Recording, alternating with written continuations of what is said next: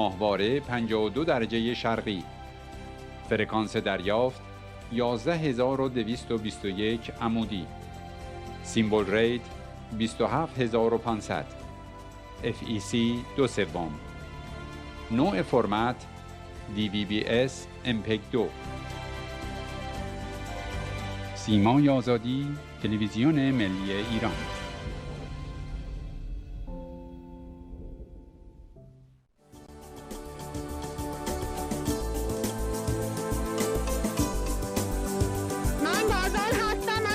من سیف الله از ارومیه هستم. از تهران. من امیر هستم از اهواز. من به عنوان یکی از ترنمم از تهران تماس میگیرم. تهران تماس میگیرم. این فیلم میگیرم برای سیمای آزادی. این فیلمو برای سیمای آزادی میگیرم. مردم اومدن صدای مردم ماست به گوش دنیا میرسونه. ضرورت وجود سیمای آزادی در راستای سرنگونی و برقراری آزادی در ایران مثل خورشید بر همه. سیمای آزادی نقش بسیار بسیار ارزنده و اثرگذاری داره در پیشبرد اهداف مقدس. سیمای آمال مردم ایران راهگشای شکستن بنبست اختلاف در میهن آزادی که فی‌الواقع نماد آزادی خواهی مردم ایران هست و ما این صدا رو باید همیشه زنده نگه داریم. امرار پخش پرقدرت سیمای آزادی تلاش کرده. گریه امید تک تک خونه های ما. سیمای آزادی چراغ روشنایی خانه که ما. چشم چراغ خانه هایمون است و برای من مثل هوا و اکسیژن می باشد. سیمای آزادی تنها شبکه مردمی سیمای آزادی دانشگاه انقلاب و مبارزه برای که آزادی میتونه صدای مردم رو به کل دنیا برسونه. صدای اون دختران و پسرانی است که خواستشون آزادی. سیمای آزادی این امید خانه مهر ایرانی.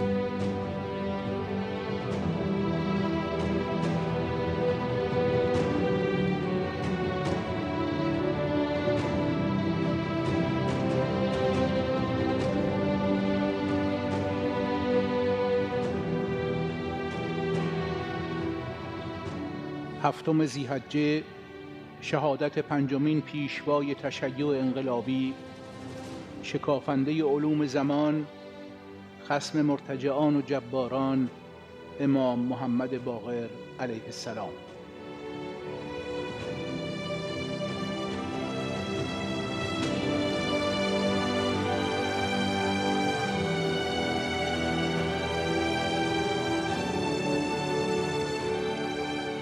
هفتم ذی‌حجه 114 هجری، سال روز شهادت پنجمین پیشوای تاریخی تشیع انقلابی، حضرت محمد ابن علی امام محمد باقر علیه السلام است.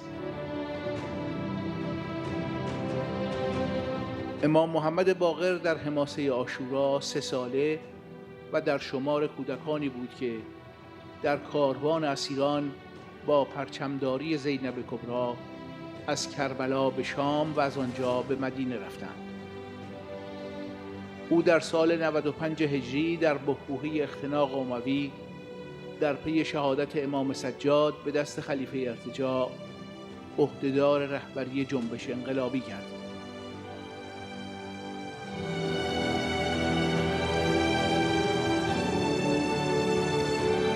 وقتی امام باقر هدایت جنبش انقلابی تشیع را به عهده گرفت، اختناق مطلق خلفای اموی که تحت نام اسلام مردم را چپاول و سرکوب می‌کردند در اوج بود. اما حماسه جاودان عاشورا تأثیرات عمیقی بر جامعه آن روزگار گذاشت و خلفای جور تلاش کردند علاوه بر زندان و شکنجه و کشتار با ترویج افکار ارتجاعی و طبقاتی با رنگ و لعاب اسلامی تن دادن به ظلم و نابرابری و اجبارات بنده‌ساز را تحت عنوان قضا و قدر توجیه کنند و روح ظلم ستیز و رهایی بخش اسلام اصیل را به محاق ببرند و از میان بردارند. برای عبور دادن جنبش از این سرفصل خطیر، امام باقر دو کار سترگ را به موازات هم پیش برد. اول، تقویت و تداوم جنبش مخفی نیرومند و گسترده شیعیان رزمنده، پاکباز و آگاه، جنبشی که از شرق خراسان تا ماورای خزر و از ری تا آذربایجان و از فارس تا کوفه و بصره و اهواز گسترده بود. دوم، مبارزه نظری علیه مدعیان ریایی دین و فقاهت و ترسیم مرزهای اسلام انقلابی با انواع گرایش‌های انحرافی که حکومت اموی به آنها دامن می‌زد.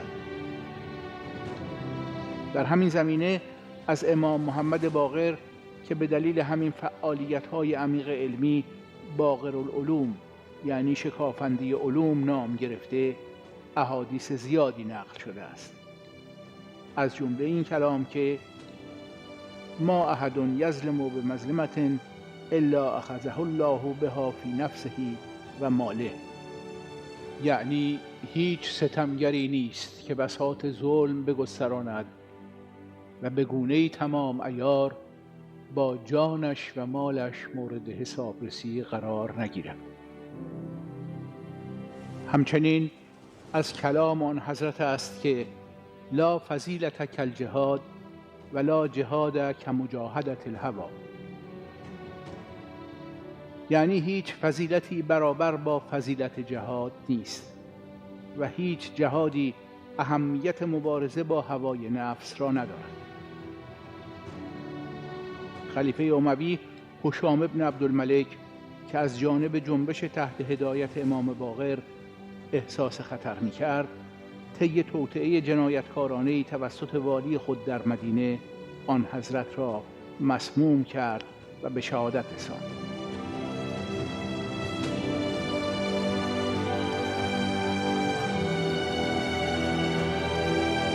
فروغ حیات امام محمد باقر علیه السلام روز 7 ذی‌حجه سال 114 هجری در 57 سالگی خاموش شد، اما ارزش‌هایی که او خلق کرد و نوری که بر مسیر جنبش انقلابی تشیع تاباند الهام بخش همه نسل‌هایی گردید که در مسیر رهایی و یگانگی و برای مجاهدت علیه سرکوب و ستم و ارتجاع و استثمار به پا می‌خیزند.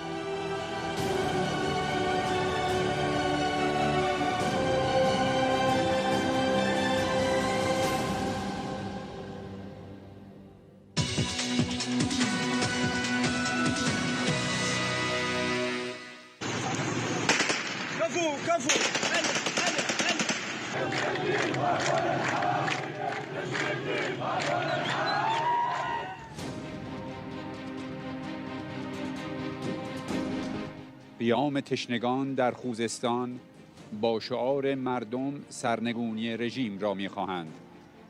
شهادت 2 جوان بر اثر شلیک پاسداران خامنه‌ای در شادگان و کوت عبدالله.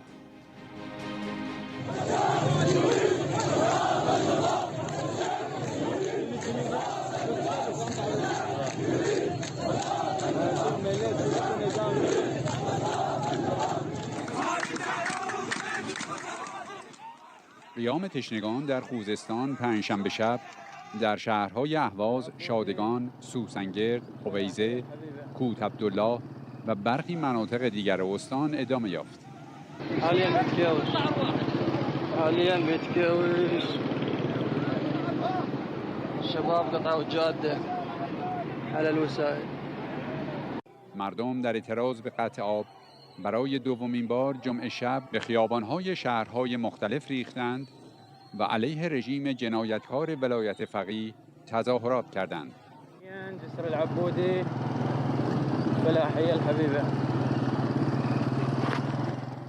در شادگان در منطقه عبودی جوانان خیابان را با روشن کردن آتش بستند.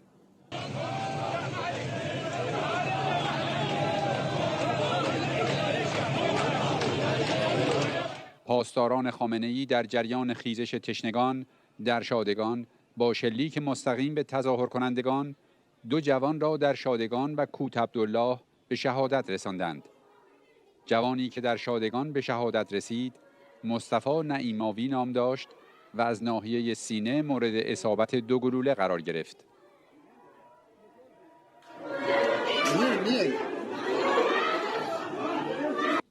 جوان 17 ساله قاسم خزیراوی نیز که در کوت عبدالله جمعه شب مجروح شده بود روز شنبه به شهادت رسید. اليوم 25 سنة 1400 توافد جماهيري كبير خفاجية. در سوسنگرد انبوه مردم به جان آمده از بی‌آبی با شعار هیهات من الذله و شعب یرید اسقاط النظام تظاهرات کردند.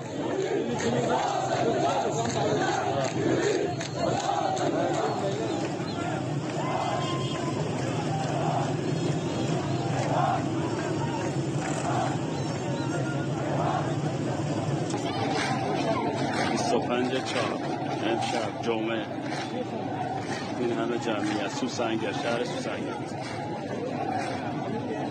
ببینید چه جمعیتی اومد.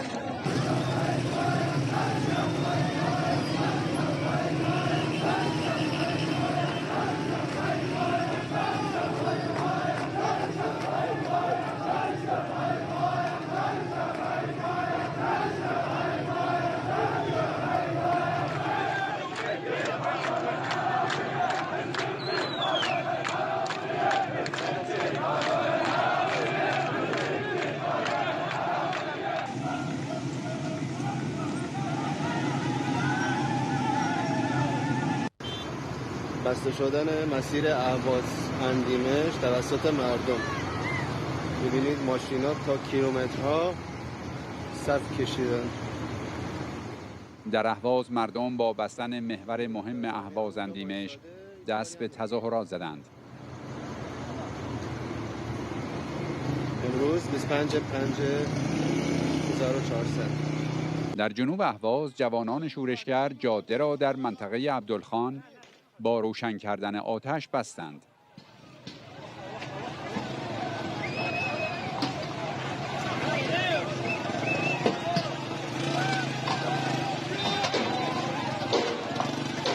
گرونی آب نداریم.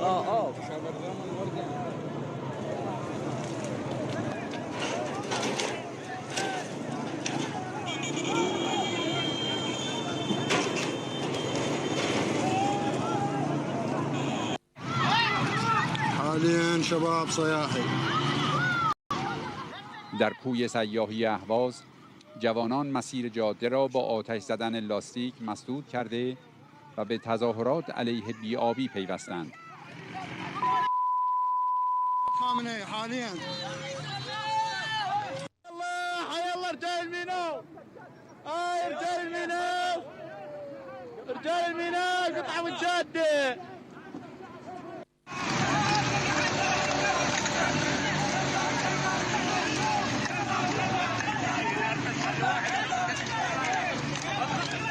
جوانان شورشگر همچنین جاده اهواز را در منطقه سید عباس با افروختن آتش مسدود کردند. مزدوران سرکوبگر انتظامی به محل آمدند اما جرأت دخالت در صحنه و رویارویی با جوانان را نداشتند.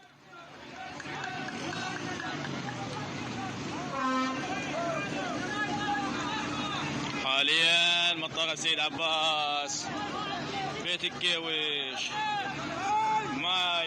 ماي ماتو هلا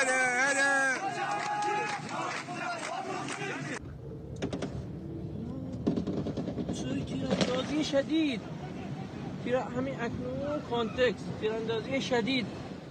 در کوت عبدالله مردم خشمگین جاده اصلی اهواز را مسدود کردند و به اعتراض علیه قطع آب پیوستند.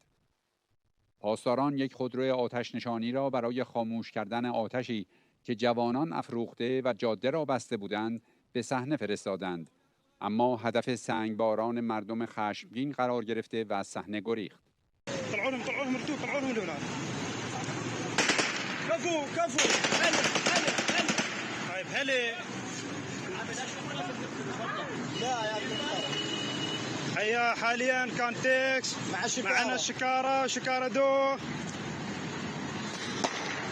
حاليا رمي المواد اليوم ايش قد بالشهر 25 بالشهر اليوم. در منطقه ابو حمیزه در مسیر اهواز به سوسنگرد جوانان تظاهرات کردند و به اعتراض سراسری خوزستان علیه قطع آب پیوستند. مردم خشمگین حویزه به خاطر قطع آب به اعتراض سراسری خوزستان پیوسته و دست به تظاهرات زدند. مدينة الحويجة تنخفض حسب مشروع نقل المياه.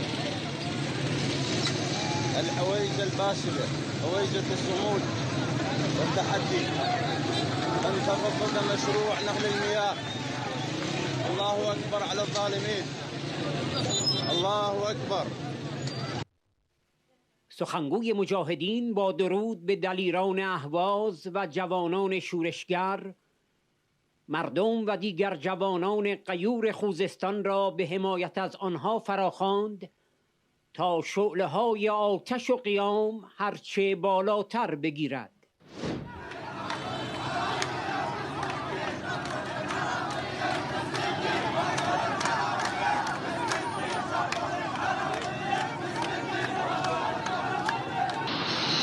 حاليا دخول قوات الخاصة إلى مدينة الحميدية بعد الانتفاضة. ان شاء الله مستمرين اهلا وسهلا بالضيوف. لا حد يخاف الشباب، لا حد يخاف ما نحس بوجودهم. هذا مجرد تهديدات مرة علينا قبل نفس الحالة. هذا من الاتوبوس بجنود.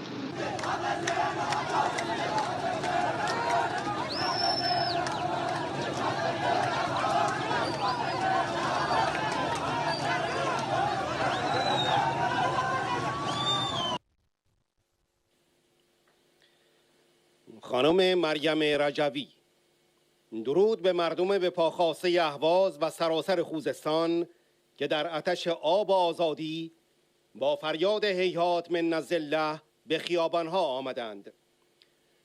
رژیم چپاولگر آخوندی آب، برق، نان و واکسن را از مردم دریغ می کند تا از جیب مردم هزینه تبهکاری‌های اتمی، موشکی و جنگ افروزی در منطقه را تأمین کند. رژیم آخوندی بار دیگر به روی مردم معترض آتش گشود که باعث شهادت 2 تن از جوانان شادگان، فلاحیه و کوت عبدالله و مجروح شدن شماری از هموطنان شد. از عموم جوانان شورشگر می خواهم به یاری مردم به پا خاسته خوزستان بشتابند.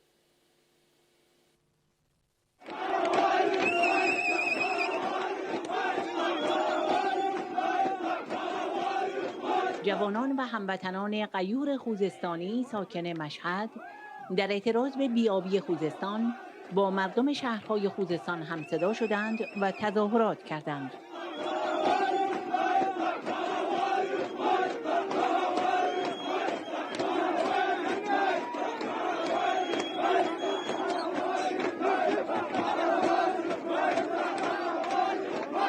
تظاهرات مشهد.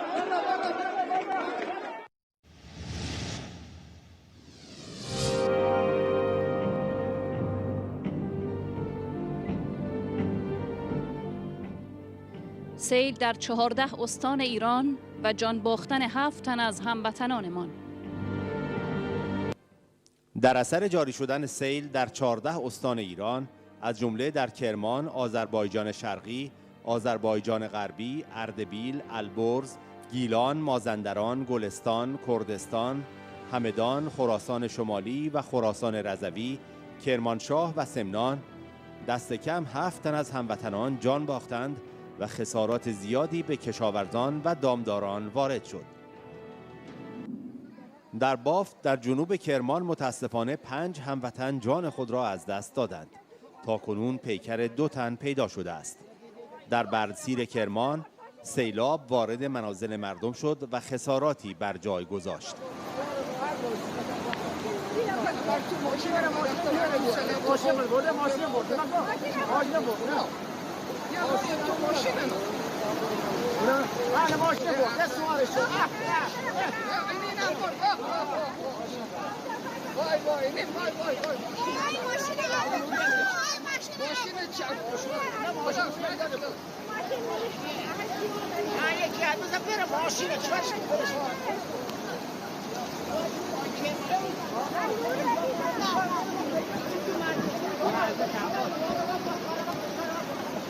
در بردسیر کرمان سیلاب وارد منازل مردم شد و خساراتی بر جای گذاشت.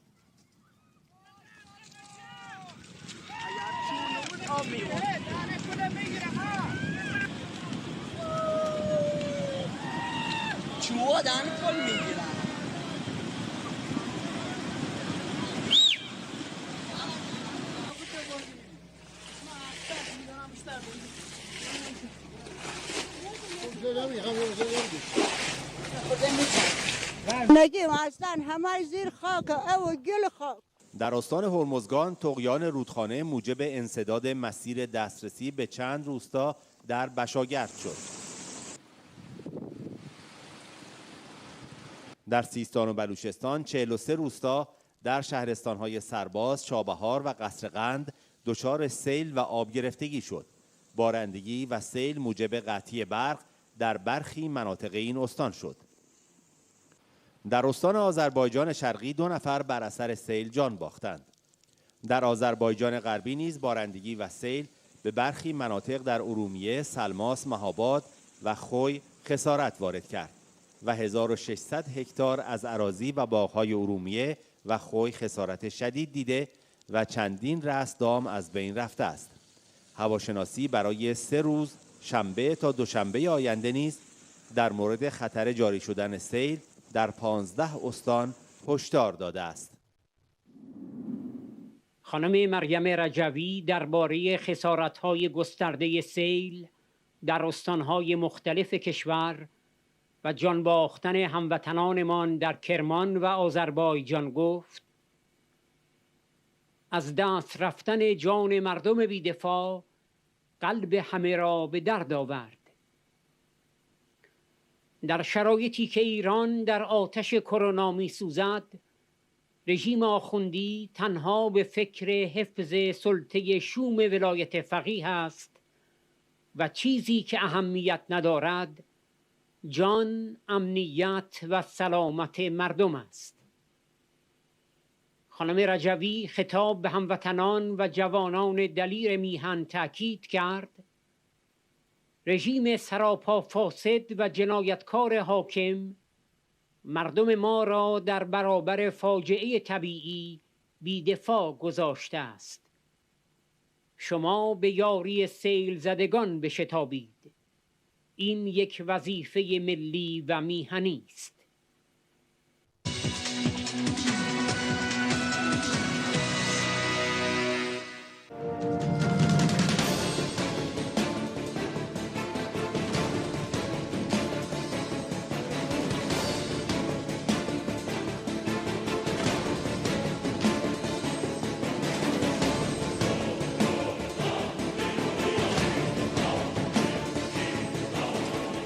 بر رجوی.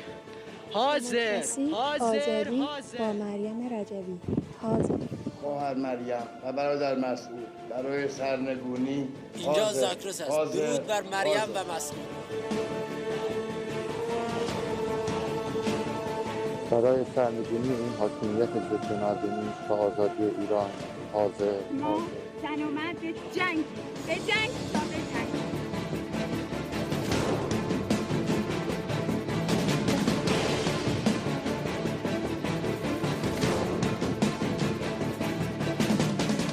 درود بر رجوی.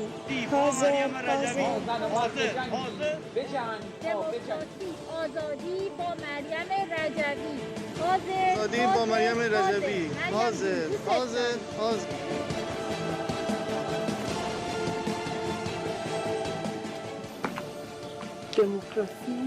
دموکراسی آزادی با مریم رجوی.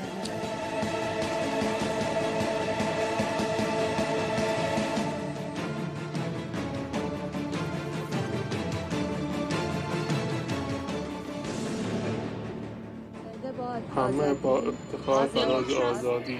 حاضر حاضر. مرگ بر خامنه‌ای.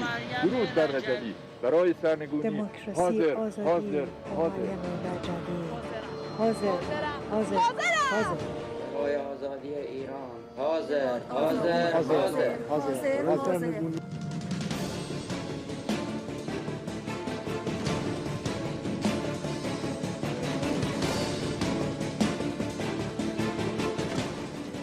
برای آزادی ایران حاضر حاضر حاضر. برای آزادی ایران حاضر. خواهر مریم، شما سمبل آزادی و رهایی ما زنان ایرانی هستید. ما جوانان شورشی اصفهان هستیم.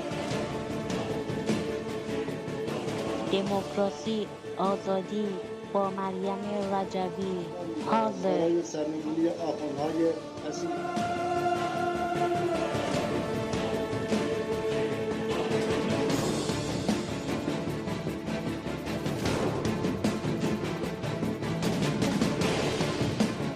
ما زن و مرد جنگیم، بجنگ تا بجنگیم. حاضر حاضر حاضر حاضر حاضر. ما از همینجا به گرد همایی شما می‌پیوندیم. شما صدای ما و مردم ما هستید.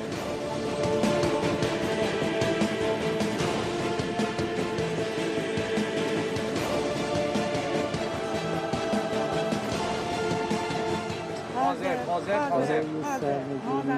حاضرم حاضرم حاضر. برای آزادی حاضر حاضر حاضر. حاضر حاضر حاضر. بر آنیم که براندازیم.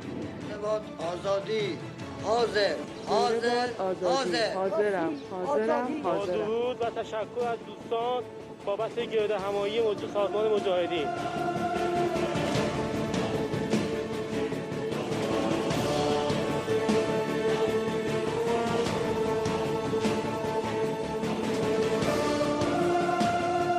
برای آزادی ایران با مریم رجوی حاضر حاضر. برای رهایی از دیکتاتوری می جنگیم. زنده باد آزادی. حاضر حاضر سرنگونی رژیم پلید آخوندی با کانون‌های شورشی.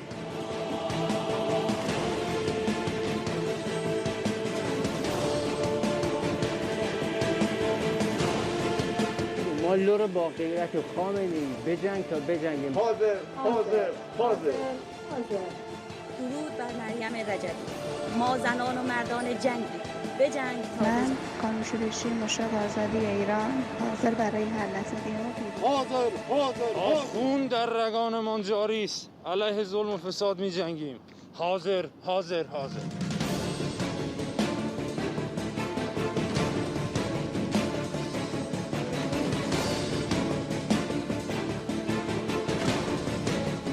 دموکراسی آزادی با مریم رجوی. حاضر حاضر حاضر. مریم رجوی.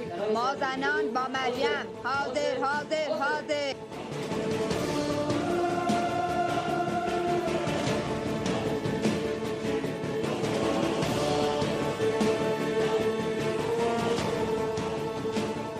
ما مردان جنگیم، بجنگ تا بجنگیم. برای آزادی ایران از دست رژیم جنایتکار آخوند. حاضر حاضر حاضر. برای آزادی ایران حاضر حاضر حاضر.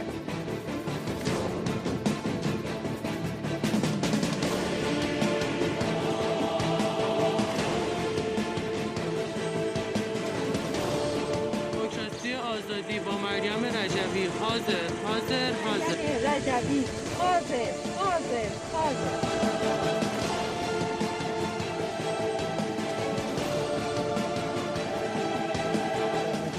رژیم آخوندی و آزادی ایران برای حاضر آزادی ایران و سرنگونی حاضر حاضر حاضرم. Bu girdi هماینه size tebrik deyirəm. Bacı Məryəm Əziz. Siz ki hər yerdəsiz, biz də elə oradayıq. Hazır, hazır, hazır.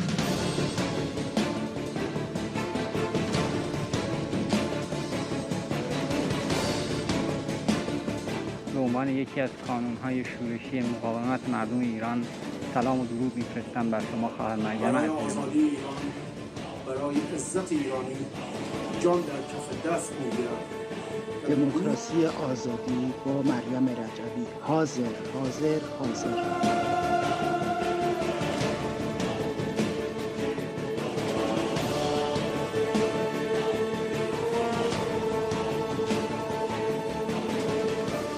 درود به هموطنان عزیزم. ما از گردهمایی مقاومت ایران حمایت می‌کنیم. دموکراسی آزادی حاضر حاضر حاضر. من از طرف دانشجویان شهر تبریز حمایت خود را از خانم مریم رضوی و برنامه 10 ماده‌ای خانم مریم رضوی در گردهمایی بزرگ سال 1400 اعلام می‌کنم. مارچ بر خامنه‌ای، زنده باد آزادی.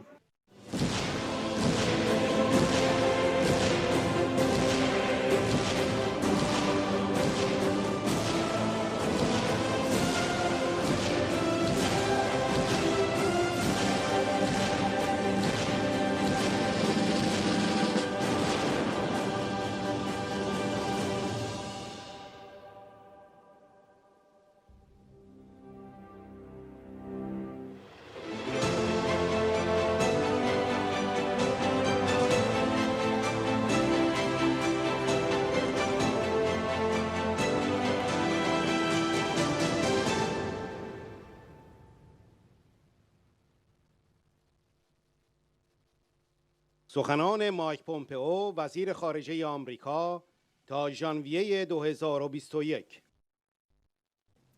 It is a pleasure and an honor to be with you. Even in times as difficult as we've had these past few years, there remains so much to be grateful for in the United States. Here, we're free to associate with individuals who share our passions and our interests. Each person is free to worship God as they see fit. And we're free to debate those with whom we disagree. We're free to peacefully protest against actions taken by our government which we feel violate our rights. We cherish the dignity of every human life here and understand that it is the government that serves the people and not the other way around. So let's begin at the beginning, the revolution of 1979. Of course, the beautiful history of Persia could begin so much earlier, and to understand the civilizationally important history, the story must begin hundreds and hundreds of years before that. So one could pick other starting points. But at this moment, the revolutionary founding of the theocratic regime resides at the heart of today's Iranian conflict.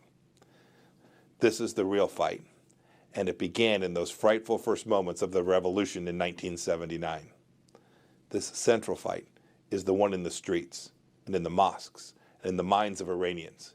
It is the divide between the people and the organized opposition seeking freedom and democracy on the one side, and the entirety of the regime on the other. Look, I'm proud that I've been on the right side of this fight for over a decade now. As far back as 2010, I spoke of the Iranian people and their history, their kindness, their respect for reason, knowledge, and human life. They too are tolerant people. A homeland for Arabs and Jews and Christians and Muslims can be found on Iranian soil. Iranians want to prosper in their faith and protect their families. This is true in Tehran, as it is in Los Angeles, Austin, Nashville, or Kings Point. The regime, of course, is headed by Khamenei, Raisi, and the IRGC. It is revolutionary in its zeal. It is brutal. It is theocratic. It is craven and kleptocratic. Its leaders will kill their own by the thousands and then choose those who committed those massive atrocities to now lead their terror organization and their regime. Its leaders can shoot down a civilian airliner, killing hundreds of civilians, and think nothing of denying responsibility and hiding that black box from the rest of the world. Zarif, he wears a Western suit and speaks English with a smile, but he is a terrorist who would kill his own people to save the regime just as quickly as any of the other Ayatollah's henchmen. And now, Ibrahim Raisi. He will take on the role as the heir apparent to the faith and determined negotiator who conquers America by getting the immoral sanctions placed upon the people lifted and improving life for all. They, all of them, will keep the show going as long as they can. I'm confident that people in Iran won't let it continue because their audience wants the show to come to an end. The regime, they're prepared to use the IRGC, the Basij, and any tool to keep their grip on power. This misunderstanding, this understanding that there are no moderates, that they're all revolutionary, recognizes and ultimately results in the fact that this regime is largely unchangeable by American policies. But we can weaken them, and we did. The regime is at its weakest point in decades, with no ability to sell more than a few 100,000 barrels of crude oil per day, no money for foreign exchange. Less than 10% of their foreign exchange reserves continue to this day. Facilities blowing up all over the place, not only inside of Iran, but across the world and at sea. And the IRGC conquering hero was erased from the map of evil that the regime had used to keep down the patriots at home and those who wanted good things for Iran abroad. And we filled the administration, the Ayatollah, with a paranoia that was justified by the understanding that the revolution cannot be maintained forever and will not be. And the resistance forces inside of Iran, these noble Iranian patriots, are as strong as they have ever been and provide optimism to all who support them. You know, you can really see the effects of the last years in this past week's election. Ever more desperate, the fraud had to be increased, and the Iranian people know this, as does the Ayatollah. Since 1979, every election in Iran has served only to give an appearance of republicanism to a corrupt, brutal theocracy. The 2021 election, the 2021 presidential election, however, is vastly different from those before it, primarily because it's taking place when the theocratic regime is at its most precarious state since 1979, and its prospects of survival are openly questioned by regime insiders and challenged by a restive, freedom-loving nation. In short, very few people actually voted for Raisi. This was a boycott. Turnout was the lowest since 1979, marking a total rejection of the regime and its candidate. It was, in fact, a boycott, and the regime knows it. They can publish whatever numbers they want, but make no mistake, turnout was insignificant, and the fact that this is a show laid bare for the entire world to see. This election is heavily impacted by a series of major social upheavals, including in 2017, in 2018, and 2019. Uprisings whose main slogan was hardliners, reformers, the game is over now, death to the dictator. This shakes the very foundations of the regime in its entirety. These uprisings demonstrated the Iranian people pinned no hope on elections as a conduit for substantive change, and the election of 2021, truly the selection of Raisi as the Ayatollah's president, proved this out. The program that we'd implemented also served to lay bare the regime's economic incompetence, systemic corruption, and frankly outright plunder of the country's wealth. And they've pushed 80% of the population below the poverty line. They see the corrupt theocracy as their true enemy and the first and foremost cause of the economic crisis. One of the most dominant slogans in the recent uprisings has been, "Our enemy is right here. They lie when they say it is America." The Iranian people must know it is not America. It is the regime. So what's ahead? What's the path forward? Look, as I said, the regime is at its weakest point in 40 years of existence. Iranians from every corner of the nation can see the failure of the regime to deliver on the very promises that it made. Its epic incompetence in handling COVID-19 is ongoing.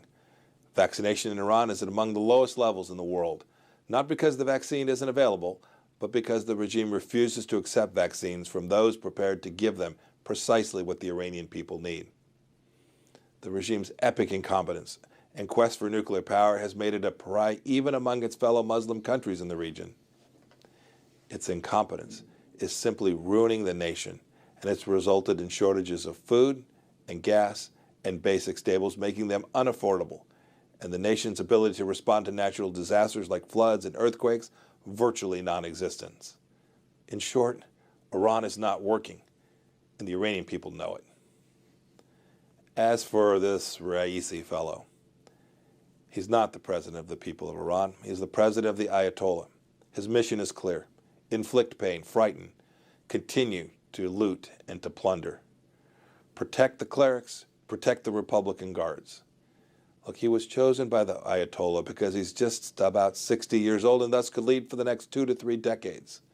This will give him the time he needs to get his own people into place and demonstrate that the supreme leader wants him to have some time to prepare for the next phase with the system in place.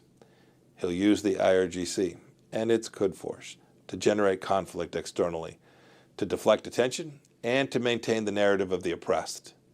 This is how he'll behave. But it calls for a clear response. A clear response from the United States should take the lead to hold him accountable for the crimes against humanity that he committed. Any dealings with Raisi would be tantamount to dealing with a mass murderer. This is not only immoral, but also counterproductive. We should make clear to our allies in Europe and Asia, as well to make sure that they hold him accountable, and that if they deal with this man that sent thousands of his country to execution in a massacre in 1988, that the United States will hold them accountable as well. It's worth taking just a moment to note that the apologists for the regime suggest that Raisi's election and the power now in the hands of the, quote, hardliners, end of quote, is a result of American pressure on the regime. This is nonsense. It's obvious that Iran's leadership has been static or trending right for 2 decades now. No, what Raisi demonstrates is that the IRG generation is replacing the generation. Moreover, while Raisi and others have criticized the JCPOA, it doesn't impact them. It doesn't touch on any of their equities. Thus, they get to do the deal politically and reap the economic benefits from re-entering the JCPOA and get the resources that come from it at no cost. Leadership. And so, Raisi is likely to complain about the deal, use that to gain even more concessions from a deal-hungry United States, but won't, in the end, block it, creating a clear pathway to a nuclear weapon. Look, the actions supporting our love of the Iranian people must begin by holding Raisi accountable for his crimes against humanity back in 1988. I know there are those in the audience who have had family that were killed in Raisi's massacre. 2, some of you have loved ones and friends currently imprisoned in Evin prison and elsewhere. And some who have had loved ones disappeared or worse. We will never forget any of them, and we'll pray for all of them. We must support the Iranian people. If we want to keep Iran from obtaining a nuclear weapon, we have to apply pressure until they change their behavior or until reforms which move Iran toward a democratic form of government take place. We can't shower the Ayatollah with money and economic benefits in the hopes that he won't use it to inflict terror. This thinking is foolish, dangerous, and backwards. I pray that the United States does not increase the resources he has at his disposal to empower the theocracy. Engagement with the regime will lengthen the time that the regime has to behave as it has for these past decades, denying basic human dignity and opportunity to the Iranian people. Look, I'm hopeful. The world has learned much about the theocracy in Iran these past few years. It's not that we didn't know it before, but we are afraid to confront it squarely. In Washington, D.C., There is much consensus, as evidenced by the overwhelming support for the sanctions regime that we put into place. And around the world, you can see that even in Europe, the tide of tolerance for the regime is turning against the regime. We must continue to support the Iranian people as they fight for a freer and more democratic Iran in any way that we can. There is so much good work that American civil society can do to further this goal. It is work that your organization is already engaged in. Keep up the fight. In the end, the Iranian people will have a secular, democratic, non-nuclear republic. I pray that this day will come soon, and with the support of Iranians living all around the world and those who resist from within, that day will come sooner. I'm committed to this course. I know you all are too. May your mission be blessed and protected. May the Iranian people be blessed. It is a hopeful time and a time to redouble all of our efforts. Thank you for having me here today. God bless you, and may God bless the Iranian people.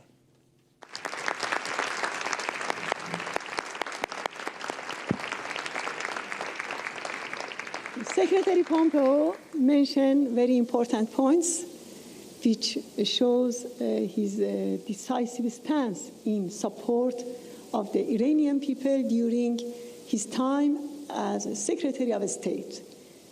As he underscored, the primary issue in Iran is the divide between the people and the organized opposition seeking freedom and democracy on the one side, and the entirety of the regime on the other. He correctly underlined that more than anyone else, the people of Iran have suffered the most under this regime, and the main demand of the Iranian people is a democratic, secular, and non-nuclear republic.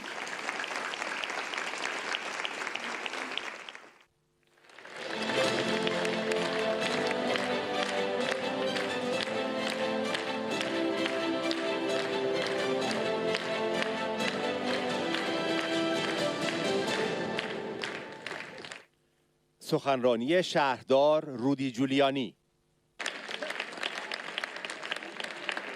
Madam Rajavi, and all of you assembled in the name of justice, liberty, and the rule of law, good morning. And it is a good morning. I first want to take just a moment to personally thank you, Madam Rajavi, for giving me the honor to participate in something that's bigger than all of us, something that's more important than most of everything else we do, and that is to fight for freedom, and to fight for liberty, and to fight for justice.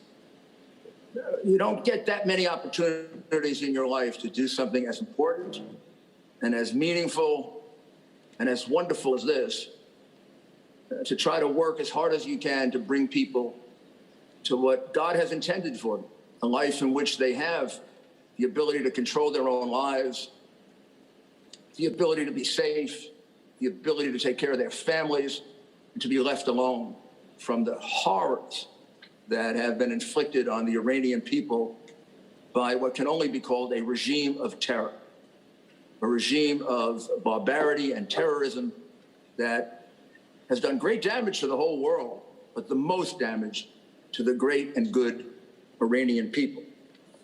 And particularly to those at Ashraf, who were at Ashraf and now at the new Ashraf. I've come to love you. I think I speak for many, many of my colleagues. I know I speak for Dr. Maria Ryan. When we spent that time with you for a number of days and really got to know you, I do feel like you're members of my family, and I will fight for you the same way I fight for members of my family. And for an Italian American, you fight very, very hard for the members of your family. I hope we're members of your family. I hope we've earned that, and if we haven't, we're going to continue to try. I dream of a Tehran in which we can all be together and you can show me the beauties of your city, your culture, your civilization. And I believe we're much closer to it. The choice just made by the Ayatollah has, in many ways, to me, been an indication of just how fragile this regime is, just how close this regime is to collapse. At a time in which you're seeking renewal of an agreement in order to move forward with your nuclear program, that will also give you relief from stifling, crushing economic sanctions, to put in charge of your government not just a mass murderer. There are probably many mass murderers within the regime of terror, but one who's a prominent mass murderer, one who is identified as a mass murderer, one for which there are tape recordings of his being a mass murderer, and one who basically admits it, is extraordinary. It's extraordinary. It's extraordinarily stupid, risky. And these people are not stupid or risky. They are very, very shrewd, evil people. And we've seen a pattern of this, haven't we, Madam Rajavi and my colleagues? We saw it a few years ago in their attempts to assassinate us, and going so far as to including Iranian personnel, diplomatic personnel, in the groups that were coming to France and to Tirana to blow us up. That's a sign of desperation. That's a sign that you really feel that things are moving against you and you have to become as brutal as possible. Well, the selection of Raisi is exactly that. There'd have been many, many people that he could have put there that would probably be as evil as Raisi, but without the background and without the... But maybe there's no one he can trust as much as Raisi to be cruel, to be ultimately cruel, and to be so cruel as to terrorize the movement. Well, it's not going to work. It's not going to work. It's not going to work. From the time the protest renewed several years ago, and President Trump, of whom I am very, very proud, did what President Reagan did. He approved rather than turned his back on him, as President Obama did, unfortunately, which I think delayed us greatly.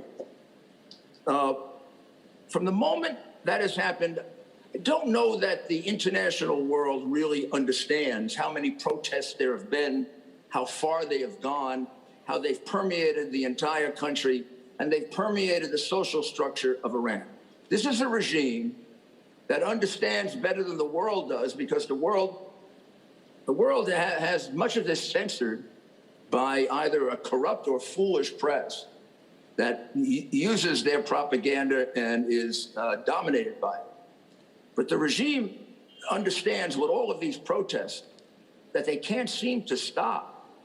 And the kind of barbarity and the kind of homicidal, maniacal behavior they displayed in 1988 with Raisi as a major player, they're still there. I mean, you saw it during these protests.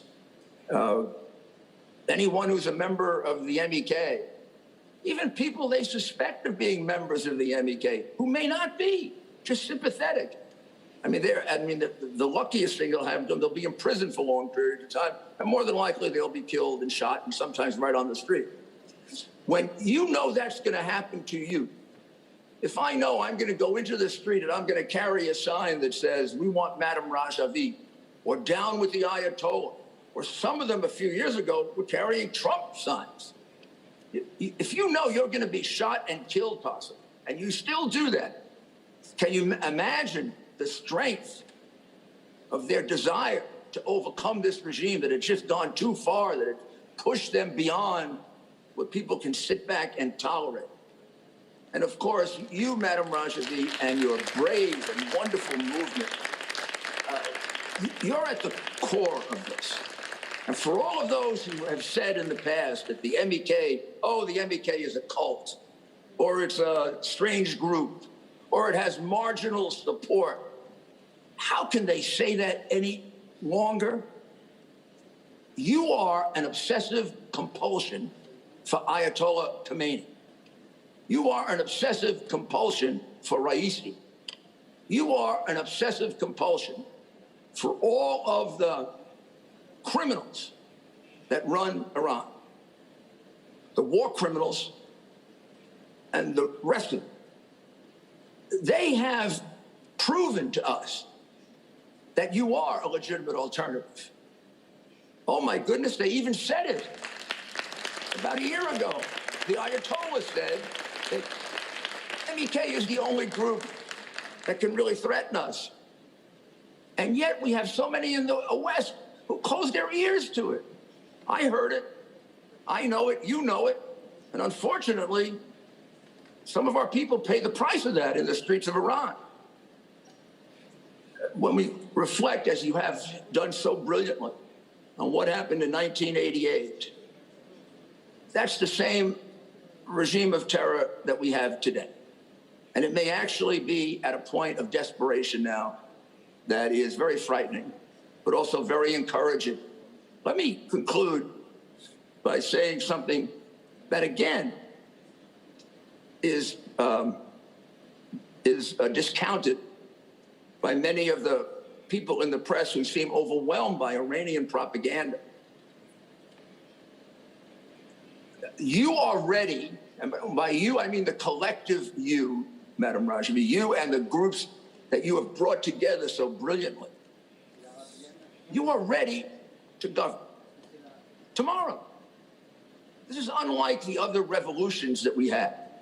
You know, when we went through the Arab Spring, and there's a question as to whether those revolutions were long-term good or bad, or were people ready? Were their groups ready? Were their groups ready to sabotage them?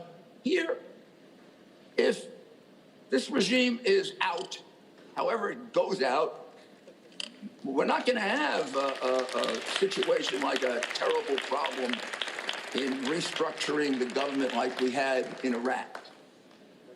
More time has to be spent on the media examining carefully what you have ready. You have a government in waiting with people of great expertise. I mean, there was a brain drain from Iran starting, 40 years ago. You got the benefit of that. Iran can get the benefit again. And you're ready to govern, but only on an interim basis, to the point where, as quickly as possible, there can be a free and fair election, which will include a lot more than 10% of the population, I assure you. This is not an attempt to impose on your great people their government. It's an attempt to keep it together for a short period of time, get it to function really well, and then to move on to, and we know the principles, and let me conclude with that. A government that is elected, that's a democracy, that is a government that will be fair to all genders, to all races, to all religions. You will have freedom of religion, and you will be non-nuclear. And a government that seeks to reestablish Iran and recapture and revitalize its great culture as a country of enormously talented people making great contributions to the world. And in the case of Iran, making certain that the horrors of the last 40 years are erased. The people who accomplished them are brought to justice. And the people who fought so hard, like all of you, and lost so much, are given an opportunity to lead out the rest of your life with what God guaranteed to you. You're not fighting for something that government gives you. You're fighting for something that God gives you. Freedom, rights, rule of law, and just a decent opportunity to bring up your children in peace. We're very close to it. The way in which the regime reacted to the premier of Slovenia's brave comments at the beginning is every indication that they are desperate. Madam Rajavi, you won this debate on the first day of this conference with the reaction of the regime. Now it's a matter of solidifying it. And thank you for letting me participate in it. And thank you to my colleagues from America, span Democrat and Republican, and show that all Americans are with you in your fight for freedom. We're willing to sacrifice as if we're fighting for our own freedom because we admire you so much and we know how much you can do for the world. Thank you.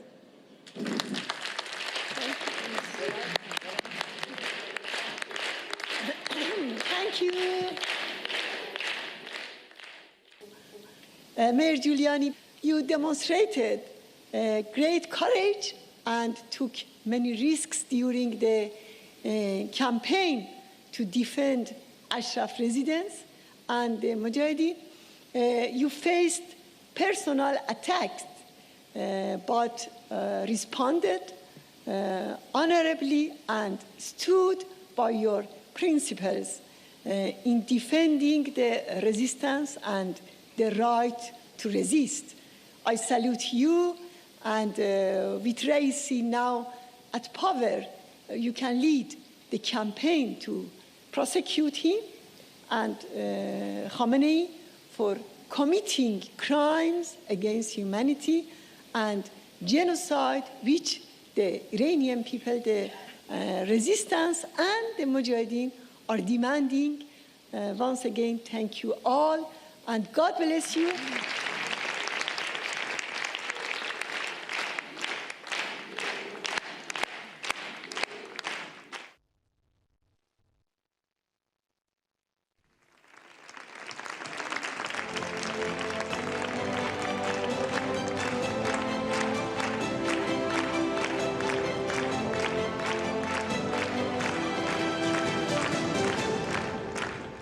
سخنرانی جان بولتون.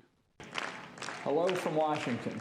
Very glad to be with you, even though virtually this year, because it's an important time to discuss what's happening in Iran and what the future of the regime in Tehran is.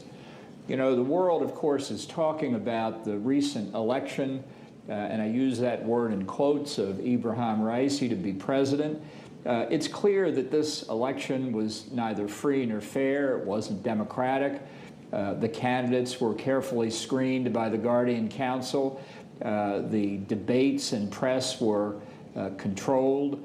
It was evident from the outset that Raisi was the Supreme Leader's preferred candidate, and they were going to take whatever steps were necessary to make sure that he was declared the winner. So no one should have been very surprised, and I think actually that kind of rigged election has a very negative impact on the perception of the regime around the world. The people of Iran were certainly not deceived. In effect, they boycotted the election, the lowest turnout since the revolution of 1979, and not just in Tehran, but around the country.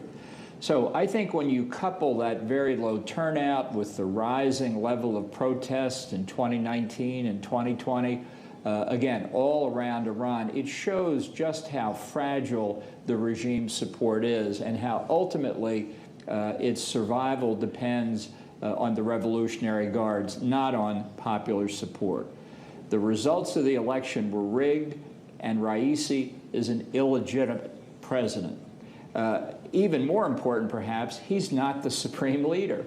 In the West, I think it's misunderstood what exactly the president's role is. He's not the equivalent of the American president, and we shouldn't treat him as such. I think that the one good news that comes out of this election is that Raisi is not going to be the smiling face of the regime, as Hassan Rouhani and Javad Zarif were. I think he reflects exactly what the mullahs in Tehran mean to do, both internally in Iran and internationally.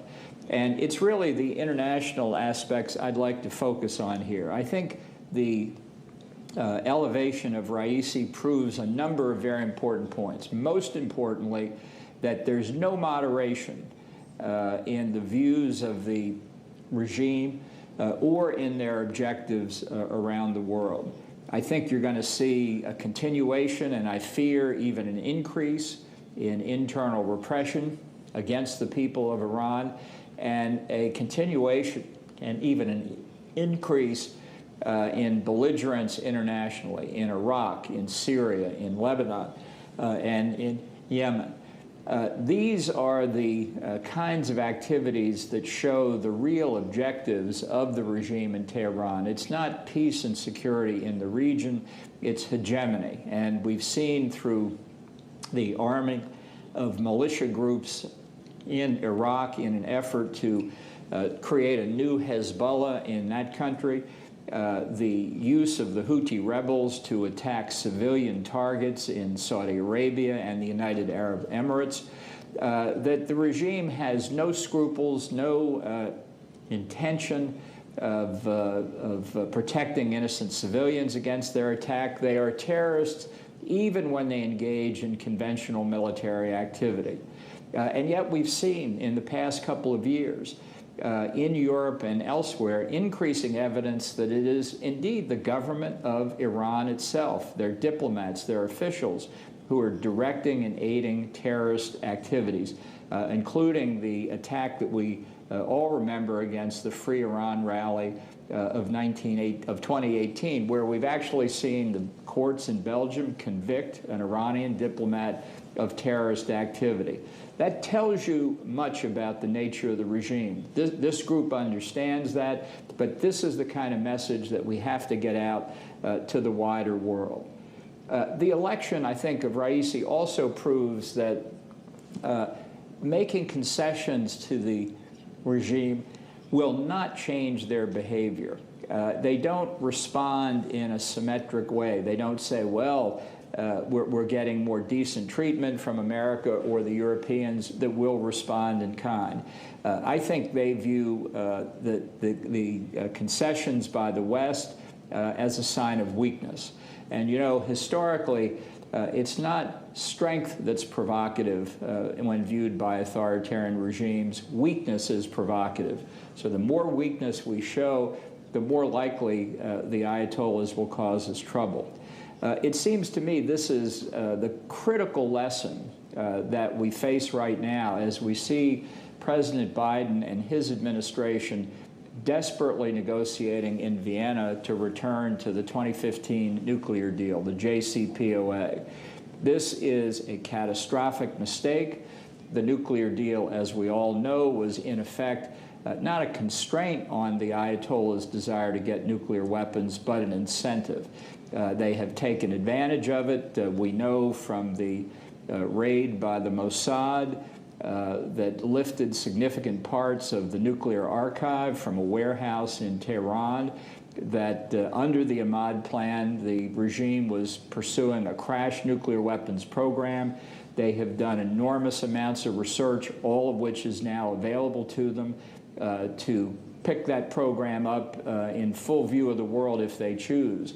And we've also seen significant evidence of the clandestine efforts by the regime that are still unknown to the International Atomic Energy Agency and still unknown even to Western intelligence agencies.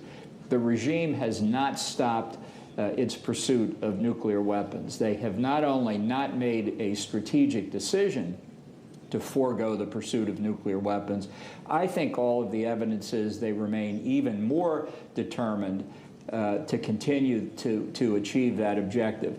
Of course, the Supreme Leader and President-elect Raisi want the United States to rejoin the nuclear deal. They want relief from the U.S. unilateral sanctions, which have had such a significant effect on the economy. But they are planning to do exactly what the regime did in 2015. They will pledge to halt the nuclear weapons program in exchange for relief from the sanctions. And then when the money is unfrozen, when the trade has resumed, when the regime has reaped all of the benefits of the elimination of the sanctions, then the work on the nuclear program will simply continue. This is the playbook of regimes like Iran, like North Korea, and we shouldn't expect anything different this time around. I want to say here that the efforts of the MEK over the years to discover the secrets of the regime and its nuclear weapons program, its ballistic missile program, and making those pieces of information public have had a profoundly positive impact on the global debate about the threat posed by the regime. Without many of those discoveries, and very importantly, without making them public, people would not appreciate how dangerous the mullah's regime is and what a threat it poses, certainly at the nuclear level, but also at the level of terrorist support and conventional forces. So as we have a new administration in Washington, it's fair to ask, what should American policy be? My views on this have not changed since the first time I had the privilege of addressing this group almost 15 years ago. We can say right now the United States should not re-enter the JCPOA. It ought to continue efforts to expose the fallacies of that agreement and the dangers that it poses. The United States should not lift its economic sanctions. They should continue in place, and we should aid the people of Iran who are legitimate opponents of the regime, who seek nothing more than freedom and the opportunity to pick their own government, and who seek a non-nuclear weapons future for Iran.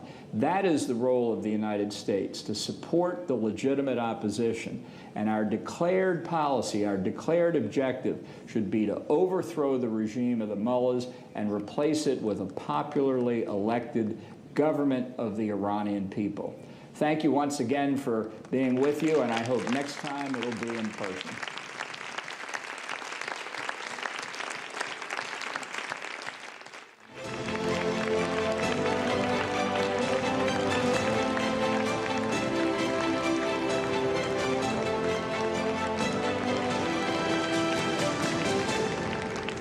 سخنرانی مایکل موکیزی، وزیر دادگستری آمریکا 2009. Thank you. Mrs. Rajavi and other freedom fighters in Ashraf, in Iran, and outside Iran, thank you for allowing me to participate in this important conference and to help bear witness to the fact that the spirit of resistance is not diminished by the desperate flailing of the mullah's regime and by their attempt to extinguish the flame that you represent. We're gathered here in a setting that's partly virtual because of the coronavirus pandemic, but the issues that Iran confronts and that we deal with are not virtual, they're very real. They're issues presented by the selection of a mass murderer, Ibrahim Raisi, to be the president of the Iranian regime. They're issues presented by the exposure in a Belgian courtroom of the plot of the regime to bomb the Iran rally, the Free Iran rally in 2018 near Paris. And they are issues presented by the need now to support the democratic opposition to install a secular, democratic, and non-nuclear republic in Iran. You may notice that I said the selection rather than the election of Ibrahim Raisi. That is because the so-called election, as we've heard, was in fact a hollow exercise, a sham, to make sure that Raisi was picked. And look who they've chosen.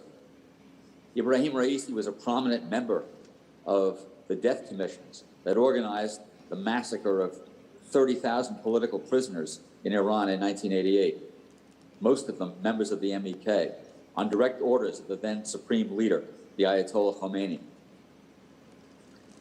Raisi has not denied his participation in that atrocity. He has in fact boasted about it.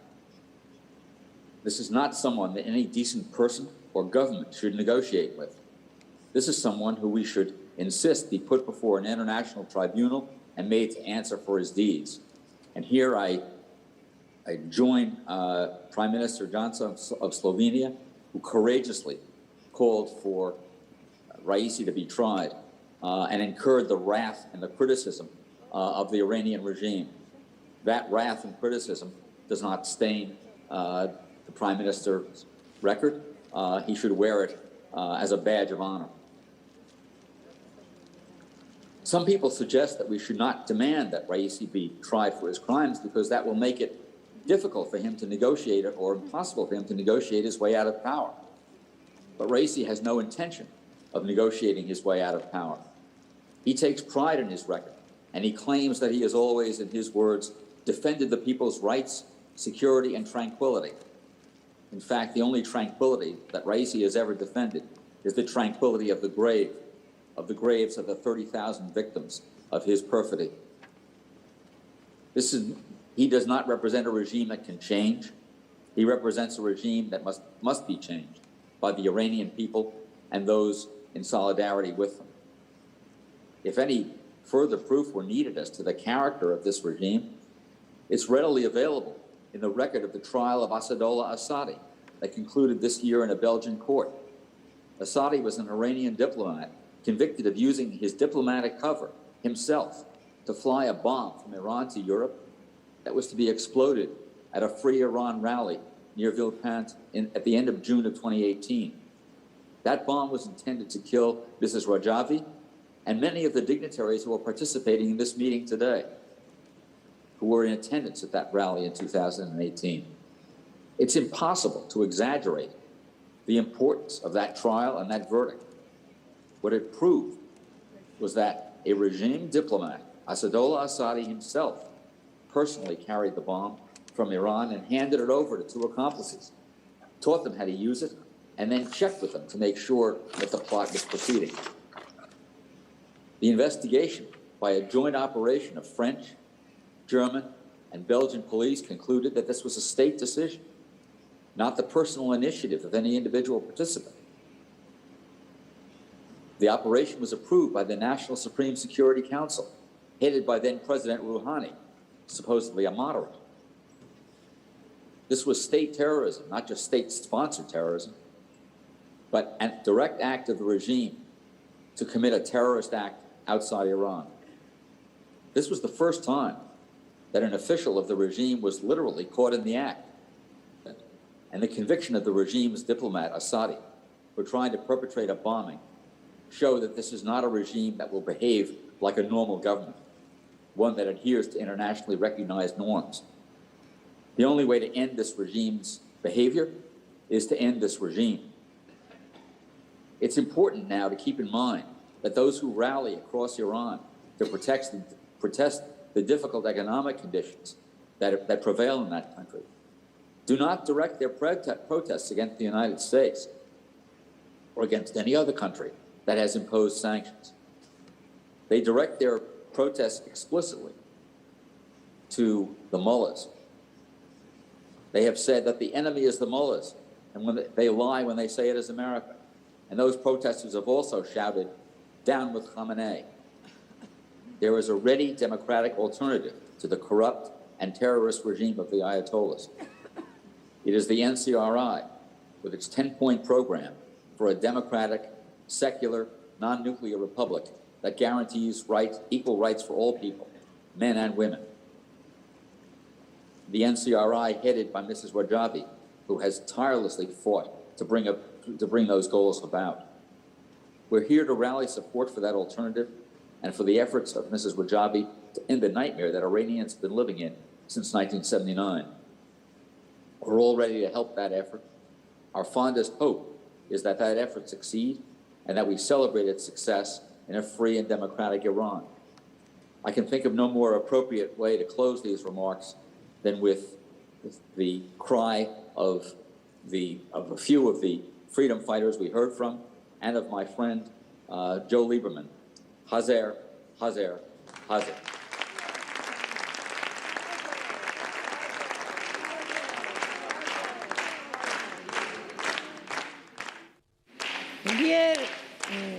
Dear Judge Mukasey, Ambassador Bolton, I thank for the speeches of long-time friends and supporters of the resistance. As you said, the fact is that the right policy towards the religious fascist regime is decisiveness, negotiate in order to control regime's nuclear ambitions is nothing more than a mirage, and the result is to give the regime free hand to continue to develop bomb and export terrorism and make the region and the world more insecure. I hope Europe and the United States open their eyes to this fact with the appointment of an executioner as president. It is time to bring the leaders of this criminal regime to justice and prosecute them for crime against humanity and genocide. Thank you all very much.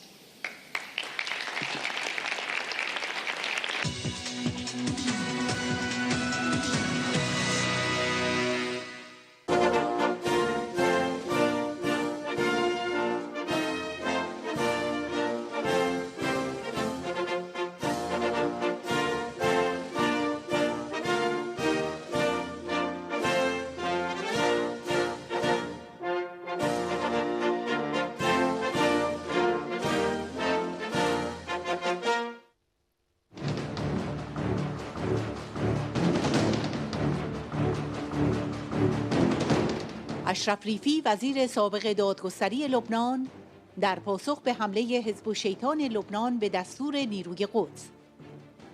در سخنرانیم در گردهمایی ایران آزاد گفتم باند حاکم بر ایران بهای جنایاتش را خواهد پرداخت.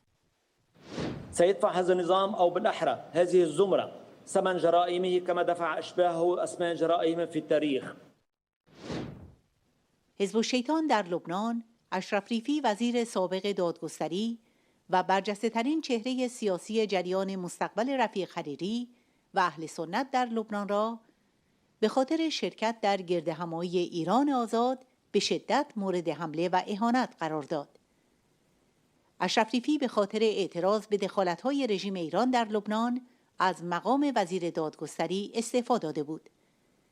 حزب الشیطان در لبنان به دستور نیروی قدس به نحوی احمقانه ادعا کرد اشرف ریفی در کنفرانس سازمان مجاهدین خلق شرکت کرده و هر شخص امنیتی و مبتدی در جهان می‌داند که سازمان مجاهدین بازوی اجرایی اسرائیل است.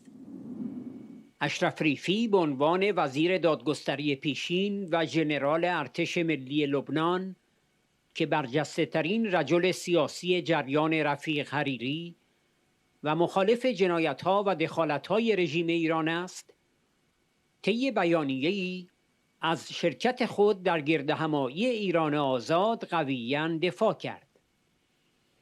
در بیانیه اشرف ریفی که در رسانه‌های لبنان منعکس شده آمده است: آری، من در گردهمایی اپوزیسیون و مقاومت ملی ایران شرکت کردم و به رهبری آن خانم مریم رجوی و سازمان مجاهدین خلق ایران درود فرستادم.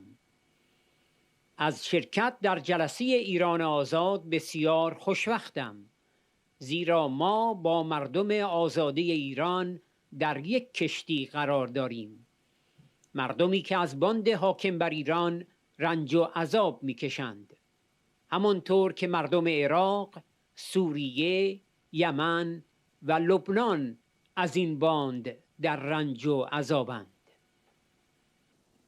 اشرف ریفی افزود طبقه سیاسی لبنان در مقابل مزدوران ایران سقوط کرده، اما مردم لبنان از پای نیفتادند، کما اینکه در ایران فاسدان و جنایتکاران و مزدوران به ورطه سقوط در غلطیدند، اما آزادی خواهانی که برای آزادی میهنشان و برای یک ایران آزاد مبارزه می کنند همچنان استوارند. من در سخنرانیم گفتم که باند حاکم بر ایران بهای جنایت‌هایش را خواهد پرداخت و مسئولیت خون بیگناهانی که به واسطه باندهای رژیم ایران کشته شدند بر عهده اوست.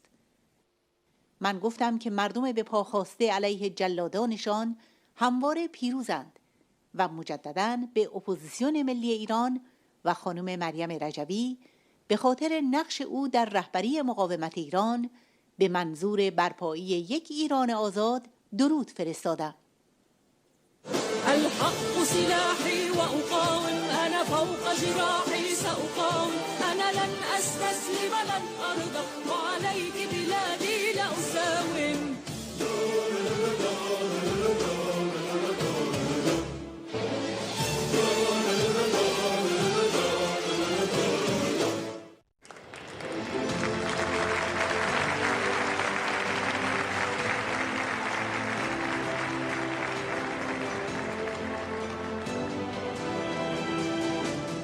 بسم الله الرحمن الرحيم.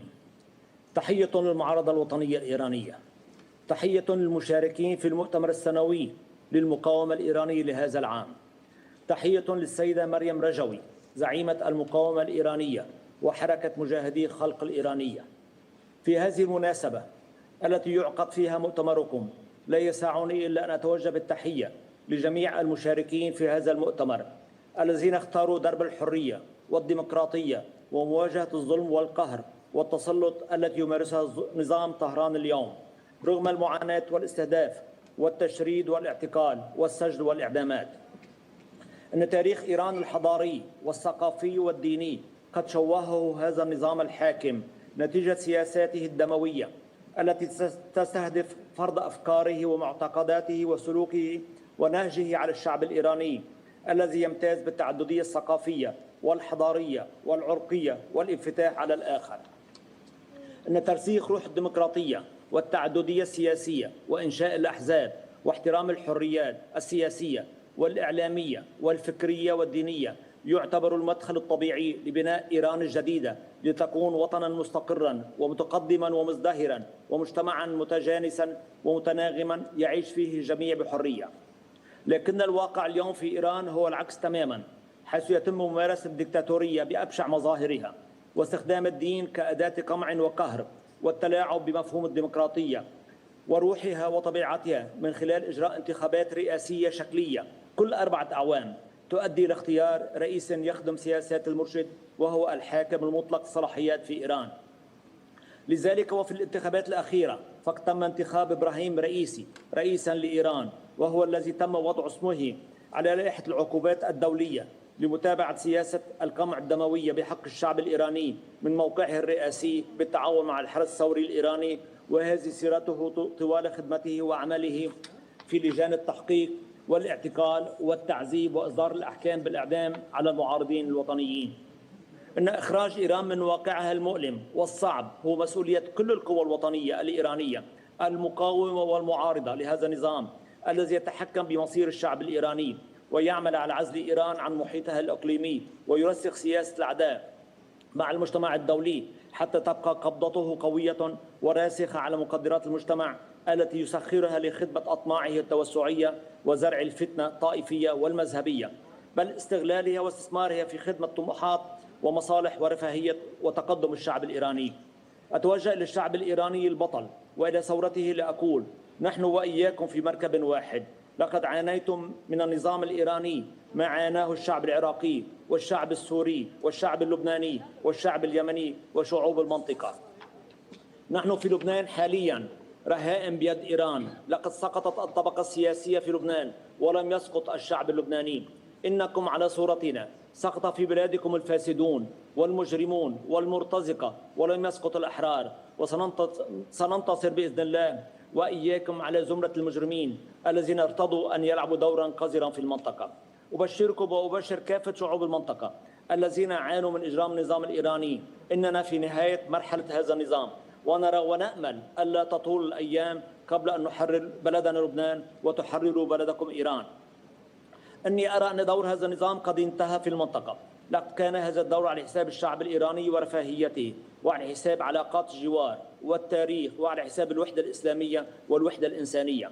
سيدفع هذا النظام أو بالأحرى هذه الزمرة ثمن جرائمه كما دفع أشباهه أثمان جرائم في التاريخ. إنه يتحمل مسؤولية دماء الشعب الإيراني الحر ومسؤولية دماء الأبرياء الذين قتلوا بواسطة زمره المعلنة أو المستترة في العراق وسوريا ولبنان واليمن. وللتوضيح، زمره المستترة هي داعش وأشباهها التي تناغمت معه في الإجرام.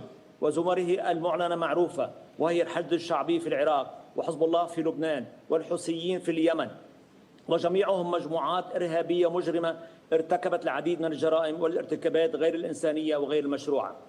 إن الحرية لكم ولنا باتت على الأبواب، ومن موقعي الأمني الذي شغلته في قيادة أكبر مؤسسة أمنية في لبنان كنت أقول إن حزب الله هو كذبة كبيرة، وأن قوة حزب الله هي وهم صنعه ضعف أخصامهم، واليوم أقول إن النظام الإيراني هو كذبة كبيرة أيضا، فنحن نشهد وإياكم ضعف هذا النظام، فهو أعجز من أن يحمي مجموعاته التي رمى بها في الساحة السورية، وهو أعجز من حماية منشآته داخل إيران، وهو أعجز من أن يؤمن الحد الأدنى من الديمقراطية للشعب والحد الأدنى من المعقولية في قيادة اللعبة السياسية داخل إيران.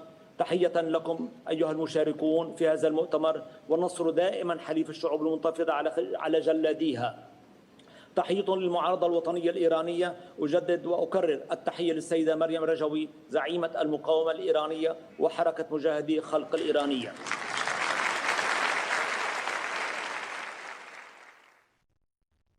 کمیسیون امنیت و ضد تروریسم شورای ملی مقاومت اعلام کرد حزب الشیطان و اربابان آن در تهران مسئول هر تهدید تروریستی و صدمه جانی علیه آقای اشرف ریفی و امنیت او و خانواده‌اش در لبنان هستند. از این پیشتر آخوند حسن نصرالله دبیر کل حزب الشیطان به زبان خودش اعلام کرده بود که نان و آب و پوشاک و پول و سلاح آن را تماما رژیم ایران می‌دهد.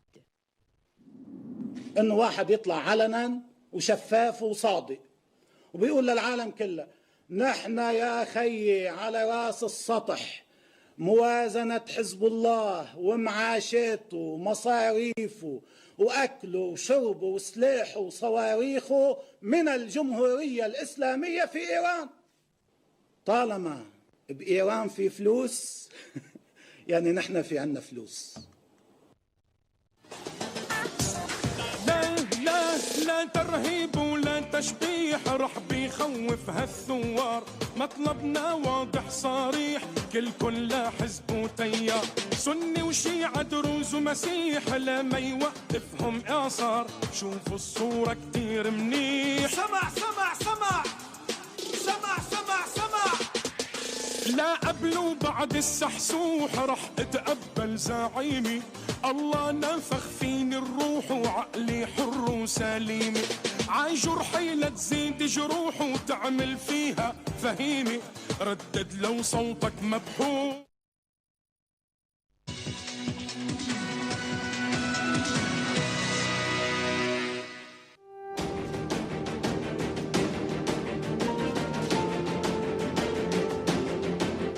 سخنرانی‌های شخصیت‌های برجسته آمریکا.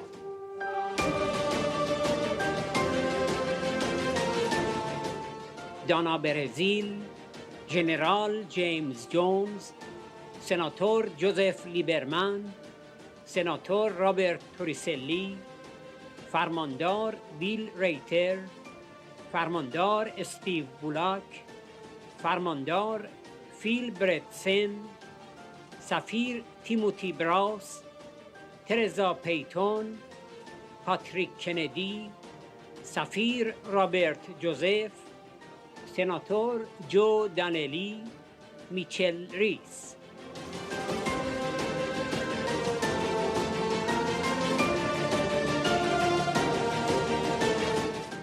قسمت چهارم، پخش در پایان اخبار.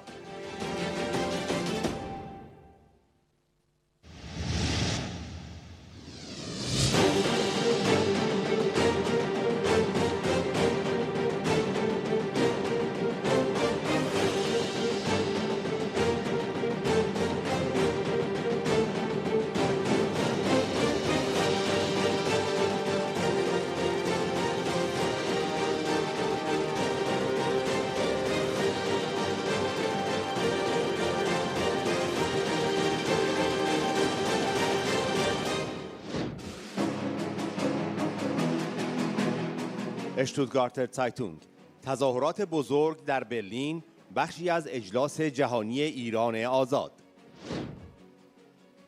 اشتوتگارتر زایتون. در برلین حدود 8000 ایرانی در مقابل دروازه براندنبورگ علیه رژیم تهران تظاهرات کردند. شرکت کنندگان از سراسر آلمان آمدند. این تظاهرات بخشی از اجلاس جهانی ایران آزاد است که همزمان در شهرهایی مثل پاریس، واشنگتن، لندن، آمستردام، استکهلم، اسلو، وین، روم و ژنو برگزار شده است. این سلسله تظاهرات با یک گردهمایی بین‌المللی آنلاین همراه بود که ماتئو رنتزی نخست وزیر سابق ایتالیا و گای ورهوفشتات نخست وزیر سابق بلژیک از جمله شرکت کنندگان در آن بودند.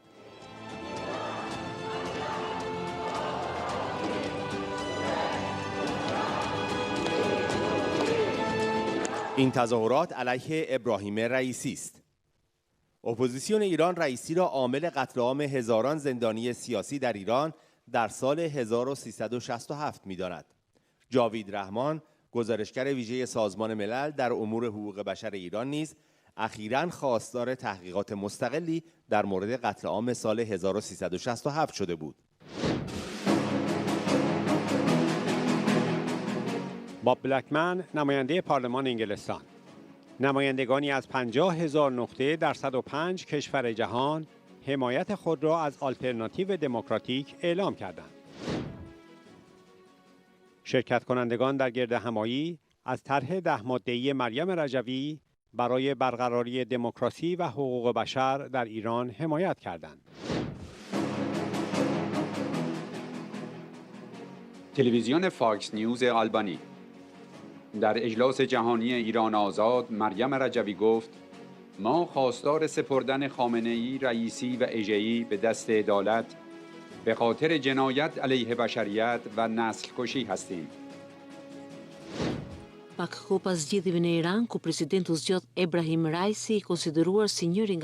در اجلاس جهانی ایران آزاد 2021 رئیس جمهور منتخب شورای ملی مقاومت ایران مریم رجوی خواستار سرنگونی رژیم شد. وی ابراهیم رئیسی را یکی از مسئولان قتل عام سال 1367 که در آن 30,000 زندانی سیاسی کشته شدند نامید. در اجلاس جهانی 3 روزه ایران آزاد مریم رجوی خواستار حمایت از مقاومت ایران شد. رجوی گفت خواست مقاومت در 3 چیز خلاصه می شود: آزادی، دموکراسی و برابری.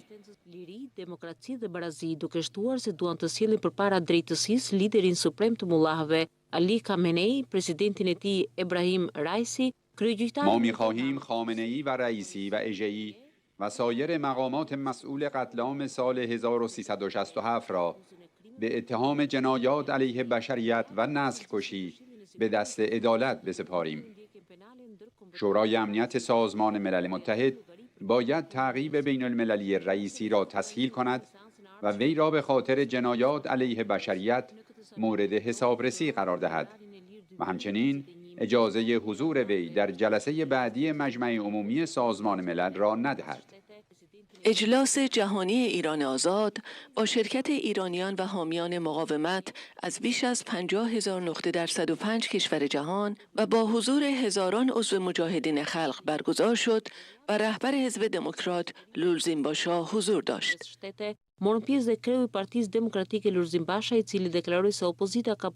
وی اظهار داشت حزب دموکرات موضع قاطعی در برابر تلاش‌های رژیم ایران برای اقدامات غیرقانونی و تروریستی در کشور ما و همچنین در برابر تلاش‌های سازمان یافته آن برای صدور بنیادگرایی به آلبانی و منطقه ما دارند.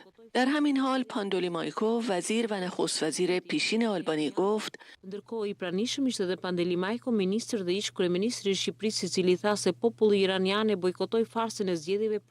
مردم ایران نمایش انتخابات ریاست جمهوری را تحریم کردند. همزمان با این گردهمایی هزاران ایرانی در دروازه براندنبورگ در برلین و همچنین در 16 شهر و پایتخت دیگر مانند پاریس، واشنگتن، لندن، آمستردام، استکهلم، اسلو، وین و روم گرد آمدند. Mike Pompeo, sekretari amerikanı shteti deri në vitin 2021 thasë مایک پومپئو وزیر امور خارجه آمریکا تا سال 2021 گفت دیکتاتوری مذهبی و مقامات رژیم از سال 1979 در شکننده ترین نقطه خود قرار دارد و مردم آزادیخواه ایران به طور آشکار چشمانداز بقای این رژیم را زیر سوال میبرند. گری کاسپاروف قهرمان پیشین شطرنج جهان.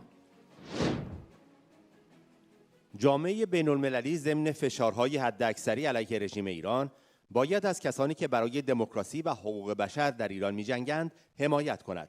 هر کاری کمتر از این، فراموش کردن جنایات گذشته این رژیم، نادیده گرفتن جنایات کنونی آن و زمینه سازی برای جنایات رژیم در آینده است.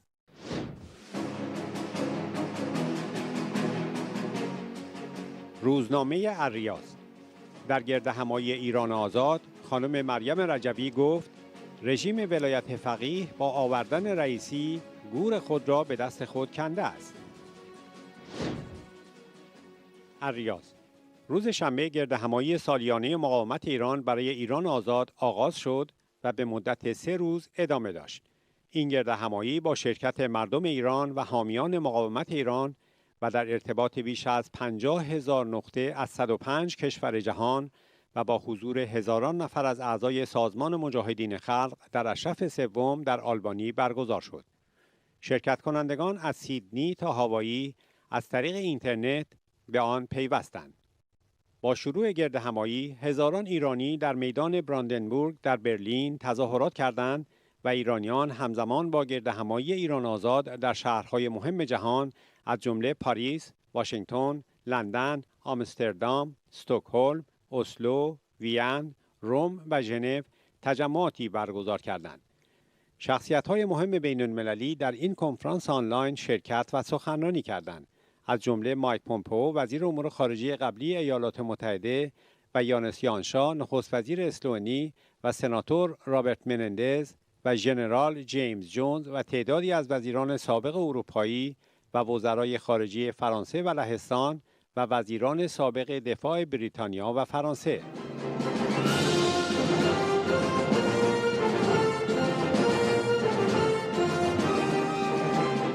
خانم مریم رجوی رئیس جمهور منتخب مقاومت ایران گردهمایی را افتتاح کرد و گفت انتخابات اخیر رژیم بالاترین شکست و رسوایی در تاریخچه شعبده‌های انتخاباتی رژیم آخوندی است. آنقدر که آخوند علم الهدا نماینده و امام جمعه خامنه‌ای در مشهد به صراحت گفت کسانی که رأی نمی‌دهند یا رأی باطله می‌دهند در واقع رأی به مجاهدین می‌دهند. بله، رژیم ولایت فقیه برای بستن شکاف‌های بی انتهایش و سد بستن در برابر قیام‌های پیش رو، یعنی برای بقا و جلوگیری از سرنگونی محتوم، جلاد 67 را رئیس جمهور خود کرده است. اما با این کار گور خود را به دست خود کنده است و مثل عقربی است که در محاصره آتش سرانجام خود را نیش می‌زند. هیچ چیز جز هراس از قیام و احتضار سیاسی ولایت فقیه روی کار آوردن رئیسی را توضیح نمی‌دهد.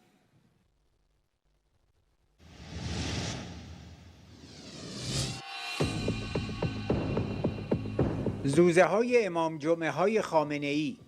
مجاهدین با سران اروپایی و آمریکایی نشست مجازی برگزار کردند. غربی‌ها برای نظام ایران قابل اعتماد نیستند. نشست همپیمانان آمریکا و غرب تلنگری برای ساده‌لوحانه خوش‌باور بود. خبرگزاری نیروی تروریستی قدس 25 تیر 1400. ائمه جمعه شهرستان‌های استان تهران در خطبه‌های خود با اشاره به حضور سران اروپایی و آمریکایی در نشست مجازی مجاهدین بر حمایت آمریکا و اروپا از تروریسم و لزوم آگاهی مسئولان در عدم اعتماد به دشمن تاکید کردند.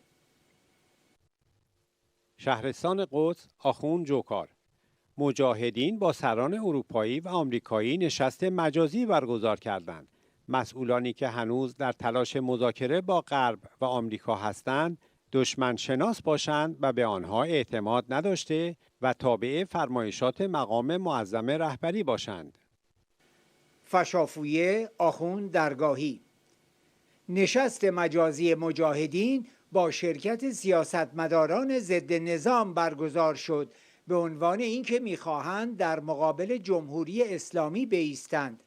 شرکت اروپاییان و آمریکایی‌ها در این نشست نشان دهنده همدلی و همدستی طولانی با مجاهدین است که دستش به خون 17,000 تن از ما آلوده است و اینها تروریسم حقیقی هستند که با مجاهدین توافق می‌کنند.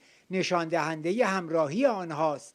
این اقدامات نشانگر این است که آمریکا و اروپا دست به اقدامی میزنند که نظام ایران زمین بخورد و باز جای تعجب است که کسانی هنوز دل به آنها بستند. خور و بیابانک، آخوند جاویدی: مکارتی رهبر جمهوریخواه مجلس نمایندگان آمریکا و دیگر سناتورهای جمهوریخواه، استیون هارپر نخست وزیر سابق کانادا و بیش از 20 نفر دیگر از سیاستمداران و مقامات آمریکا و اروپا و کانادا در این وبینار حضور داشتند.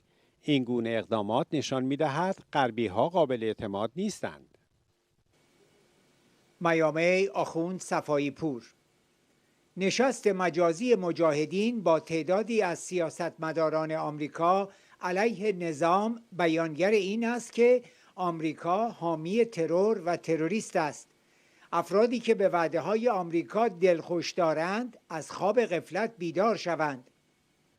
مشکین شهر، آخوند باوقار: سازمان مجاهدین با حضور برخی از سیاستمداران اروپایی و آمریکا بار دیگر ماهیت ضد مردمی استکبار جهانی و ادعای دروغین حقوق بشر توسط مدعیان جهانی را بیش از پیش آشکار کرد. ابرکوه، آخوند حسینی: مجاهدین دستشان به خون ما آغشته است. به همین دلیل است که غربی‌ها برای نظام ایران قابل اعتماد نیستند و نشست همپیمانان آمریکا و غرب تلنگری برای ساده‌لوحان خوشباور بود.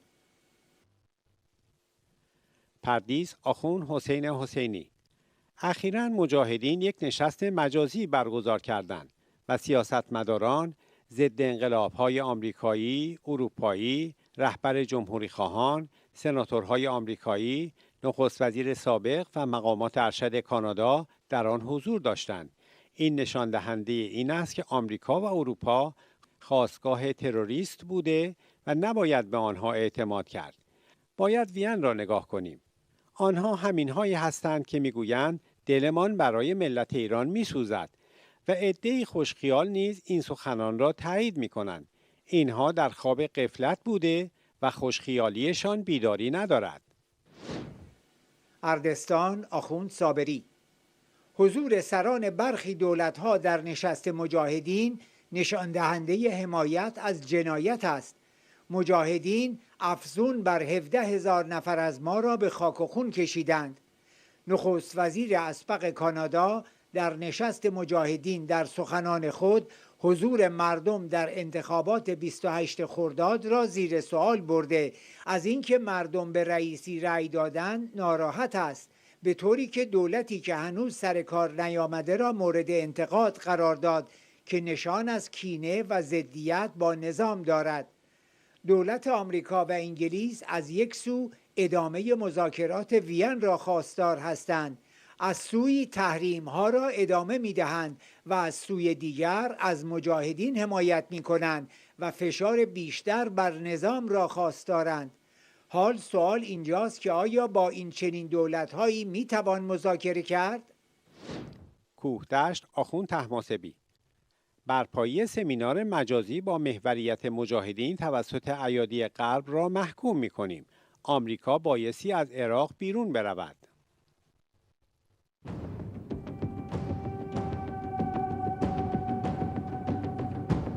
رسالت آخوندی: میخ آخر بر تابوت امید بستن به آمریکا. علیرغم انعطاف‌های نظام در فراز و نشیب‌های سیاسی و منطقه‌ای، دولت‌های آمریکا سیاست خصمانه خود را در قالب‌های مختلف علیه ما اعمال کردند. پیگیری راهبرد تهدید، فشار، تحریم و در نهایت تغییر حاکمیت جمهوری اسلامی از سوی واشنگتن هرگز کنار گذاشته نشده است.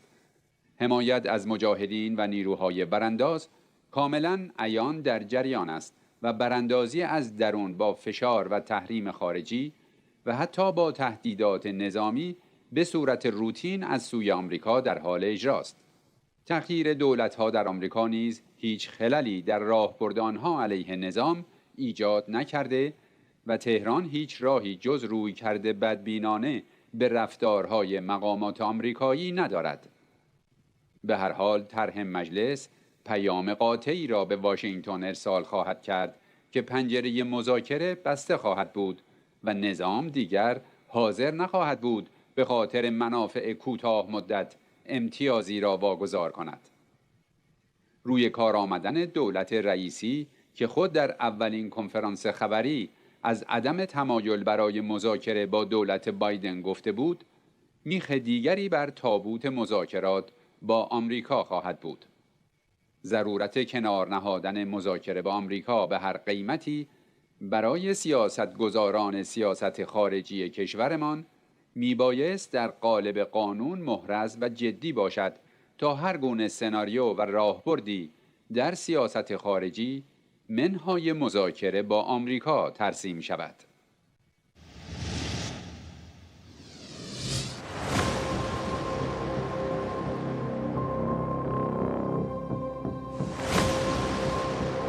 شکایت‌های زنجیره‌ای و مسخره قضایی جلادان و گله‌های مزدوران علیه مجاهدین در واکنش به بین‌المللی شدن محاکمه رئیسی جلاد 67.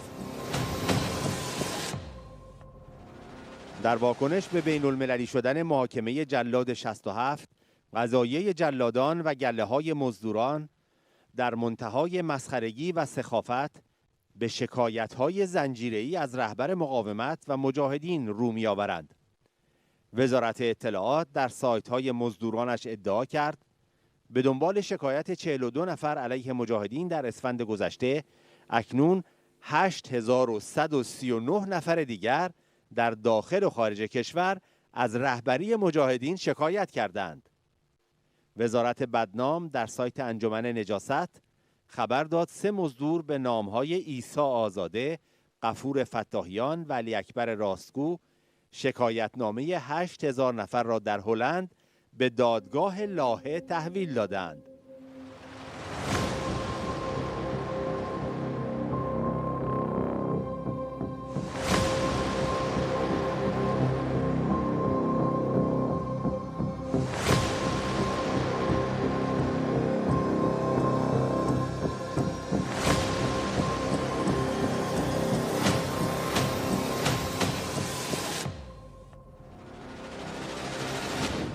سال گذشته نیز در همین ایام رژیم در بحبوحه کرونا ادعا کرد 8000 نفر از خانواده‌های مجاهدین در تهران در پی فرزندان گمشده خود متقاضی سفر به آلبانی هستند.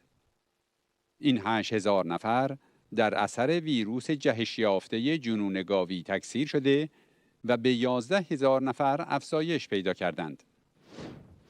خبرگزاری قضایی جلادان در اسفند 99 اعلام کرد در 17 و 18 اسفند دادگاهی را علیه مسعود و مریم رجوی و کادرهای ارشد مجاهدین برگزار کرده است. متعاقباً سخنگوی مجاهدین با یادآوری دادگاه‌های زنجیره‌ای پیشین در عراق و فرانسه و سایر کشورها به خامنه‌ای و روحانی و رئیسی خاطر نشان کرد اگر راست می‌گویند موافقت خود را برای شرکت در یک دادگاه بین المللی در لاهه یا ژنو با حضور طرفین اعلام کنند.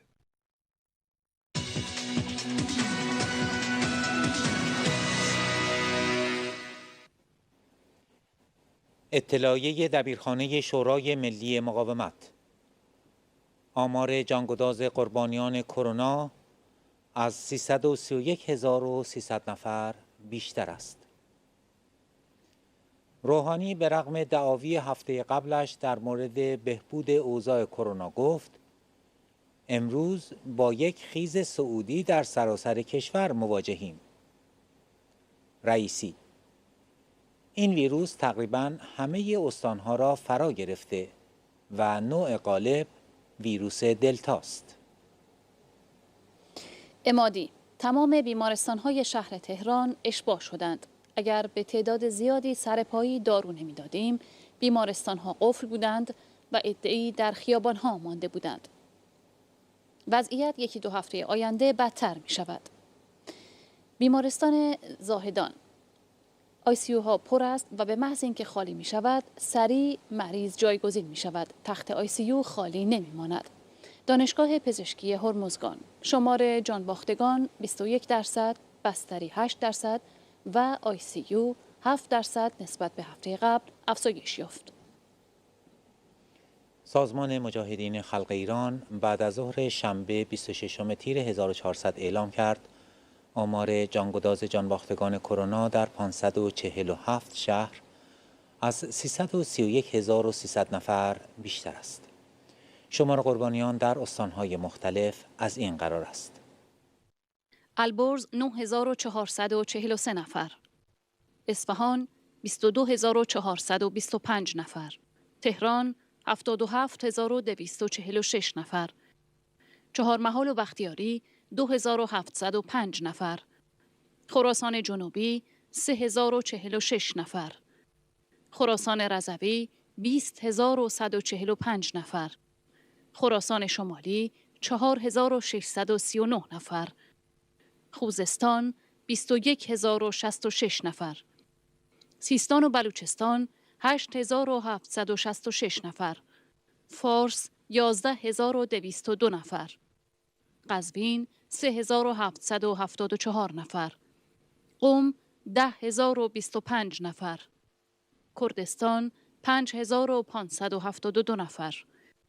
کرمان 7913 نفر، کهگیلویه و بوی رحمت 2569 نفر، گلستان 7750 نفر، گیلان 10801 نفر، مازندران 12830 نفر، هرمزگان 5340 نفر، همدان 7018 نفر و یزد 5597 نفر.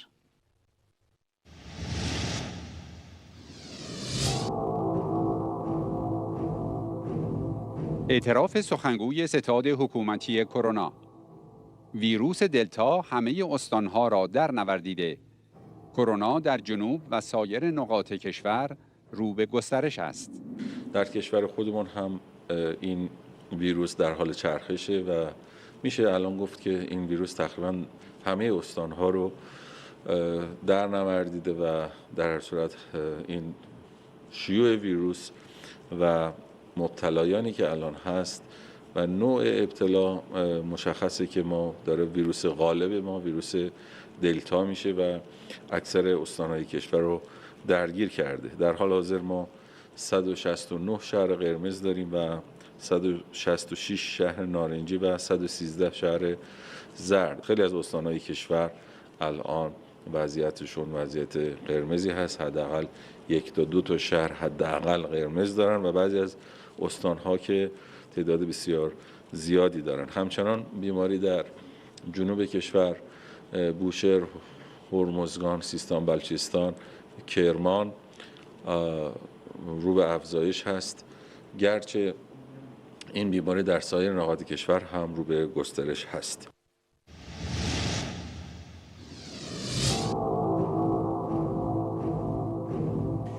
اعتراف آخوند روحانی: حضور طولانی ویروس در یک بخشی از کشور و بعد انتقال آن به بخش دیگر به طور طبیعی با یک جهشی مواجه است.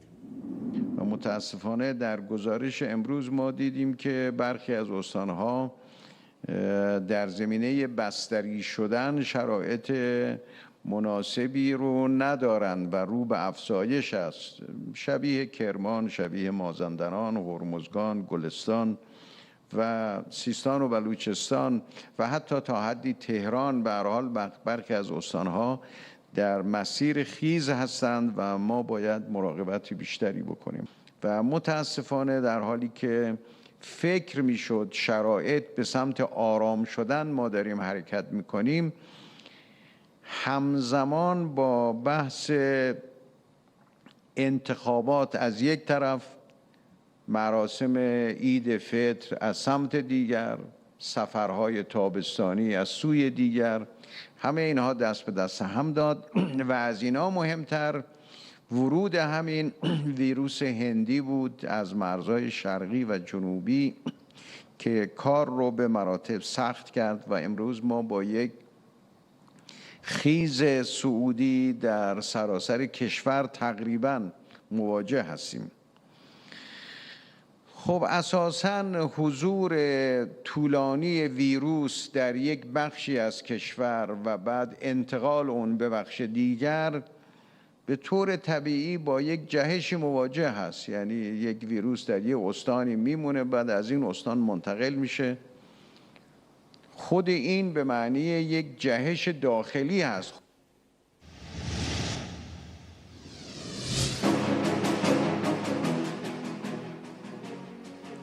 خبرگزاری فرانسه: شکست استراتژی رژیم ایران برای واکسیناسیون کرونا.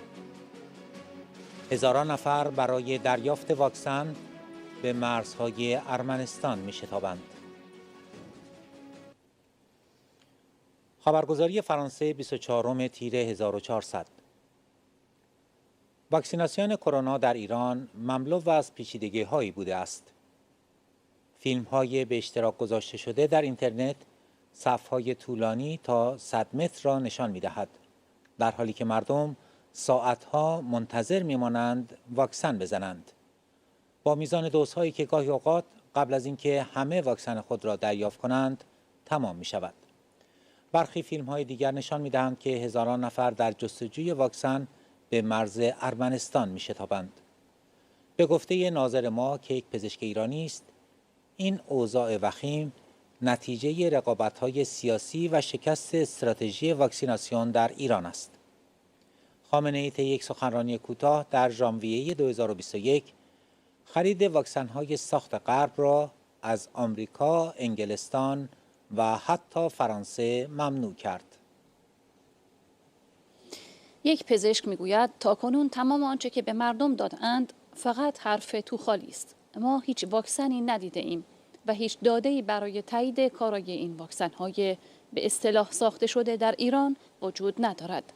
حتی اگر این واکسن‌ها واقعاً مؤثر و کارا باشند، سوالات جدی در مورد توانایی رژیم در تولید آنها در ابعاد صنعتی وجود دارد.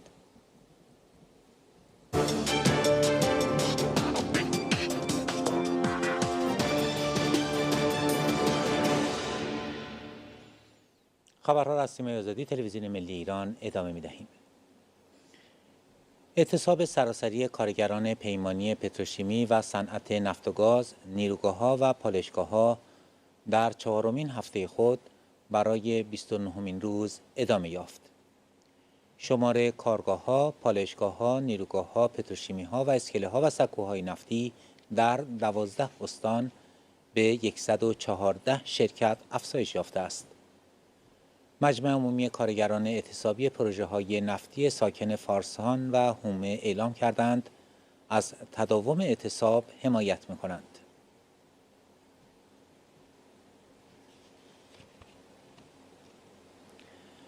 روز جمعه 25 تیر ماه کارگران پروژه‌های نفتی ساکن فارسان و هومه که همکنون در اعتصاب هستند، در پاسخ به پیام مجامع عمومی همکاران خود در هفشجان، ایزه، فولادشهر، دهدز، مسجد سلیمان با برگزاری اجتماعی ضمن اعلام همبستگی با دیگر همکاران اعتصابی خود و پافشاری بر خواست و مطالباتشان بر ایستادگی در اعتصاب تا زمان تحقق خواسته هایشان تاکید کردند.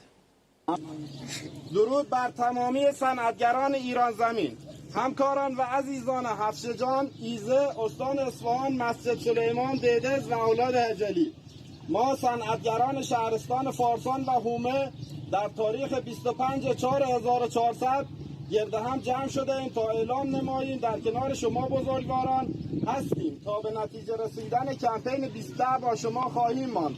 به امید رسیدن به اندکی از حقوق پایمال شده چندین ساله صنعتگران.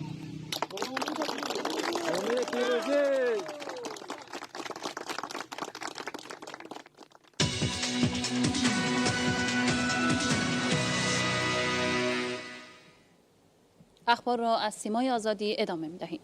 آخوند ذوالنوری رئیس کمیسیون امنیت مجلس ارتجاع در یک مصاحبه راجع به سیاست دولت آمریکا در برگشت به برجام گفت آقای بایدن، اوباما و ترامپ هر کدام سر و ته یک کرباس هستند. لذا تفاوتی بین جمهوری خواها و دموکرات ها در مخالفت و تقابلشان با ملت و جمهوری اسلامی ایران وجود ندارد. اینها جنسشان از یک جنس است، اما روش و تاکتیکشان متفاوت است. البته ما موافقیم که آمریکایی ها به برجام برگردند، اما مشروط بر اینکه توافق خوب برای ما منعقد شود و راستی آزمایی کنیم. ذوالنوری افزود پیشبینی بنده این نیست که دولت 13 مطلقاً زیر میز برجام بزند. دولت 13 بسیار قوی تر از دولت گذشته عمل خواهد کرد. اگر طرف مقابل به دنبال حفظ برجام است، باید هزینه آن را پرداخت کند تا مشکلات اقتصادی ما برطرف شود. آخوند ذوالنوری درباره برجام و چشمانداز برنامه اتمی حکومت آخوندی نیز گفت بنده معتقدم برجام ترمز ما بوده است و محدودیت‌های برجامی نگذاشت تا ما مسیر خود را طی کنیم. اقدام راهبردی در مصوبه مجلس پدال ترمز برجام را بالا کشید تا چرخ‌های هسته‌ای آزاد شود. بنابراین ما از نظر علمش را داریم و از نظر امکانات قادریم با صرف زمان تجهیزات ایجاد کنیم، یعنی ماشین پیشرفته تولید کنیم. لذا بضاعت ما در حال حاضر در حدی است که اگر اراده جمهوری اسلامی ایران بر آن تعلق گیرد و ترمز برجام هم مانع حرکت هسته‌ای نباشد، ما قادریم به اهدافمان در سطوح بالا دست پیدا کنیم.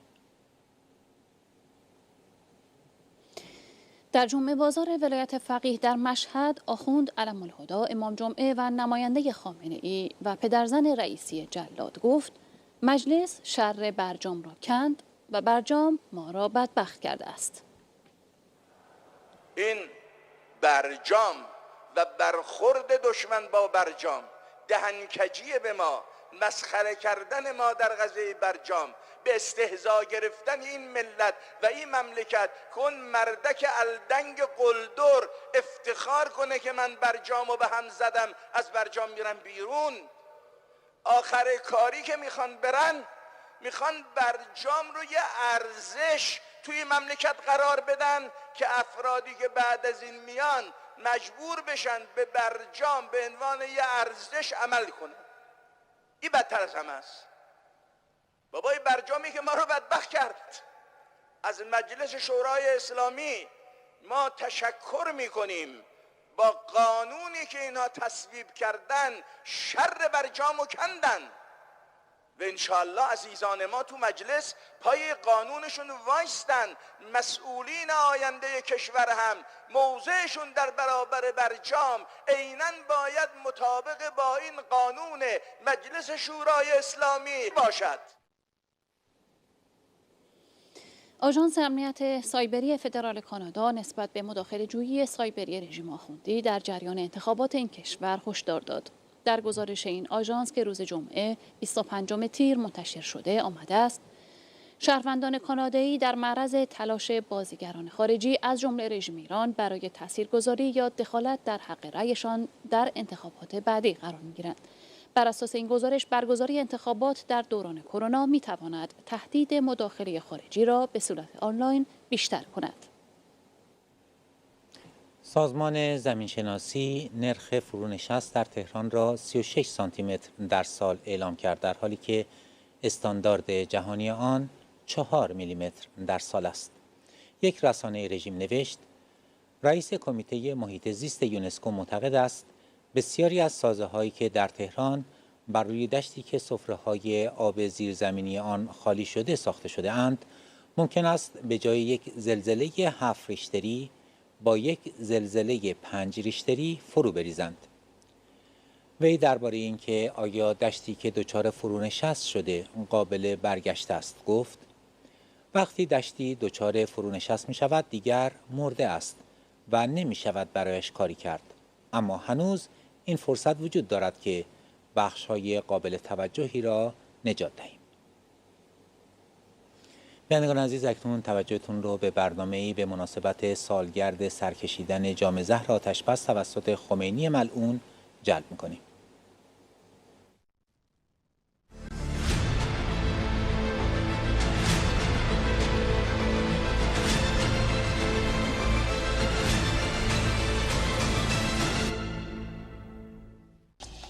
هفتم تیر ماه سالگرد زهر خوردن خمینی و قبول آتش‌بس در جنگ ضد میهنی است که به مدت 8 سال ادامه داشت. جنگی که تنها در طرف ایران 1 میلیون کشته و 2 میلیون معلول و مجروح و 4 میلیون آواره و بیش از 1000 میلیارد دلار خسارت بر جای گذاشت. وزیر آموزش و پرورش رژیم در سال 67 اعلام کرد که در این جنگ 450,000 دانش آموز به جبهه ها فرستاده شدند. این دانش آموزان در تاکتیک حمله با امواج انسانی با عنوان سربازان یکبار مصرف مورد استفاده قرار گرفتند.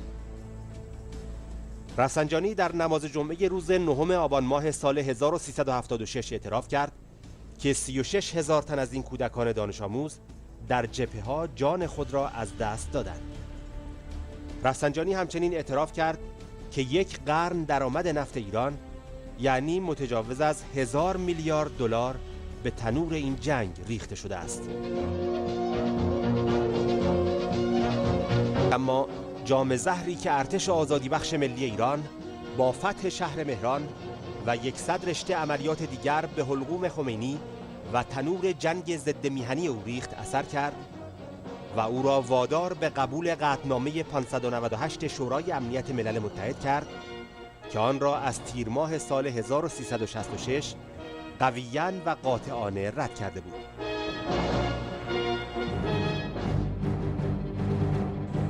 خمینی از 6 سال قبل از آن، یعنی از سال 1361 متوالیاً قطعنامه‌های سالانه شورای امنیت ملل متحد برای آتش‌بس و خاتمه دادن به جنگ را رد می‌کرد و می‌گفت اگر این جنگ 20 سال هم طول بکشد ما ایستاده ایم.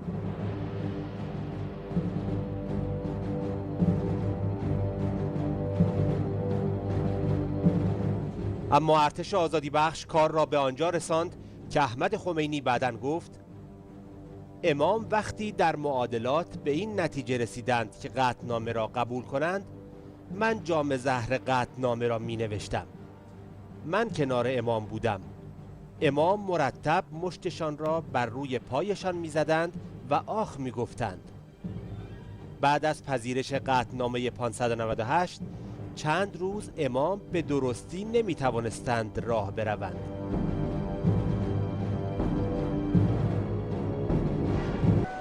من باز میگویم که قبول این مسئله برای من از زهر کشنده تر است.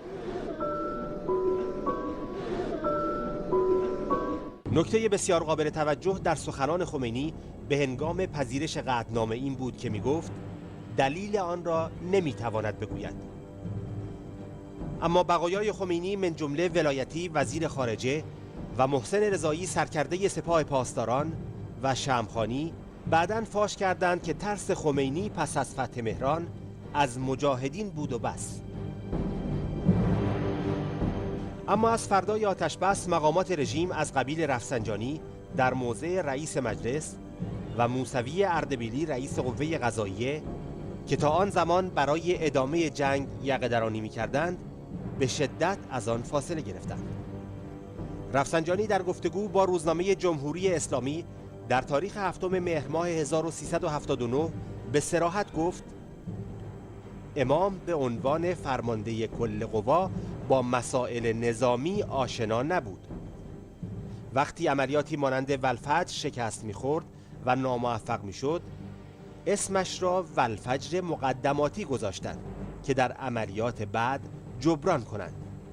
نظر امام بر ادامه جنگ قاطع بود. حتی اجازه نمی‌دادند که این بحث‌ها خدمت ایشان مطرح شود و می‌گفتند باید تا کیفر متجاوز پیش برویم. بعضی ها می‌گفتند ادامه جنگ تا استقرار حکومت اسلامی در عراق. بعضی ها می‌گفتند تا رفع فتنه در عالم که امام هم همین را می‌گفتند. بعضی هم می‌گفتند تا تنبیه متجاوز و گرفتن حق ایران. رفسنجانی میگوید که هیچ یک از اجزای رژیم در این سه خواسته تنزل نداشت. آخوند خاتمی و سپس کمال خرازی در آن زمان به ترتیب ریاست تبلیغات سپاه جنگ ضد میهنی را بر عهده داشتند و با گوشت و پوست فرزندان ملت ایران تنور جنگ خمینی را میتابیدند.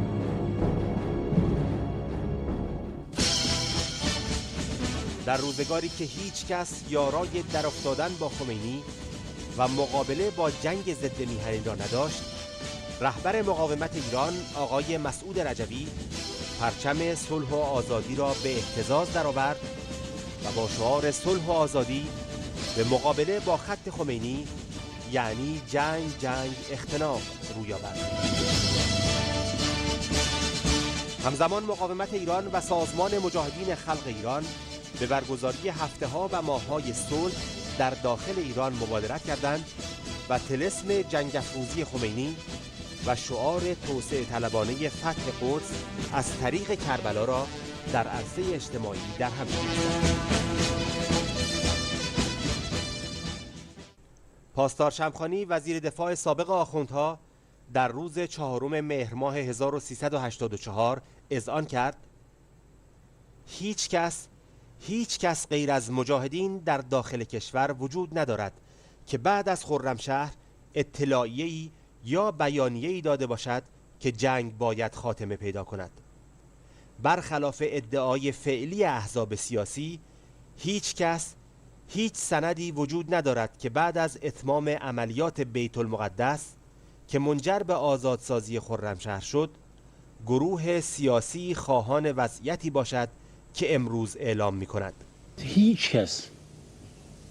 کس غیر از منافقین در داخل کشور وجود ندارد که بعد از خرمشهر اطلاعیه یا بیانیه داده باشه که جنگ باید خاتمه پیدا بکنه. برخلاف ادعای فعلی احزاب سیاسی، هیچ کس، و هنوزم من میگم که هیچ سندی وجود ندارد که بعد از اتمام عملیات بیت المقدس که منجر به آزادسازی خرمشهر باشه، گروه سیاسی خواهان وضعیتی باشه که امروز اعلام میکنه.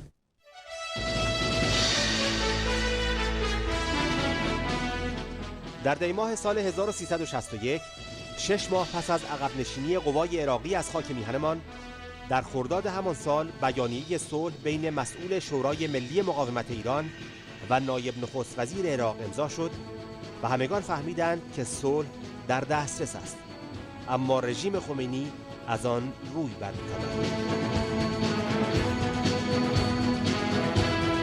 در اسفند ماه 1361 طرح صلح شورای ملی مقاومت ایران به تصویب رسید و متعاقباً طرف عراقی آن را به عنوان مبنای قابل قبول برای آغاز مذاکرات صلح پذیرفت.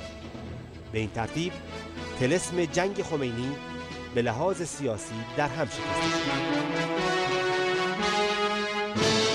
در قدم بعد مقاومت ایران یک جنبش جهانی حمایت از صلح به راه انداخت که بیش از 5000 حزب و شخصیت سیاسی در سراسر جهان به آن پیوستند. به این ترتیب طلسم جنگ خمینی در عرصه بین المللی نیز در هم شکست.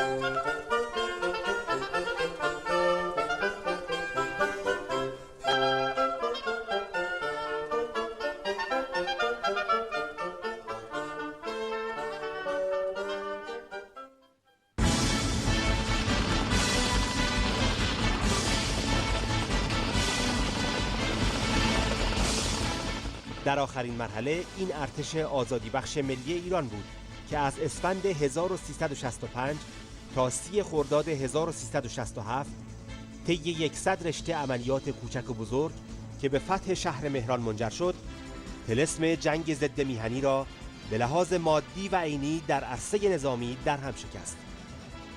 جالب این بود که خمینی در پیام خود در 27 تیر ماه 1367 با استیصال و درماندگی اذعان کرد که مصلحت نمی‌داند دلیل زهر خوردن و قبول آتش بس را علنی کند.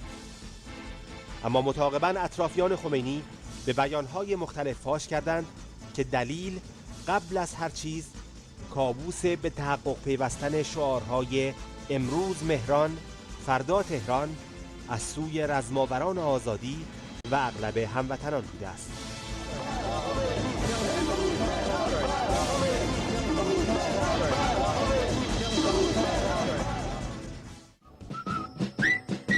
ارتش آزادی بخش در فتح مهران متجاوز از 2 میلیارد دلار تسلیحات و مهمات و تجهیزات لشکر 16 زرهی قزوین و لشکر 11 ضد امیرالمومنین را به غنیمت گرفت. این چنین بود که در کمتر از 1 ماه خمینی که از این پیشتر بارها قسم آیه خورده بود که تا 20 سال هم که شده و تا وقتی که حتی 1 خانه در تهران سالم مانده باشد به جنگ ادامه خواهد داد، همین که هوا را پس دید با ذلت و بی‌آبرویی در چنبره تعادل قوای جدید که به زیانش بود در هم پیچید و در 27 تیر ماه 1367 به گفته خودش جام تلختر از زهر آتش بس را سر کشید.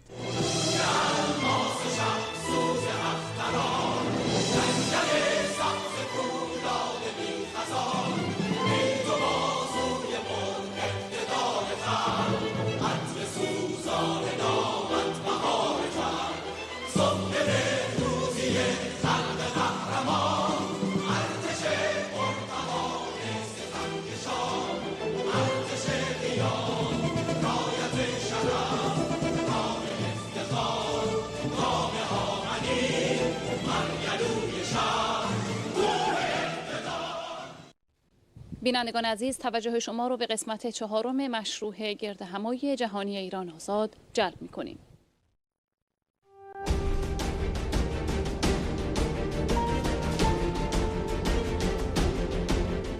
سخنرانی‌ها و پیام‌های گردهمایی جهانی ایران آزاد، قسمت 4.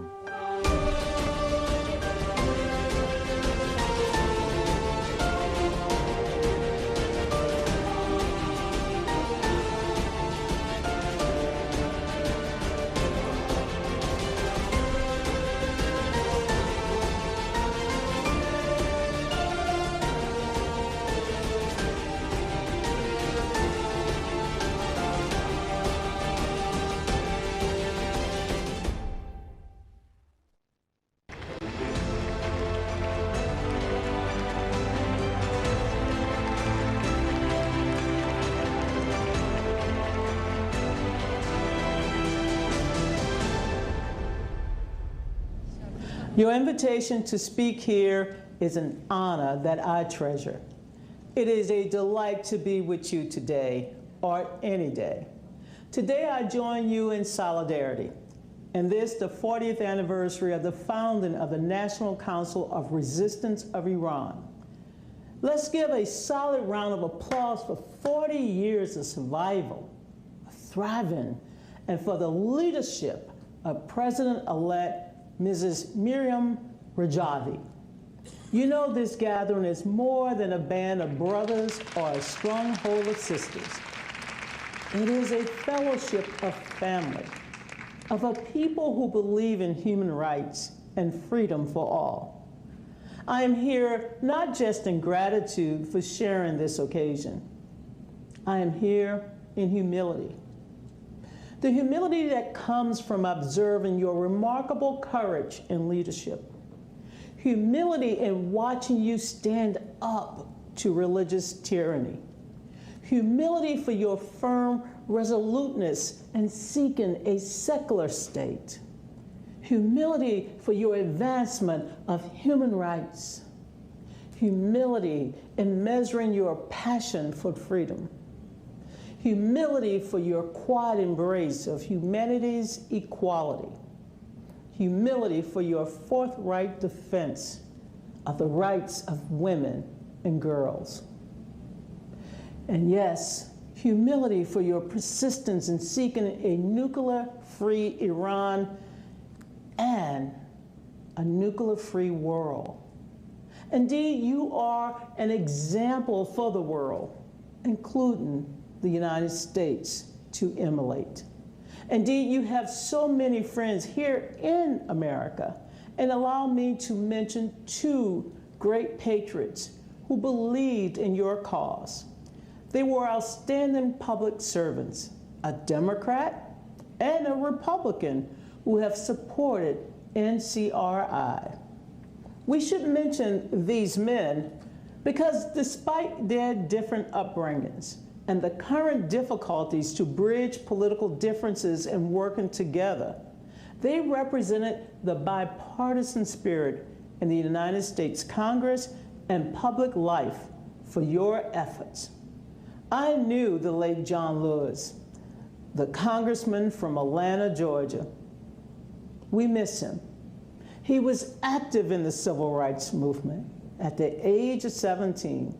He was one of 10 who spoke at the 1963 historic March on Washington, where the Reverend Dr. Martin Luther King Jr. delivered his famous I Have a Dream speech.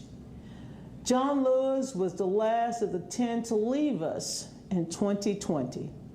We miss him and continue to mourn his passing. I want to quote from an address that John Lewis made at the United States Capitol building to Iranian activists in 2010. His words are as relevant now as then because the struggle for civil rights and human rights was lifelong, as it may be for those here present today. He said to this gathered Iranian activists, he said, and I quote, "I come here to say to you, never ever give up, never ever give in, and never ever lose faith. I got arrested 40 times, went to jail, beaten, left bloody, and unconscious on the Freedom Rides. I had a concussion of the brain during the march from Selma to Montgomery, Alabama on March 7, 1965. But we didn't give up. And people who support the people in Iran, and those of you who live and reside here in the United States of America and around the world must never, ever give up. Continue to press forward for your brothers, sisters, uncles, aunts, for your mothers and fathers and grandparents and great-grandparents. As long as the people of Iran are denied their basic rights as human beings, people all over the world are denied their rights. When I saw the recent uprising in Iran, it reminded me of some of the nonviolent struggles that we have had here in America for the right to vote and for the right to participate in the democratic process. Mr. Lewis concluded by saying, "So hang in there," end of quote. Let me also share the sentiments of the late Senator John McCain of Arizona, the 2008 Republican presidential nominee and chairman of the Senate Armed Services Committee. President-elect Rajavi, I know you knew John McCain personally too. You had a meeting with him in Albania in 2017. Both of you caught some flack for it too. John McCain undertook that arduous trip in mid-April of 2017. He underwent brain surgery in early July, a mere 2 months later. Senator McCain addressed the NRCI who were meeting in Albania. He said, in part, I quote, "You have stood up and fought and sacrificed for your freedom, for the right to live free, for the right to determine your own future, for the rights that are God-given. I thank you for being an example, John McCain said, an example to the whole world, that those people who are willing to fight and sacrifice for freedom will achieve it. And you are an example to everyone in the world that is struggling for freedom. End of quote. Senator McCain added, and I have to say this, someday, and we all believe this, someday Iran will be free. Someday we will all gather in that square. This is a good place for me to conclude my greetings. The struggle for self-determination, equality, and human rights is often hard and always, always long. Never give up. Never give up. You should never forget that when you are on the side of universal equality, that you are on the side of truth. As Dr. Martin Luther King taught us, the arc of the moral universe may be long, but it bends toward justice. Freedom, and I know this as a woman born and raised in the segregated deep South here in the United States. Freedom must be won by the people who yearn to live in a society where everyone, including women and girls, everyone is treated with decency and respect. I want you to know that the spirit of bipartisanship and the current 117th Congress of the United States will continue to support you. We will stand by you. The American people will always stand by those who believe in the universal truth of equality and justice for all. I want you to know personally that this daughter of the South, this former chair of the Democratic National Party, this woman who continued to believe in justice and equality, that I am with you, and that millions of my fellow Americans are with you, and that we will draw inspiration from your courage and your persistence, and we will stand with you, and we will be with you that day when we can gather in that square. Thank you for your great work. God bless you. God bless your family. Thank you.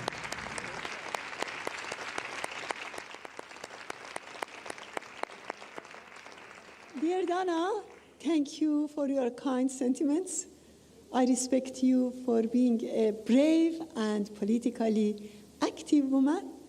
I'm delighted that distinguished personalities like yourself are standing on the right side of history and in support of the Iranian people and their desire to achieve freedom and basic human rights. How nice of you that reminded us of Congressman John Lewis and Senator John McCain, two great friends of the Iranian resistance who did everything in supporting the residents of Ashraf. We will always admire their memory. Once again, thank you very much.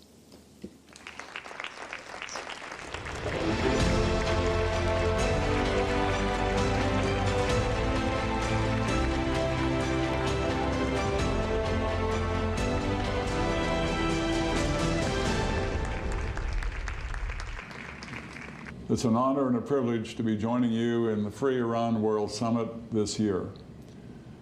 President-elect Maryam Rajavi, honorable guests, from all indications, Iran has gone through a seminal transformation.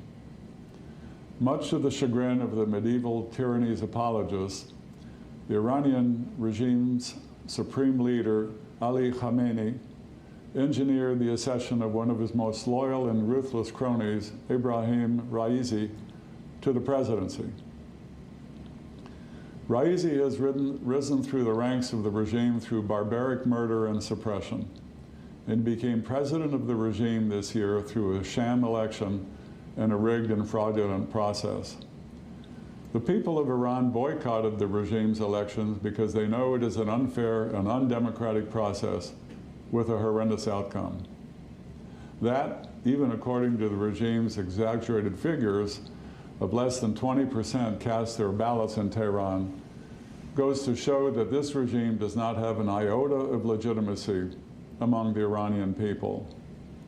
The election also put an end to the false narrative the regime itself and its Western apologists fed the world for more than 4 decades, that concessions and turning a blind eye on the mullah's excesses at home and abroad is necessary to empower the so-called moderates within the ruling clique.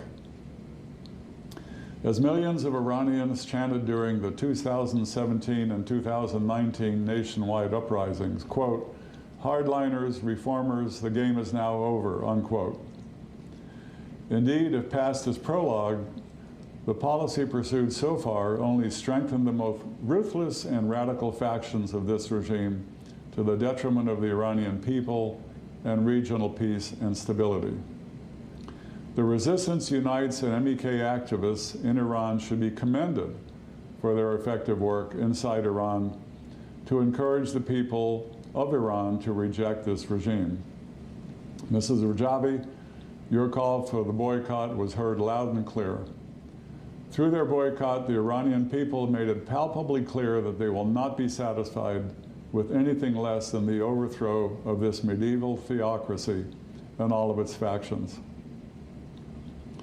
Raisi's selection also showed how weak and frail this regime has become. During this process, Khamenei could not even trust his closest confidants like Ali Larijani, who for 12 years was the head of the regime's parliament. He was the secretary of the regime's Supreme Security Council, and who is now a personal advisor to Khamenei and his special representative on foreign missions. Khamenei could not only trust someone like Raisi, a mass murderer and genocidal madman who has been involved in some of the regime's most heinous crimes. In 1988, Raisi was a member of the death committee that oversaw the execution and mass murder of over 30,000 political prisoners across Iran. The victims were buried in mass graves, and their families know nothing about their fate. They were executed for their belief in democracy, and the overwhelming majority of them were members and supporters of the principal MEK. In his first post-election news conference, Raisi, who is known as the henchman of 1988 by the Iranian people, said he was proud of committing these crimes against humanity and that he should be commended for protecting the regime. The outcome of the election is a vindication of what the Iranian resistance has been saying for the past 4 decades, that this regime is incapable of reform and that no amount of political and economic concessions will moderate its behavior. Already, leading human rights institutions and top UN human rights experts have called for an impartial investigation into Raisi's role in the 1988 massacre. Why the silence? It is time to end the culture of impunity for Tehran's mass murderers. Enough is enough. It is disgraceful and shameful that Tehran continues to enjoy impunity some 30 years after the 1988 massacre and the massacre of at least 1,500 protesters in November of 2019. We should stop appeasing the theocratic regime in a futile quest for moderates or reformers. The genocidal regime cannot be reformed or moderated, as the rise of Raisi has shown us. Raisi's ascendance to the regime's presidency proves once and for all that change cannot come from within the regime, but only from the people themselves. So when one looks at the Iranian political landscape, one inevitably recognizes that there are only 2 forces arrayed against one another: the mullahs, the NCRI, and the MEK. In other words, there is an organized and highly effective opposition, the NCRI, led by Mrs. Maryam Rajavi, which offers a truly democratic and viable alternative. This is an alternative that not only enjoys support at home, but also a growing international legitimacy. Freedom is advancing both inside and outside of Iran. The international community must support Mrs. Rajavi's 10-point plan, which calls for a free, democratic, secular, and non-nuclear republic in Iran. The people of this once proud country deserve nothing less.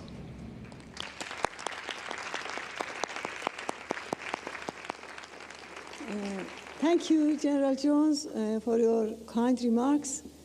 You are truly friends of the Iranian people and resistance. The recent developments confirm your correct position.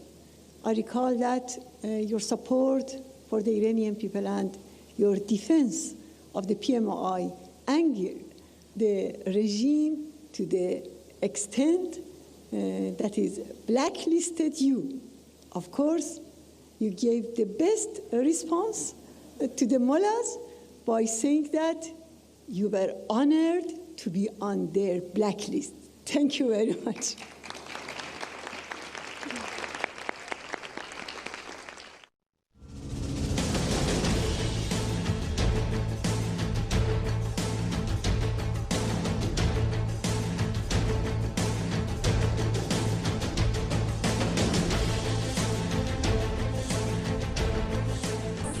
آزادی با مریم رجوی.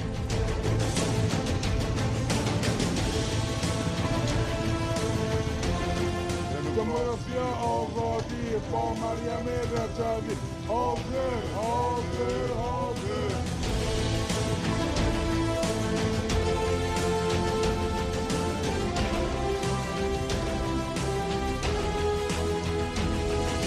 حاضر حاضر حاضر.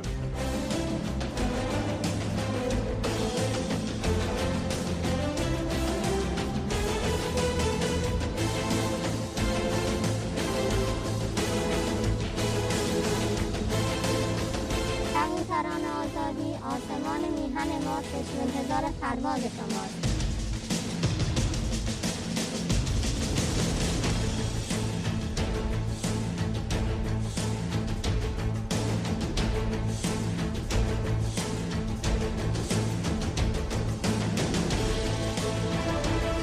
دموکراسی آزادی با مریم رجوی. حاضر حاضر حاضر. یک جمهوری دموکراتیک هستیم. حاضر حاضر حاضر حاضر حاضر حاضر.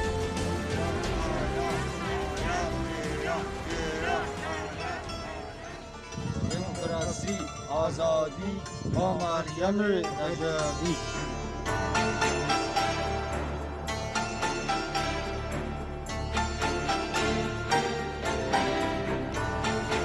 دموکراسی آزادی با مریم رجوی.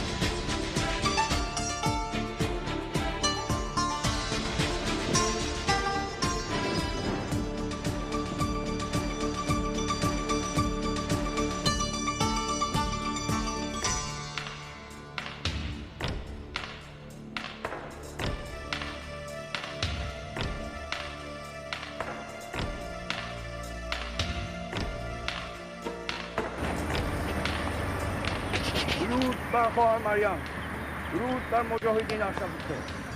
خواهر مریم عزیز، دست به دست هم آخوندها را از ایران بیرون میکنیم.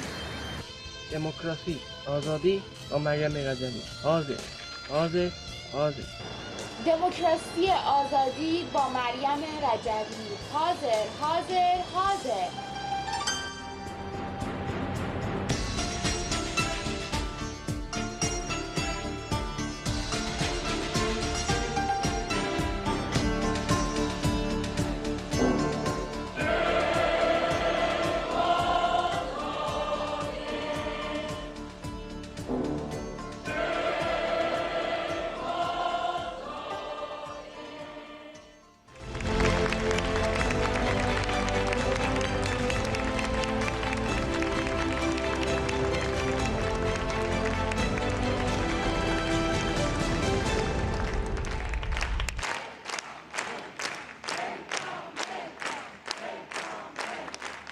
Thank you, dear friends. Mrs. Rajavi, a great leader, dear friend. Greetings to you from not just myself, but my wife Hadassah, who is your wonderful admirer, and to our friends in Ashraf 3 with whom we have had such meaningful visits.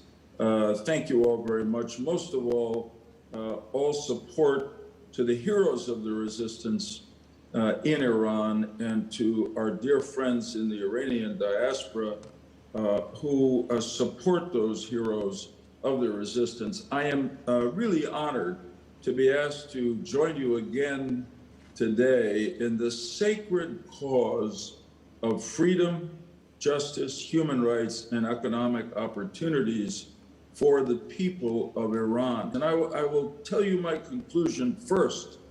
There is only one solution that is left that will work, and that is regime change in Iran. Everything else has been tried. It is obvious that the regime itself will not change, so the people of Iran, with the support of all of us outside of Iran, must change the regime. Every other alternative that would end the regime's brutal denial of the rights of its citizens, its support of terrorism and aggression in the region, its development of nuclear weapons and the missiles to deliver them on close and distant nations and enemies, and its hatred, stated over and over again, of the United States, its Arab neighbors, and so much of the rest of the world. The only viable course of action left is resistance and revolution. And I have never been more optimistic, my friends, that the regime in Iran is rotting at its core and is ready to fall. Iran's economy is in abysmal shape. The people have had enough. They have had the courage now to go to the streets in protest in increasing numbers since November of 2019 and in the recent elections by voting with their feet, by refusing to go to the polls to participate in the election of a mass murderer, Raisi, as the next president of Iran. In August of this year, instead of entering the presidential office in Tehran, Ibrahim Raisi should be led to the docket at the International Court in The Hague and charged with crimes against humanity. That is why I am proud to stand with Prime Minister Janša of Slovenia, who quite correctly yesterday called for an international inquiry into the conduct of Mr. Raisi. In the elections that were held, the turnout was by far the lowest since the revolution of 1979. On the Friday before the elections, at prayers in the city of Mashhad, a cleric pleaded with the people to vote. If you do not vote, he warned, you are really voting for the MEK. Well, by that standard, since most Iranians did not vote, the MEK won the elections, and Mrs. Rajavi should be the next president of Iran. That would be justice. The regime's, thank you. The regime's constant references and warnings about the MEK reveal its fear of the MEK and the NCRI. And it's based on the fact that these organizations have exposed the regime's worst behavior, its secretive nuclear weapons program, its violent terrorist actions. The NCRI-MEK is clearly the most organized resistance operation and organization in Iran. It's the most competent and capable, and its leader, Mrs. Rajavi, has not just been in pursuit of power. Look at the 10-point plan Mrs. Rajavi put forward. It embraces the best of universal values of human rights and democratic government. It is shared by people throughout the world, and particularly by people here in the United States. And do not forget that the NCRI-MEK is committed to enabling the people of Iran to choose their leaders in a free election. Now, for the sake of argument, what alternatives to regime change do others advocate for solving the terrible crisis in Iran? First is negotiations. Negotiations. How can world leaders, including America's leaders, rationally negotiate with a regime that has killed thousands of American citizens and citizens of our allies, and citizens, of course, of Iran itself? How can we negotiate with a nation that has constantly proven itself incapable of keeping its democratic diplomatic promises? And how can we now possibly negotiate with a nation that has handpicked as its next president a mass murderer who has regularly declared his hatred of the United States? My friends, it is simply naive nonsense to think that we can negotiate with such a regime. We cannot. Others advocate as an alternative to regime change, enabling and strengthening the moderates in Iran. What moderates? Where are the moderates?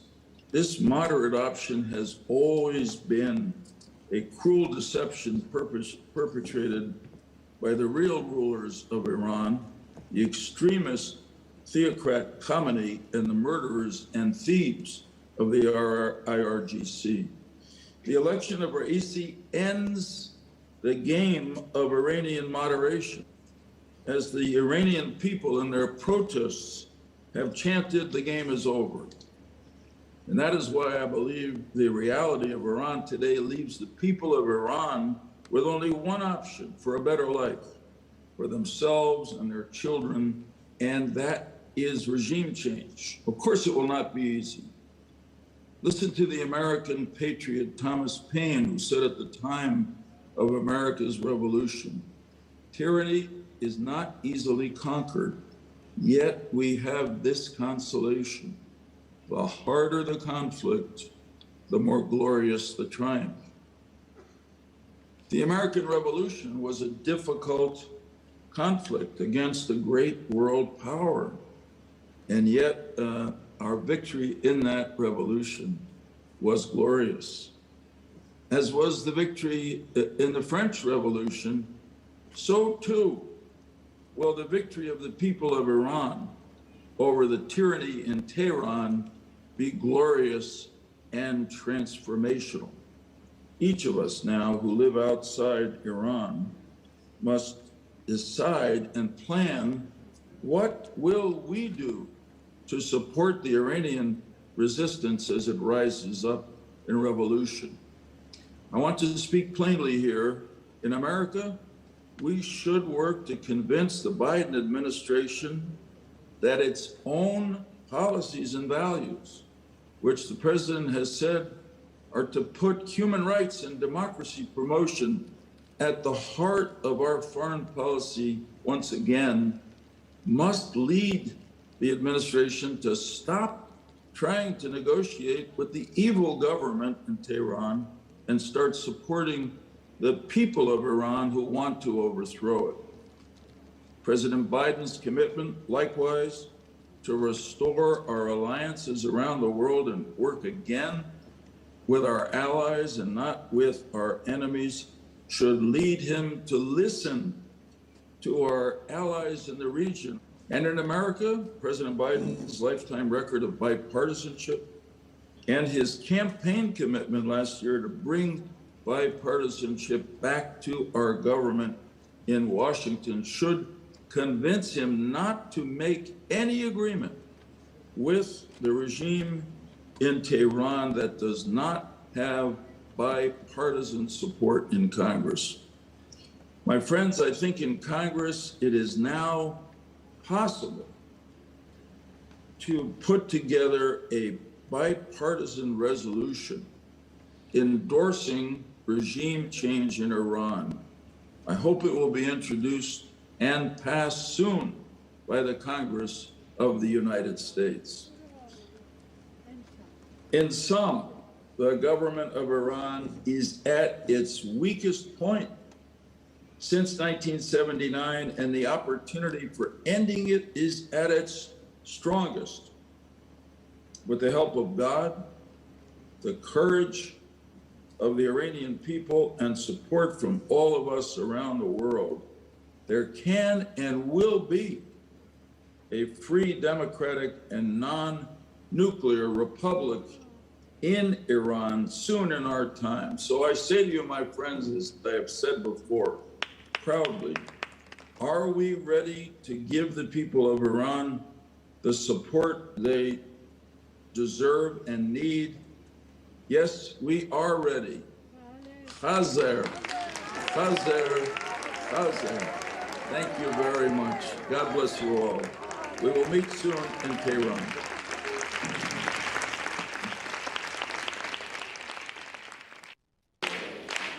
Dear Senator Lieberman, I sincerely thank you for your powerful words and actions in support of this resistance.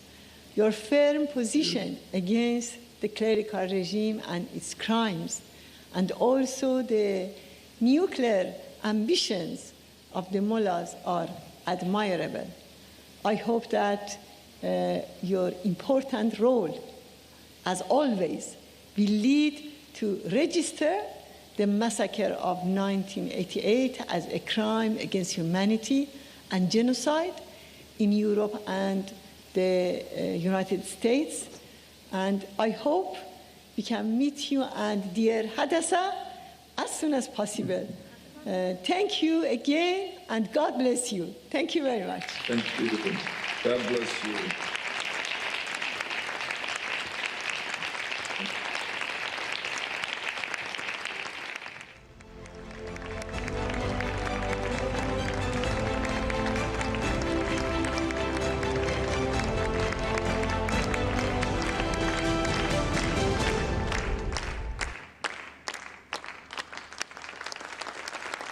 Good day, and thank you for allowing me with you today. What's most important is that through pandemics and terrorist attacks, whatever may come, there is no place else on earth today that I would be but to stand here with my colleagues around the world in solidarity with Mrs. Rajavi and all those who fight for freedom in Iran. To the residents of Basra, whom I've had the honor of being with so many times, I think I speak for everyone watching today around the globe. You have our undying admiration. I believe one day we will gather at a park in Tehran as all of your names are unveiled as a monument to the tenacity of the Iranian people in their fight for freedom. Iranian school children for a generation will learn of your exploits. To Mrs. Rajavi, it is our honor to stand with you again. Your indefatigable spirit, your courage, the sacrifice. In 1988, when the regime waged war on its own people, attempting to destroy through murder the MEK, those who sought compromise lost legitimacy. Those who would rule from within and seeking change lost the right to rule. Today, despite what differences there may be in the diaspora and within Iran, only one organization never sought compromise, has no blood on its hands, never denied the freedom of any Iranian, stood tall, and has the means, the resources, and determination to rule a free and democratic Iran at peace with the world. The MEK, the People's Mujahideen, and only one leader, Mrs. Rajavi. That is why across ethnic and racial, national lines around the globe, we stand with you today. To my colleagues around the world, the one thing to witness through these years as we gather annually is how the strength of this movement rises like a wave. I am so happy this year, despite our partisan differences in American politics, that we were joined by Secretary Pompeo, joined by former Majority Leader of the United States Senate, my Democratic colleague, Harry Reid, joined this year by Senator Menendez. The regime should not fool itself. We may have our differences on many issues in America, but when it comes to ending this regime and standing with the Iranian people, you cannot get a thin piece of paper between us on our resolve. It builds by the year. One voice, one policy from one country. Ending the clerical regime in Tehran is the great unfinished business of the 20th century. We remain with a clerical regime that deserves not even in the 20th century its destruction of rights, denials of basic freedoms, its lack of the credibility to rule. On this, there should be nothing but resolve by all free nations. We mark our progress this year in that resolve in many ways, knowing that the Iranian people themselves have paid a terrible price for each marker of success. First, to the great credit of the judicial systems of Europe, that those who would have killed us at a rally in Paris the last time we gathered were apprehended, indicted, and convicted, denied their diplomatic status in an attempt by the regime to destroy this movement, all of us, and mostly Mrs. Raji. To the great credit of Europe, the fact that the courts were unbent, they could not be challenged, they could not be intimidated, is an enormous statement by Western Europe. And for that, they have our extraordinary admiration. Second, the regime's breakout of the nuclear accords puts them now as an outlaw nation among the family of nations. Third, the continued economic deterioration denying another generation of Iranians the chance to raise their families above poverty.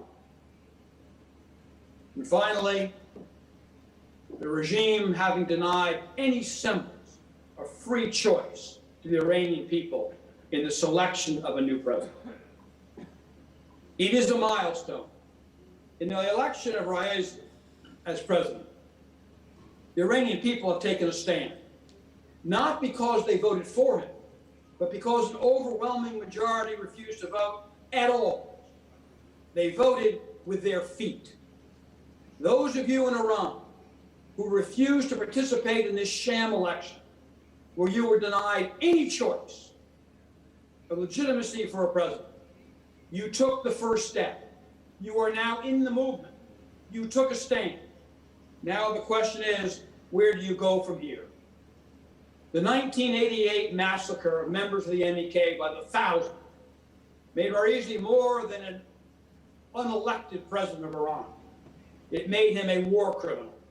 And I know he and his colleagues believe as heads of state that they are immune from prosecution, that they'll never answer for the crimes. That's what Idi Amin thought, and Milosevic and Karadzic. They all thought that as heads of state, they would never answer for the crime. Raisi, you are not a legitimate president. The majority of the Iranian people refused to participate in this election. They were heard. And now you will be heard by the international community when you are brought to justice. Now the great choice will be of the family of nations. Will they take a stand? Hear me clearly. If the United Nations decides that Raisi belongs in the United Nations, then the United Nations does not belong in New York. We must not host terrorists, despots, and mass murderers. Take a stand. Finally, to all of you in Iran who have now crossed that threshold of refusing to participate in this election, join those who have gone to the streets. Everyone can do something. A poster, a word to a neighbor, participation in a demonstration, a refusal to work. Everyone can take a stand for a free Iran. No one asked you to make the sacrifices of Mrs. Rajvi or those who are in Ashram. Choose your own way to make a stand. And when you do so, know this. All of us around the world, despite our nationalities, our partisan beliefs, our races, or our religion, all of us stand with you. Close down the last unfinished business of the 20th century. End this regime now. Thank you. It's been my honor to be with you today.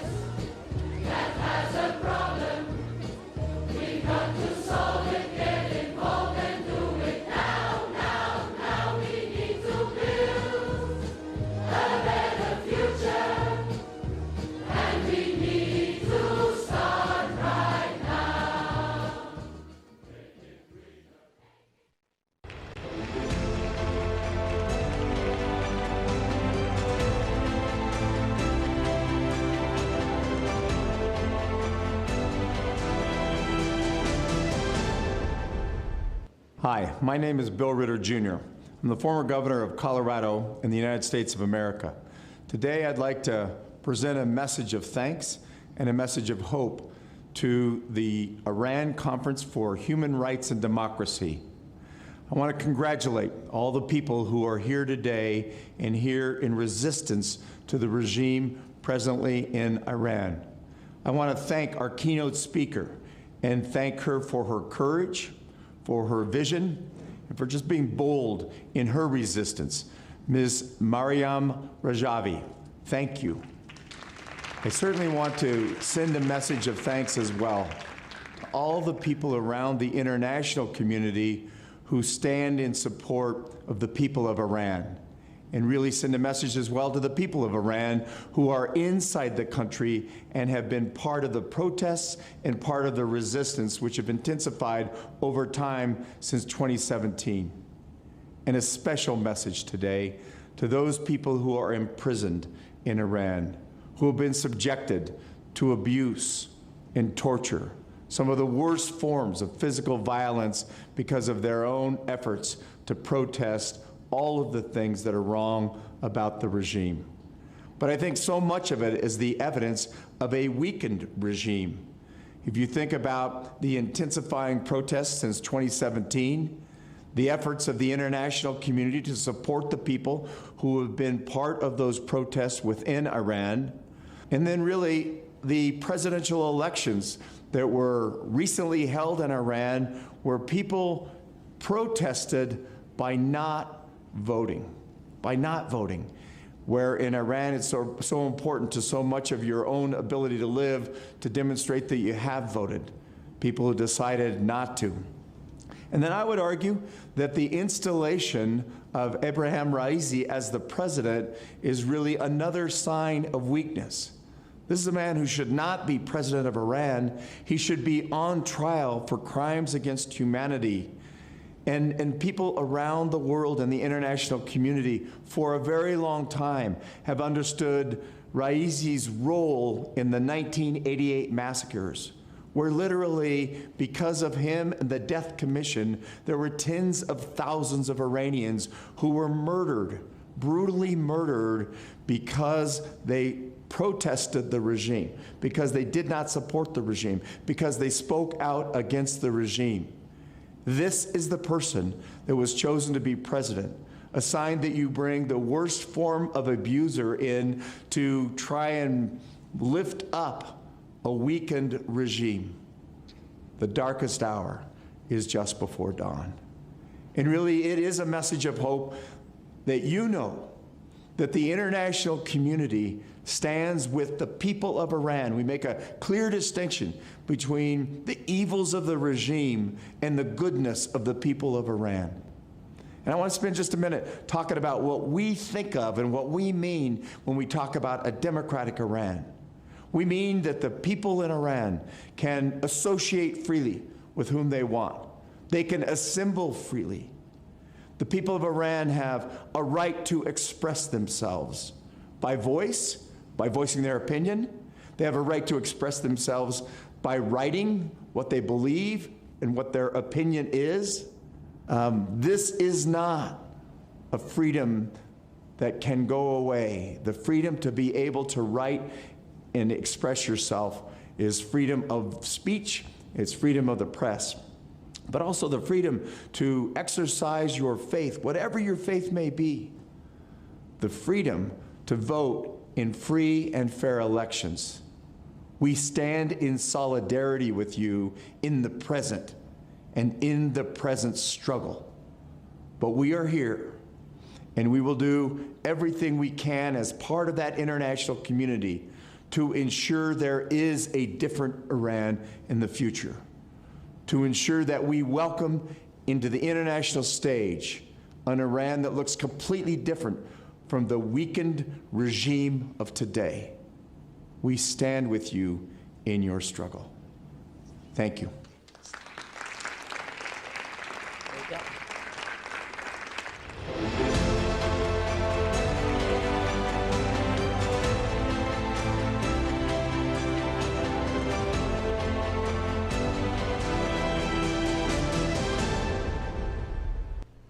Thank you to the organizers of the 2021 Convention for a Free Iran for inviting me to join you today. As the former governor of Montana, I recognize that we may have many differences when it comes to our upbringings, our experiences, our cultures, and more. Yet no matter those differences, I believe there are many areas of common ground that unite us. Most significantly, through our shared hope for a world that could and should be. A world where all humans, no matter their beliefs, their gender, the color of their skin, or where they live, are treated equally and feel safe. A world where the basic pillars of human rights are respected and freedoms protected. A world where the people may take part in their governments in a democracy with equal protection of the law. These universal norms of dignity and respect and justice and peace, formally established in the Universal Declaration of Human Rights, they are a fundamental part of what makes us human.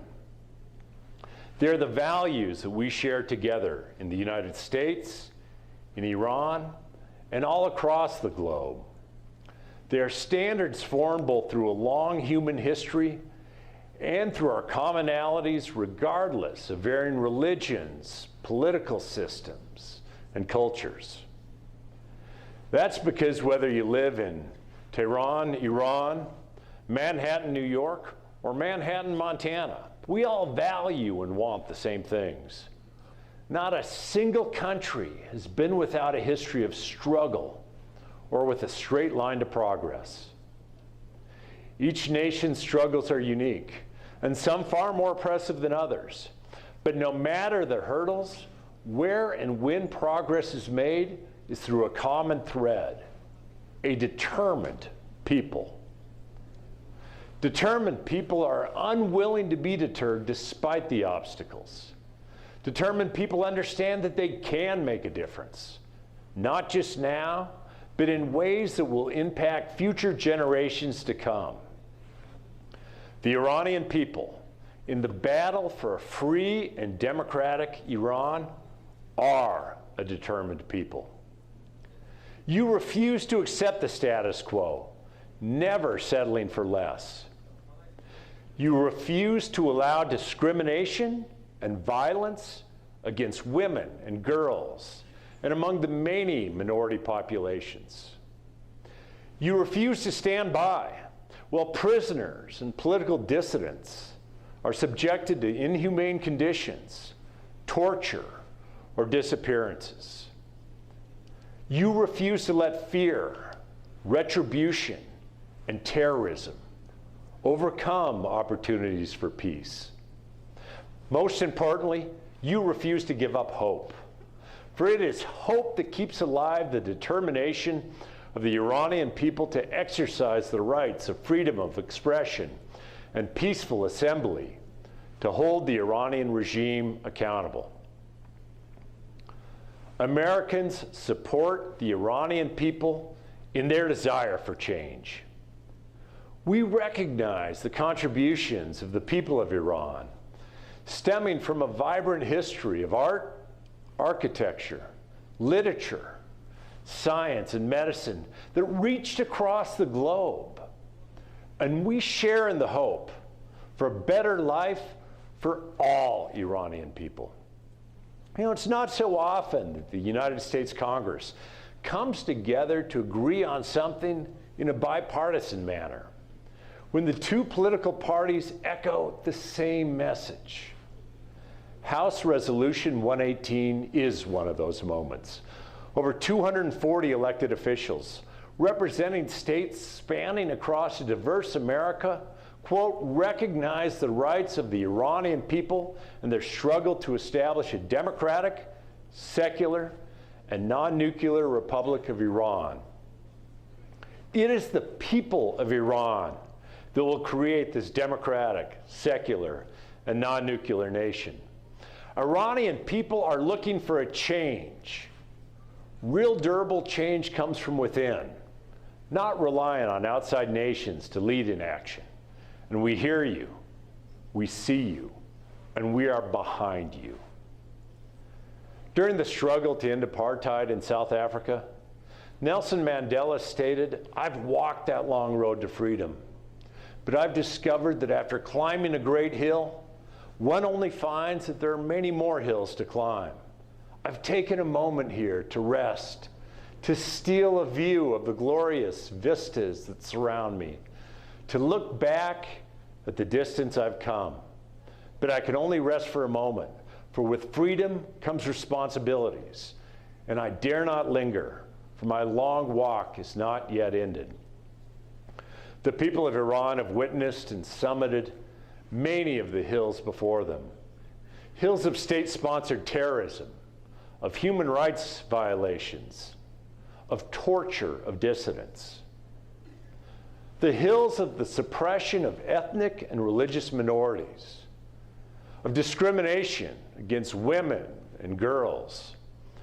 The people of Iran have witnessed the hills of elections that are anything but democratic, free, and fair.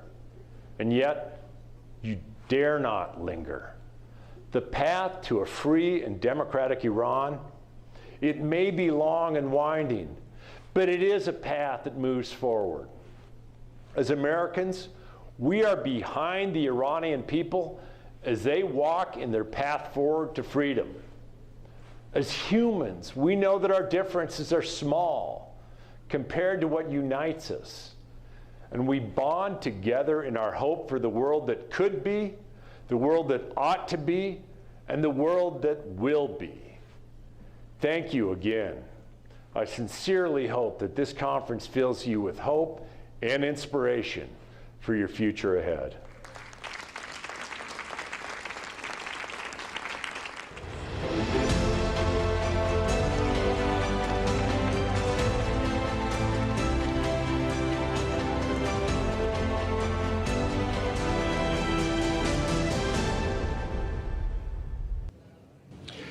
Let me begin by acknowledging and thanking the Convention for a Free Iran, and of course, Mrs. Rajavi, for the opportunity to speak with you today.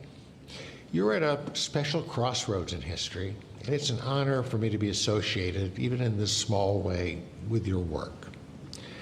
Your ideas are compelling, and you've had the A-list of political figures and experts come to pay their respect and to speak with you. People with deep experience and expertise in foreign relations and in knowledge of Iran. I watched the video of some of them. My experiences have been different.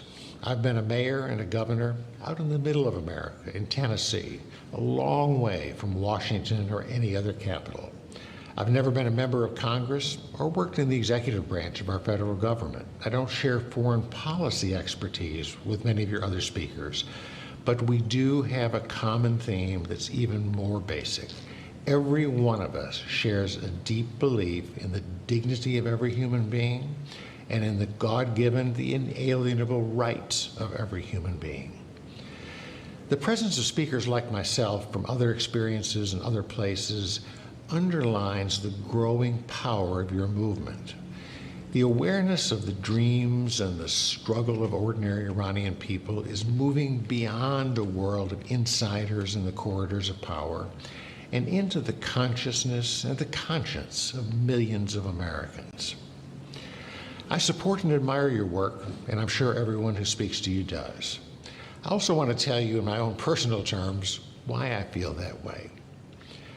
I have a simple and somewhat old-fashioned philosophy of life, that the big job of every grown-up is simply to make the world a little bit better for the next generation.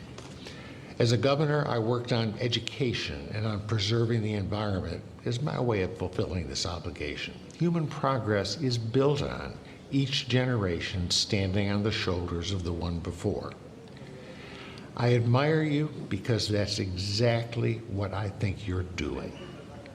I've learned a lot about your strategies, about promoting democracy, the separation of church and state, gender equality, the rule of law. But it seems to me that the purpose, the goal of all those strategies is to make the world a little bit better for the next generation, to build a better society for the young people of Iran, today's young people, and those of generations yet to be born. There are strong parallels between what you're working to accomplish today and the birthing struggles our United States went through in the 18th century. There's a common thread between them, a bedrock belief that we all have God-given human rights that any government must respect, and the belief that the best way to secure those rights, now and for the long term, is through a democratic, secular government. Thomas Jefferson described them: life, liberty, the pursuit of happiness. The approval of our own Constitution was delayed until these rights were further enumerated in the first 10 amendments to it, our Bill of Rights. Thomas Jefferson would feel right at home with the principles that you set down in your 10-point plan. I'm a Tennessean, and for me there's another connection between your movement and Tennessee's own history. We've sent 3 presidents to Washington over the years.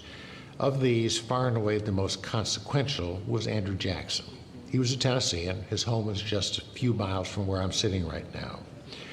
President Jackson is remembered as being the president who championed the rights of the common man against what he called a corrupt aristocracy. His 6 predecessors as president were all from elite backgrounds, from the original colonies, anything but representative of the common man. Jackson was born a common man. He trusted them. He was the first president from west of the mountains, the frontier. The Jackson presidency was an inflection point in the American experiment that permanently changed the way our democracy works and where power in it lies. Now, the analogy is limited. The aristocracy you're fighting is far more evil, far more corrupt than anything we've ever experienced. But what you're doing, taking power away from a corrupt elite and placing it firmly in the hands of ordinary people, the common men and women of your nation, is something we Tennesseans value and respect. We can see a little bit of our Tennessee character and worldview in you. One principle that your struggle has embraced is especially impressive to me, the principle that lasting reform must come from within. I believe that history has shown again and again in country after country that you're exactly right. And America, to be honest, has not always figured that out. But you figured out that a lasting, durable change in Iran will only come about when that change is driven by the Iranian people themselves. Your approach, in my opinion, is very far-seeing and wise. Now, I've made some comparisons between our own history here in America and what you're working toward, but there's also one fundamental difference. In recognizing that, I want to offer one final thought. I believe you will be successful in creating the democratic, secular, non-nuclear Iran you seek. You're on the right side of history. It's apparent that the wheels are coming off the current regime. Your movement contains plenty of sophisticated, optimistic Iranians, in effect a government in waiting, ready to step up. When this regime collapses, creating a new Iran will take a lot of outreach to former opponents and a lot of setting aside some of the grievances of the past. America has done this multiple times, to its credit and to its benefit. However, we have never experienced anything like the regime now controlling Iran. The corruption, the purposeful and calculated brutality, the crimes against humanity it's committed have to be exposed to the world, to the sunlight. And the murderers, there's no other word, that have committed these crimes be punished. This reckoning with the past must take place before you can build a new Iran, and the world will understand this. So I salute you. You're doing what I think grown-ups are obligated to do, working to make things better for the next generation. But you're also not just any generation in a long line of them. You're in a very special time and place. Iran, and with it the whole Middle East, is at a fork in the road. One way leads backward to more corruption, more brutality, to an even darker place. The other road, the one you're working to construct, leads to the light, a better world for the young people of Iran today and for many more generations to come, to a world where your sons and daughters will finally have their own shot at life, liberty, and the pursuit of happiness. I support you. I respect you. Godspeed.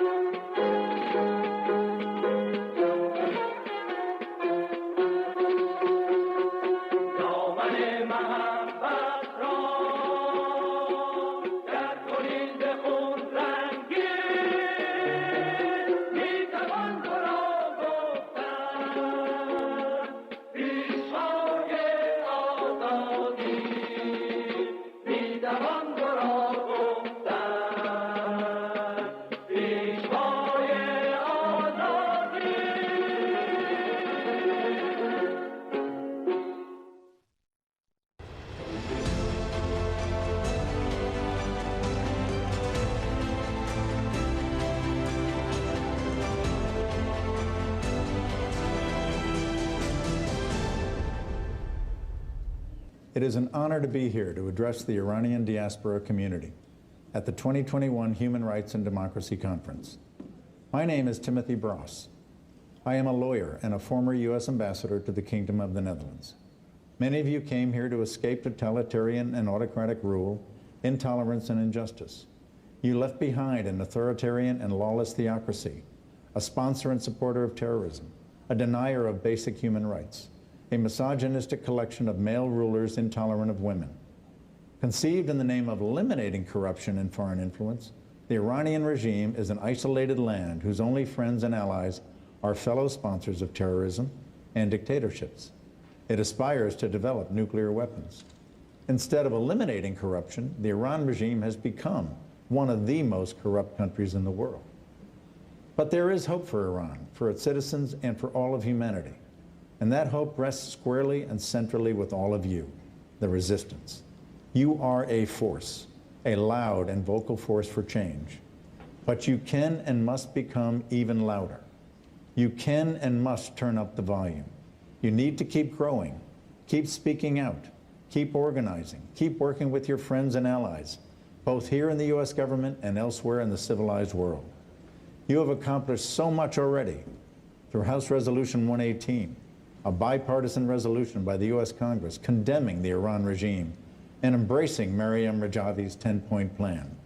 Through you and your colleagues and the boycott of Iran's recent elections, you have shown the world that the election of Mr. Raisi was a sham and a fraud. Mr. Raisi was not elected by the Iranian people. He was selected and appointed by the religious autocrats and cronies. Please intensify and expand your advocacy. The women and children of Iran are counting on you. The political prisoners in Iran are counting on you. Like you, they are yearning for a democratic, secular, and non-nuclear Republic of Iran. They seek a government that treats all of its citizens equally. They desire a country with a legal system and courts that enforce and respect human rights, including access to justice, health and education, and economic opportunity. All of this change is within reach. A democratic, secular, and non-nuclear Iran may sometimes seem an unattainable dream, but it's not. Thanks to your resistance and your persistence, it is more hopeful and possible than ever. Thank you for this opportunity to speak with you today.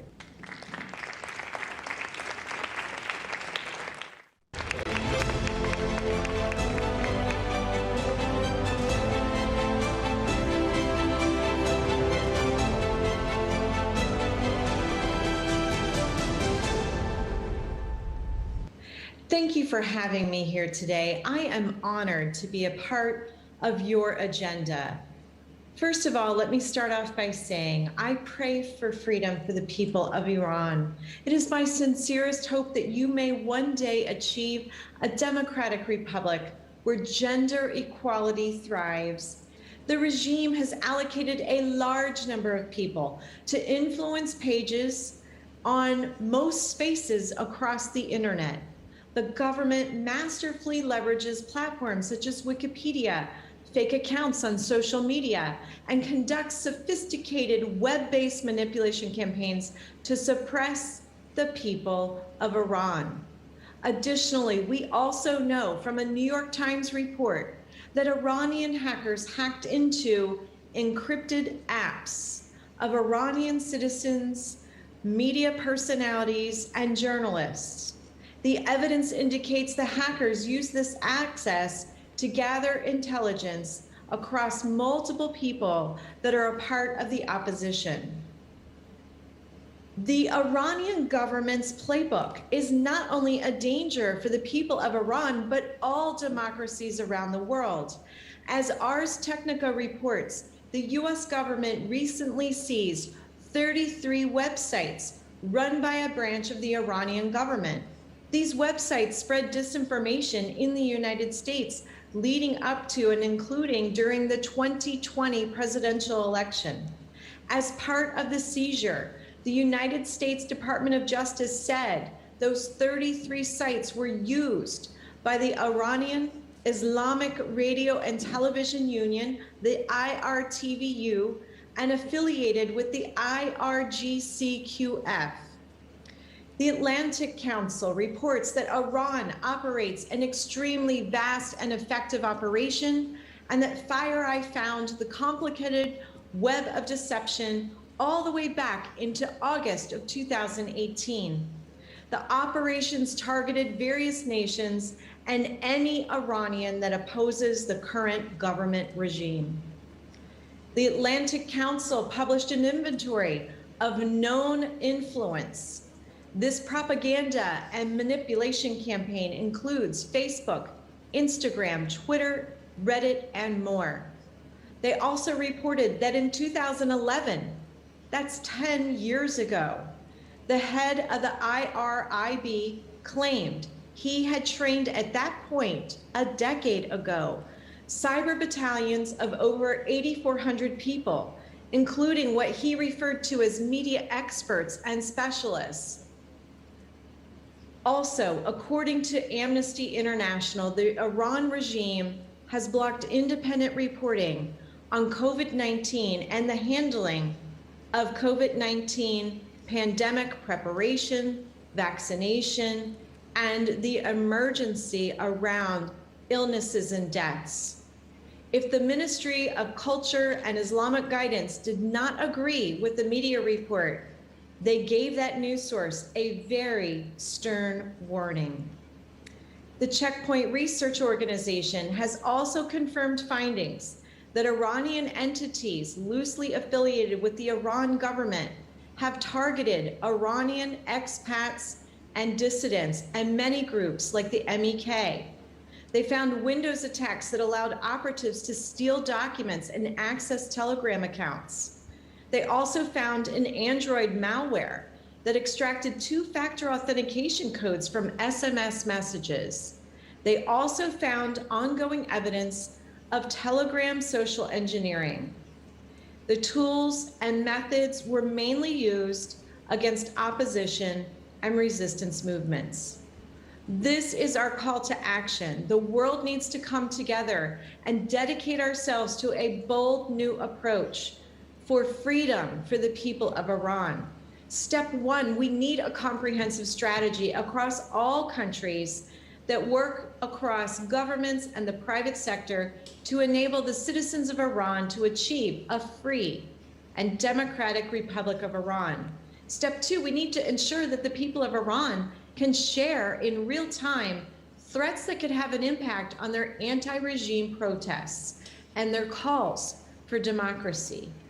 Step three, we need to continue to provide financial backing, expert advice, traditional media, and social media influence campaigns to support freedom, honesty, and transparency for the people of Iran. We must look at the effectiveness of our current diplomatic measures, set up perhaps an international technical threat hunting team that can look for malicious activity from the Iranian regime aimed at its own people, the people of Iran and Iranian expats. For the Iranian people, here's what I recommend you do next to protect yourself, your loved ones, and your freedom movement. Learn and invest in knowledge and use of privacy and anonymity tools. Make sure you are using only the best virtual private networks, encryption, different types of browsers such as the Tor browser. If you see that there are extreme or complete blackouts of access to the internet, think about having in place peer-to-peer networks and devices. You can take a look at systems such as Lantern and Fire Chat. They may be of assistance to those inside Iran. Make sure that you always practice safe surfing. And when we do, the overall future for the people of Iran and the world will take a more positive and different course. Thank you for having me. I am honored to share these insights, advice, and ideas with you. To the people of Iran, I wish that you would be healthy, be safe, be well. Please follow my advice for safer, more private, and secure internet actions as you work on achieving a true free country.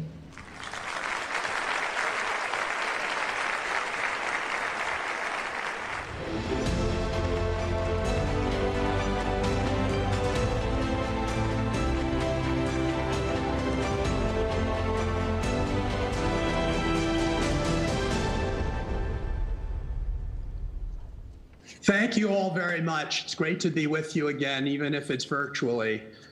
As you all know, my uncle, President Kennedy, wrote a famous book called While England Slept, documenting the failure of appeasement towards Adolf Hitler in World War II.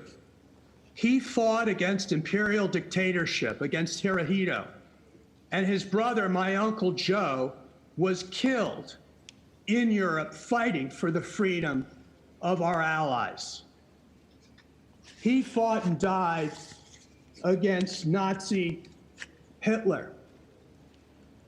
Electing a mass murderer like Raisi shows that Khomeini and his mullahs have given up any facade of moderation.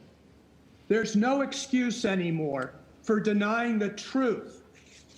We can't be in denial for what the mullahs regime represents.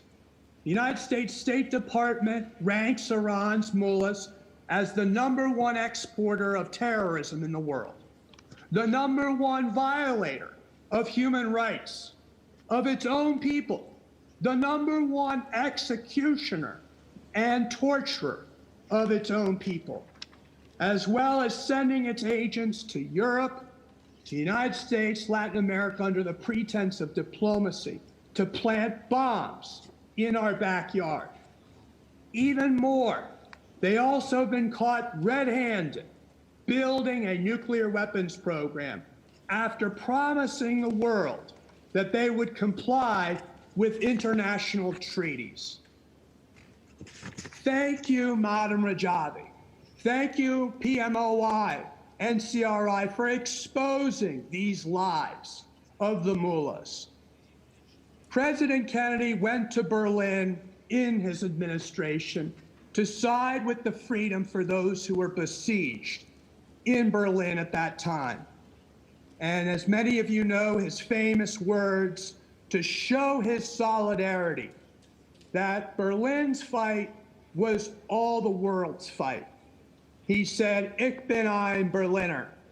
So I am proud, as I have said before, at this gathering and others, in Farsi, to say, "Man Irani hastam."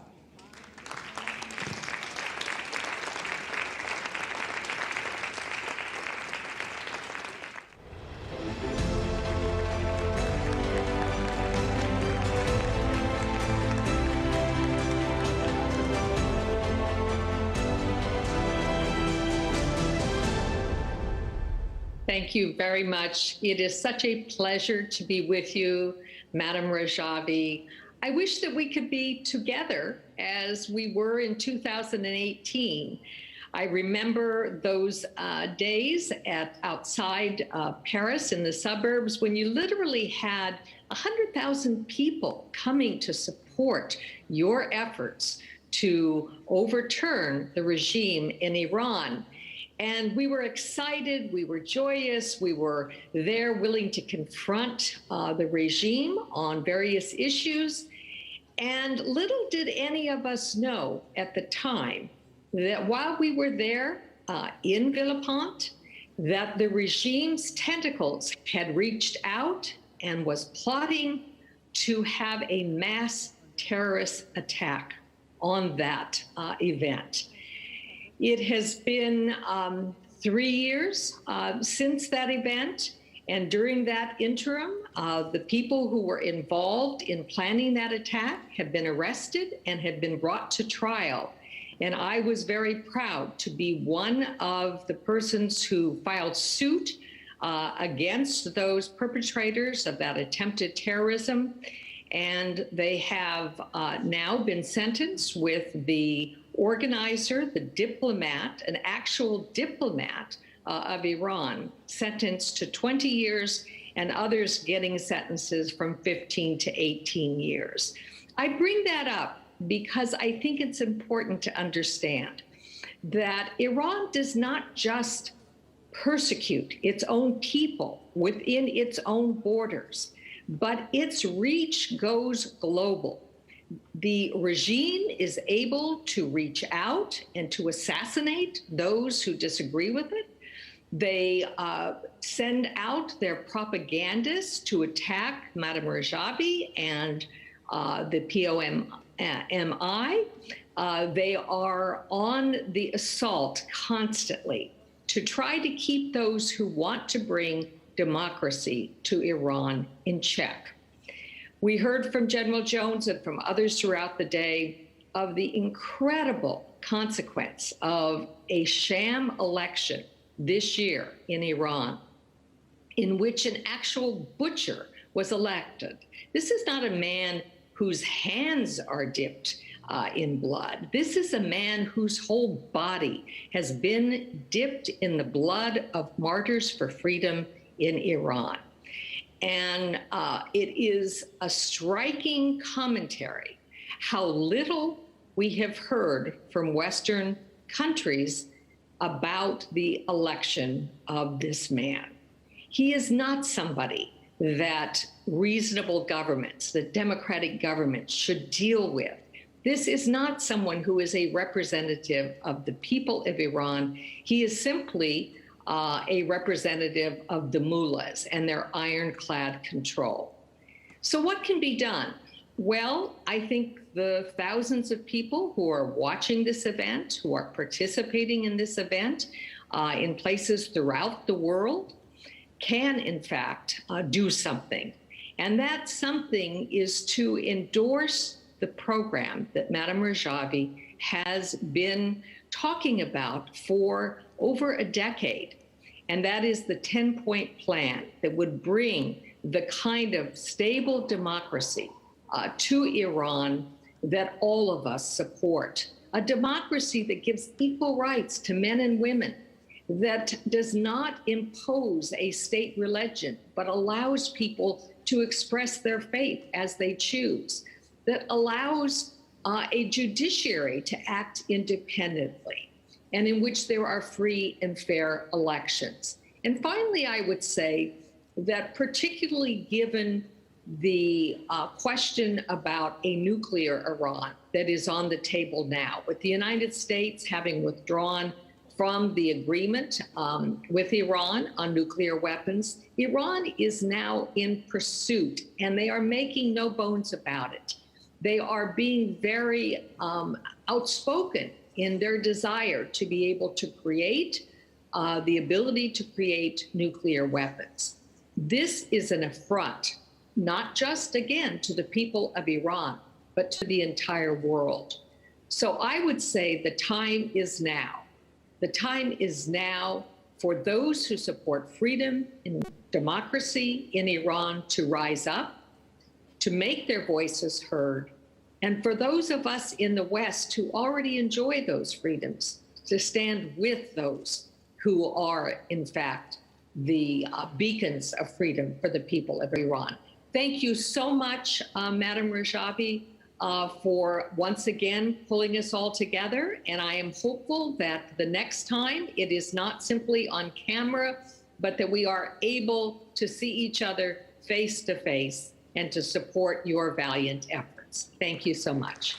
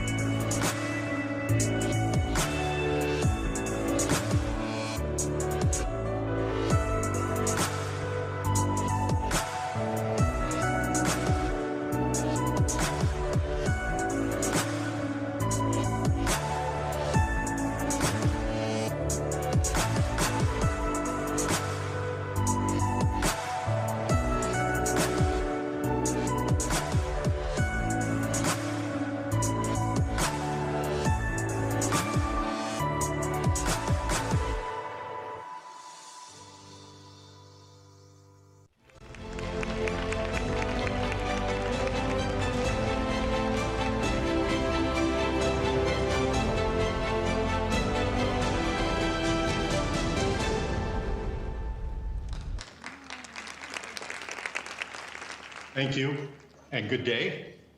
It's a true honor to be with you and to stand proudly with you in the cause of a free Iran.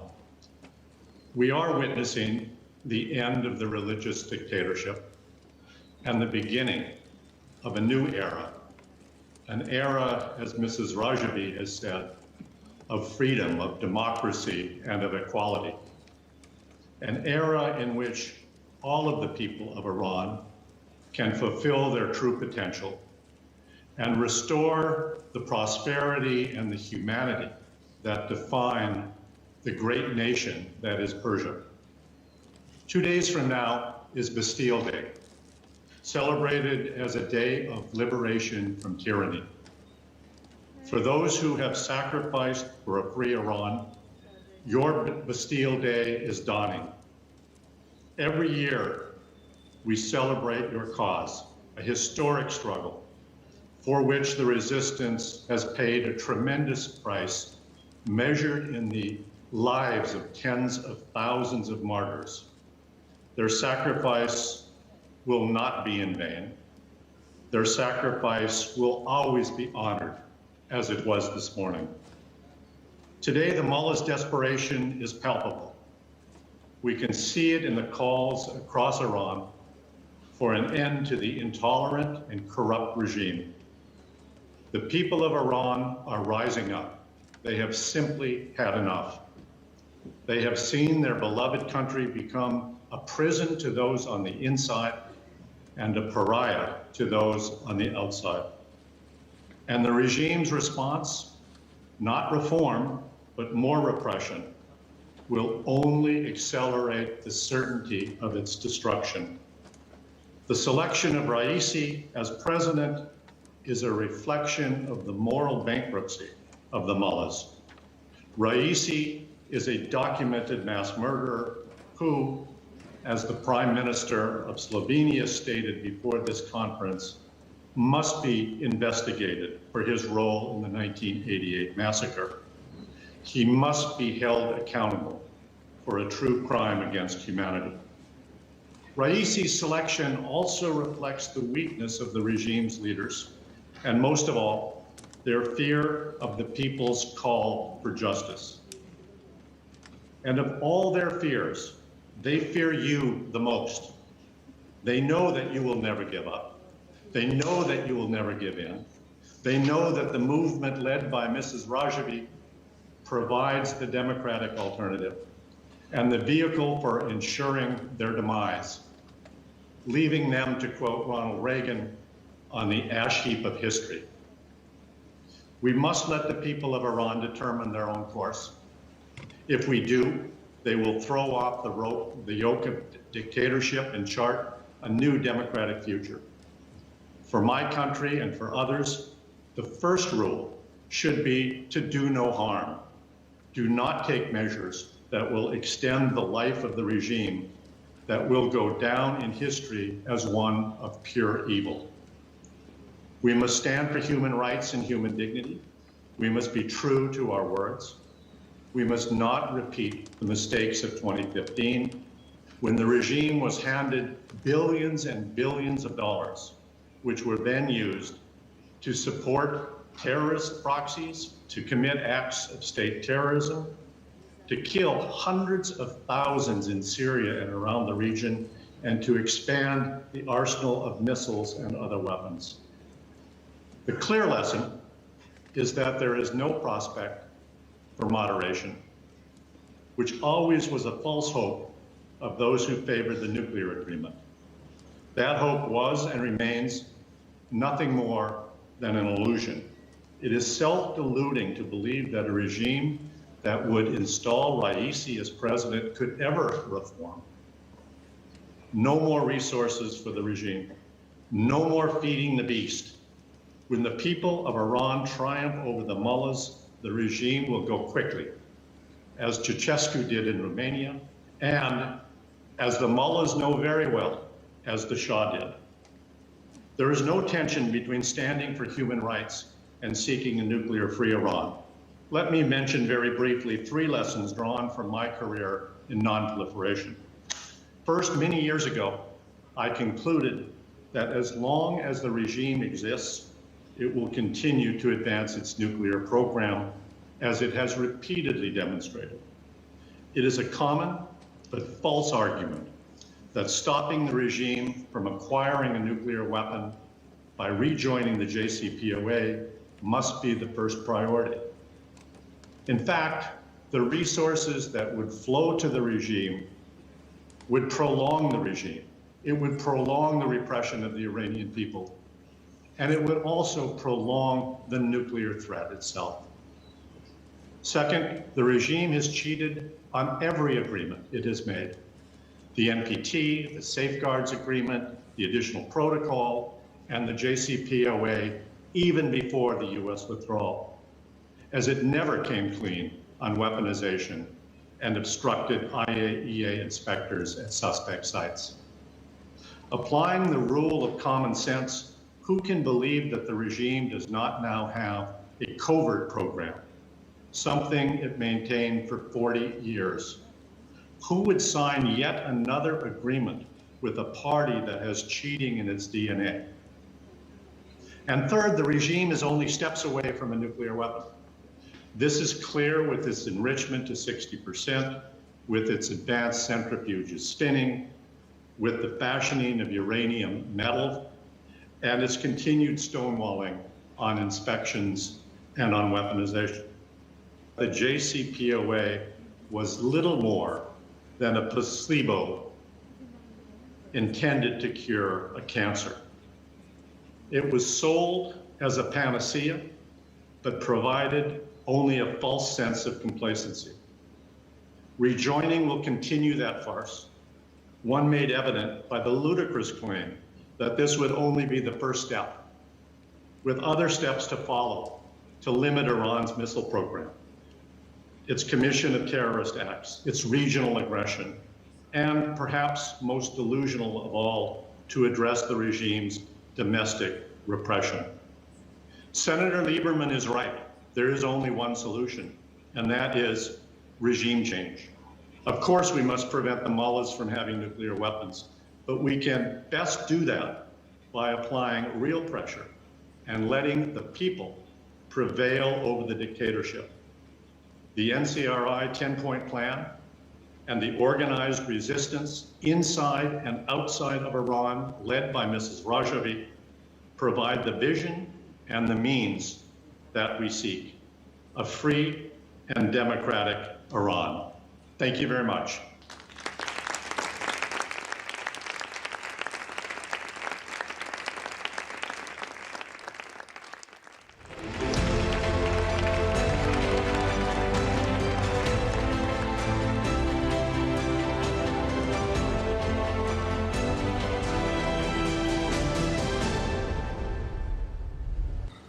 My name is Mitchell Reese. I'm a former American ambassador, and it is my pleasure to be able to speak today to the Free Iran World Summit.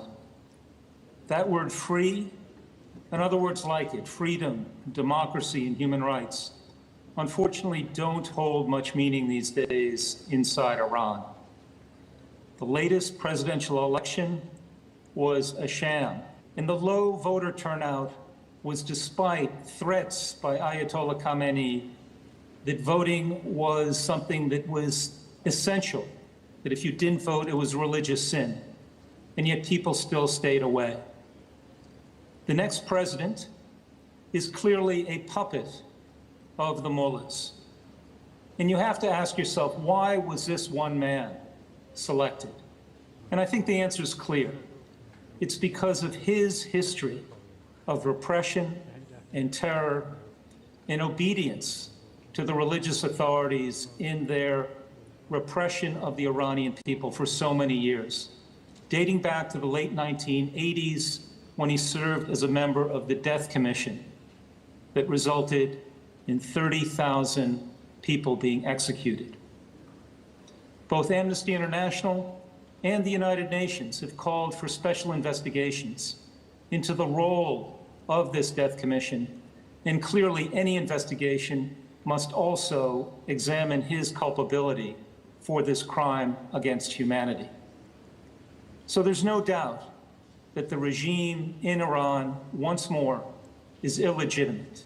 It doesn't enjoy the will of the people. In fact, the people have indicated that they don't support this regime. And it stands against a much better vision, a much more hopeful vision for Iran, one that is based on freedom and democracy and human rights and dignity, where people can assemble freely. They can read the books they want. They can post on social media as they wish. They can speak out. That's the vision that Madam Rajavi has established for a new Iran, a different Iran. It's very attractive. It is very appealing to millions of people across Iran and indeed across the world, but it is feared, terribly feared, by the regime and the mullahs who now control the levers of power in Tehran. The good news is time and history are on the side of Madam Rajavi and freedom for the Iranian people. Hope must be kept alive because that's what will eventually win the day. So it's my pleasure again to speak to you today and to say that many people around the world, millions of people, stand with the Iranian people and their hopes and dreams for a better future. And we're with you, and we encourage you, and we support the vision that Madam Rajavi has established for a new Iran.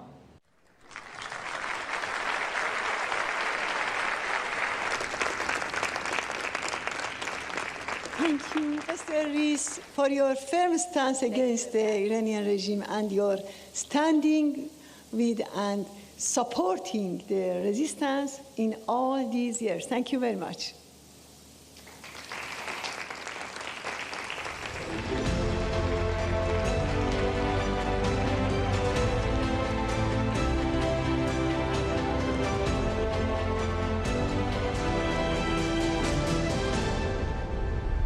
Thank you for the honor to speak to the 2021 Iran Human Rights and Democracy Summit for free and democratic Iran.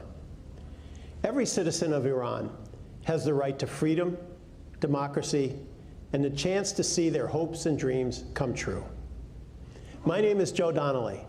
I am the former United States Senator from the great state of Indiana, a state that has great affection for our Iranian brothers and sisters, and is so supportive of your campaign for freedom and democracy and human rights in Iran.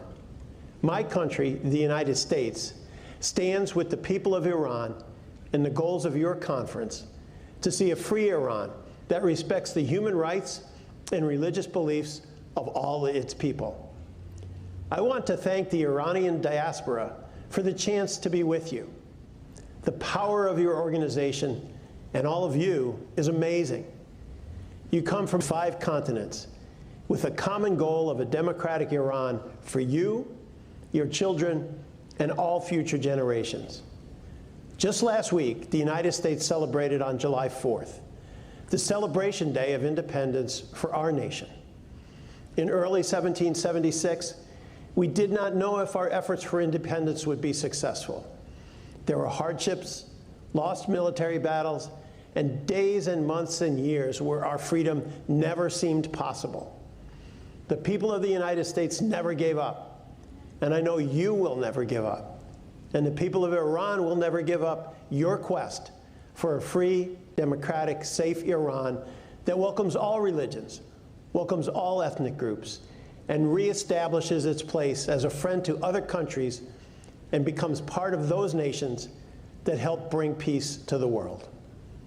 The government that is in place in Iran today has instead a long history of human rights violations, and it spreads terrorist activities around the world. That's not who the people of Iran are or want to be. Instead, Iran's citizens have peacefully and heroically demonstrated throughout their country in recent years for change and a better life. And they were attacked, beaten, jailed, and killed by this government because they stood up for a better future. I stand with you. The United States stands with you, and the world stands with you. It is time to stop the terror tactics and the human rights abuses and to restore Iran to a place where they can be seen as a beacon for hope and peace and freedom. The recent sham election that was boycotted by most of Iranians is proof of the people's choice for a free Iran. As reported in the media, Ebrahim Raisi, a member of the 1988 Death Commission, was selected by Iran's Supreme Leader Ali Khamenei to be the next president of Iran. According to Amnesty International, and as addressed in the House Resolution 118, co-sponsored by 250 members of Congress, thousands of Iranian political prisoners were executed in 1988. The rights of women, our sisters, mothers, daughters, and friends are under constant attack in Iran. It has been stated that women's equality in Iran is not acceptable to today's Islamic Republic. The damage being done to Iran because of the dictator's attitudes toward women is terrible. There are so many lost ideas, so much lost talent, so many incredible women leaders who have never had their voice heard. Iran's women deserve to share an equal part in their nation's life.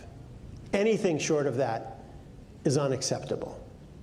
On June 30th, 2018, thousands of people gathered in Paris at the Free Iran Gathering, where they supported advocates for a democratic, secular, and non-nuclear Republic of Iran, and showed support for the opposition leader, Mrs. Maryam Rajavi's 10-point plan for the future of Iran, which calls for the universal right to vote, free elections, a market economy, and it advocates gender, religious, and ethnic equality, a foreign policy based on peaceful coexistence, and a non-nuclear Iran. Imagine an Iran that exported peace and knowledge and friendship and help to other peoples and places. That's the Iran you are working so hard to create. That's the Iran your efforts can make possible. That's the Iran which its citizens dream of creating and living in. Your hard work and sacrifice and efforts make the reality of that dream come closer every day. You've seen the light of freedom growing brighter every day in Iran, and your continued dedication to the cause of Iranian freedom ensures that it will continue. We can see an Iran that helps end hunger instead of exporting terror to places like Yemen. We can see an Iran that helps lead the way in solving climate change in the Middle East and elsewhere. And we can see an Iran that is a reliable partner in making our world a better, safer place for all its citizens and everyone else. That's your dream, and that's the dream of those who live in Iran today. You work every day to make the dream of a free and democratic Iran come true. It's not easy work, but it's noble work. It's very, very important to the whole world, and we are grateful for your dedication and devotion. May your success grow ever stronger, and please know the prayers and hope and dreams of the people of Iran and the world are with you. Thank you so much for all you are doing to make the world a better place and to make Iran a free beacon for all. Thank you so much.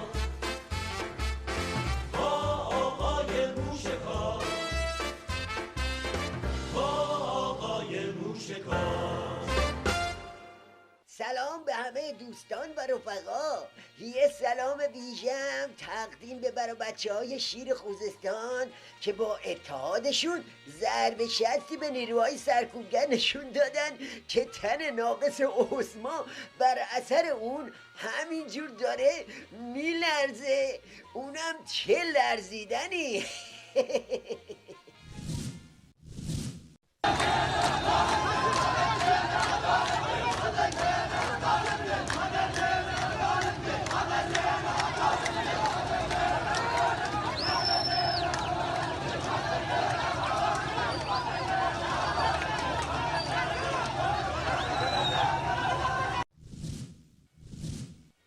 بله ماشاءالله، هر وقت که دست به دست هم بدیم و بزنیم به قلب دشمن، اونا مثل سگ دومشونو میذارن رو کولشونو فرار.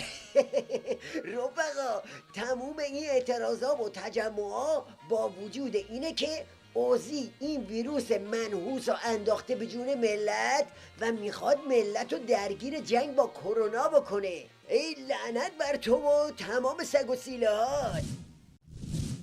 الان ما دقیقاً داریم به شرایط جنگی دوباره برمیگردیم. اگر شما کاش میشد من یه فیلمی از اورژانس نشون میدادم که وضعیت به چه صورته. اوضاع خیلی خرابه و ما الان داریم به سمت سعودی تازه میریم. اگر الان شروع این پیک پنجم به این صورت باشه، من از همین الان اینجا احساس خطر میکنم که واقعا بیمارستان ما که یه بیمارستان 1000 تخته و بسیار مجهزه نتونه پاسخگوی این مسئله باشه.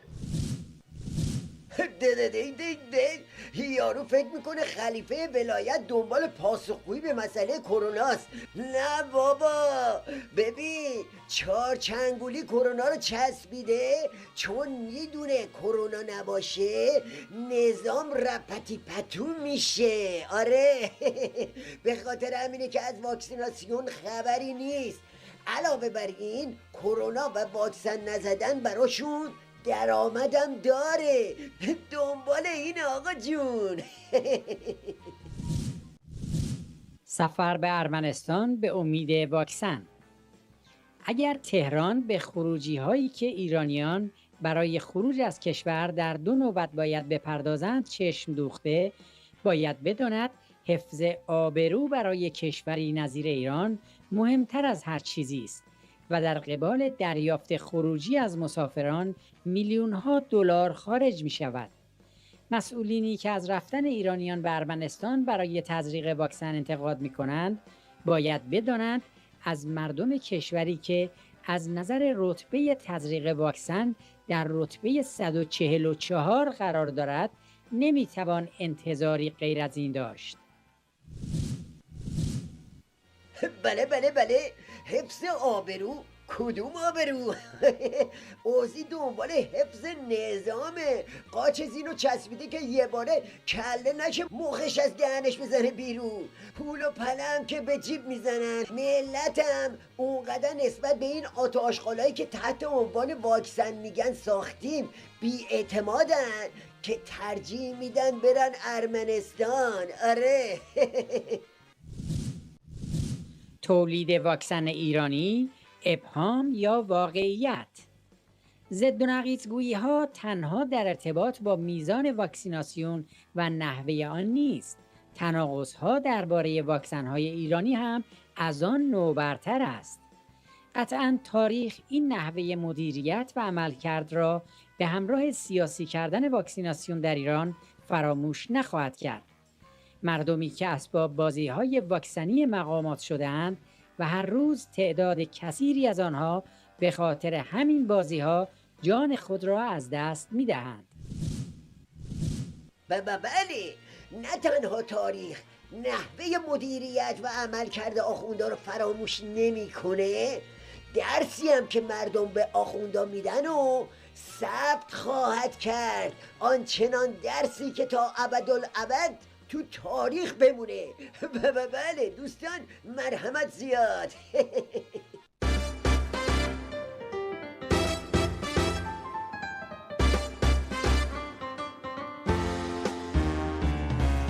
دستای داغ و شفا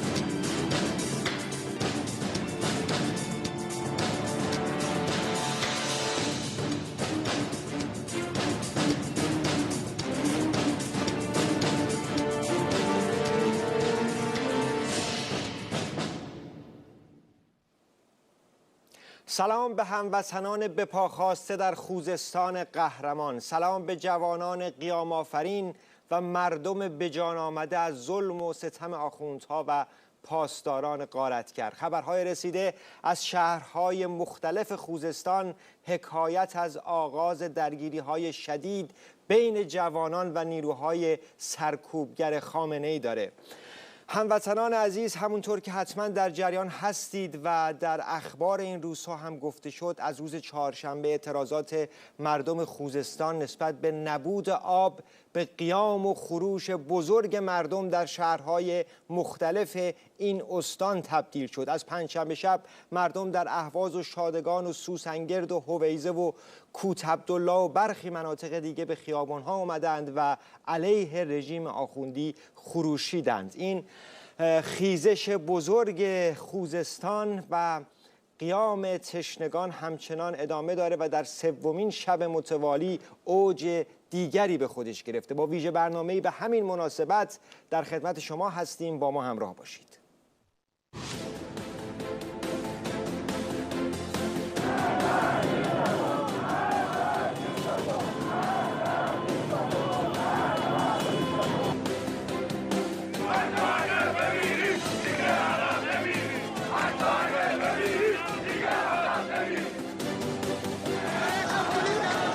خبرنگار سیمای آزادی.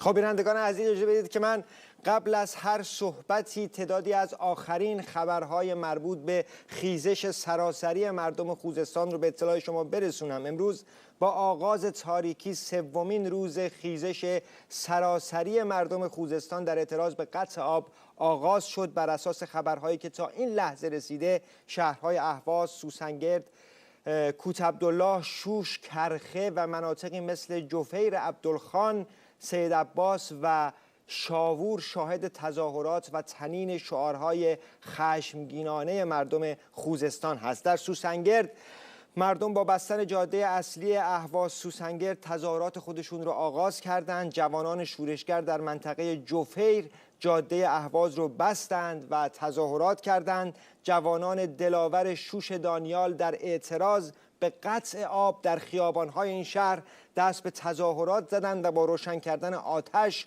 جاده رو در چهارراه شوش بستند. همچنین مردم خشمگین در شهر شوش با روشن کردن آتش پل اصلی شهر رو مسدود کردند. ساکنان روستای سید نعیم اهواز با تظاهرات به خیزش سراسری مردم خوزستان پیوستند. جوانان شورشگر در منطقه شاوور در شوش در اعتراض به قطع آب جاده اندیمشک اهواز رو بستند. در این منطقه صدای تیراندازی همچنان به گوش میرسه. خب بینندگان عزیز، به من اطلاع میدن که تصاویر آماده پخش هست از خیزش سراسری خوزستان که با هم میبینیم. برمیگردیم، ما در خدمت شما هستیم با ادامه گزارش ها، خبرها و مطالب و تحلیل ها راجع به این خیزش سراسری. با هم ببینیم.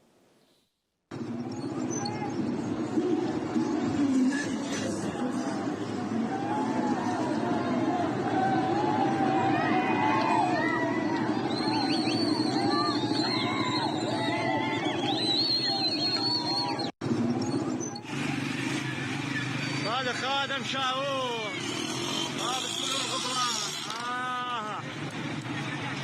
زين تريد هذا الصوت. همین الان شوش دانیال 26,400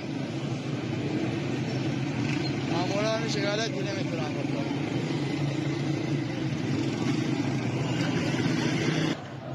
دمت تو گرم.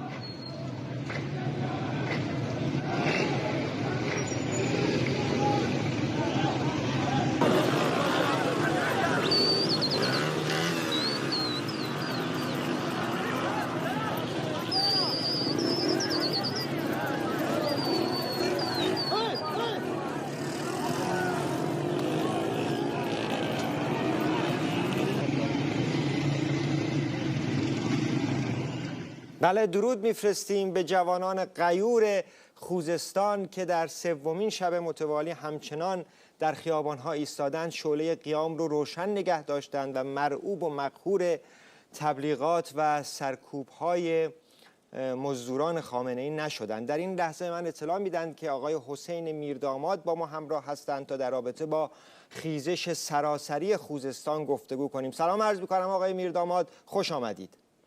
منم سلام میکنم خدمت شما و درود میفرستم به همه جوانان دلیر خوزستان در شهرهای مختلف، در سوسنگرد، در اهواز، در حمیدیه، در شادگان، در شاوور، در سیدنعیم، در جفه، در کوت عبدالله، در هر شهر و روستایی که به پا خواستند و الان نزدیک 5-6 ساعته که جوونا با نیروهای سرکوبگر رژیم درگیر هستند و در واقع یک شورش و قیام بزرگی رو در خوزستان شروع کردن از چند روز پیش تا الان و ادامه دادن.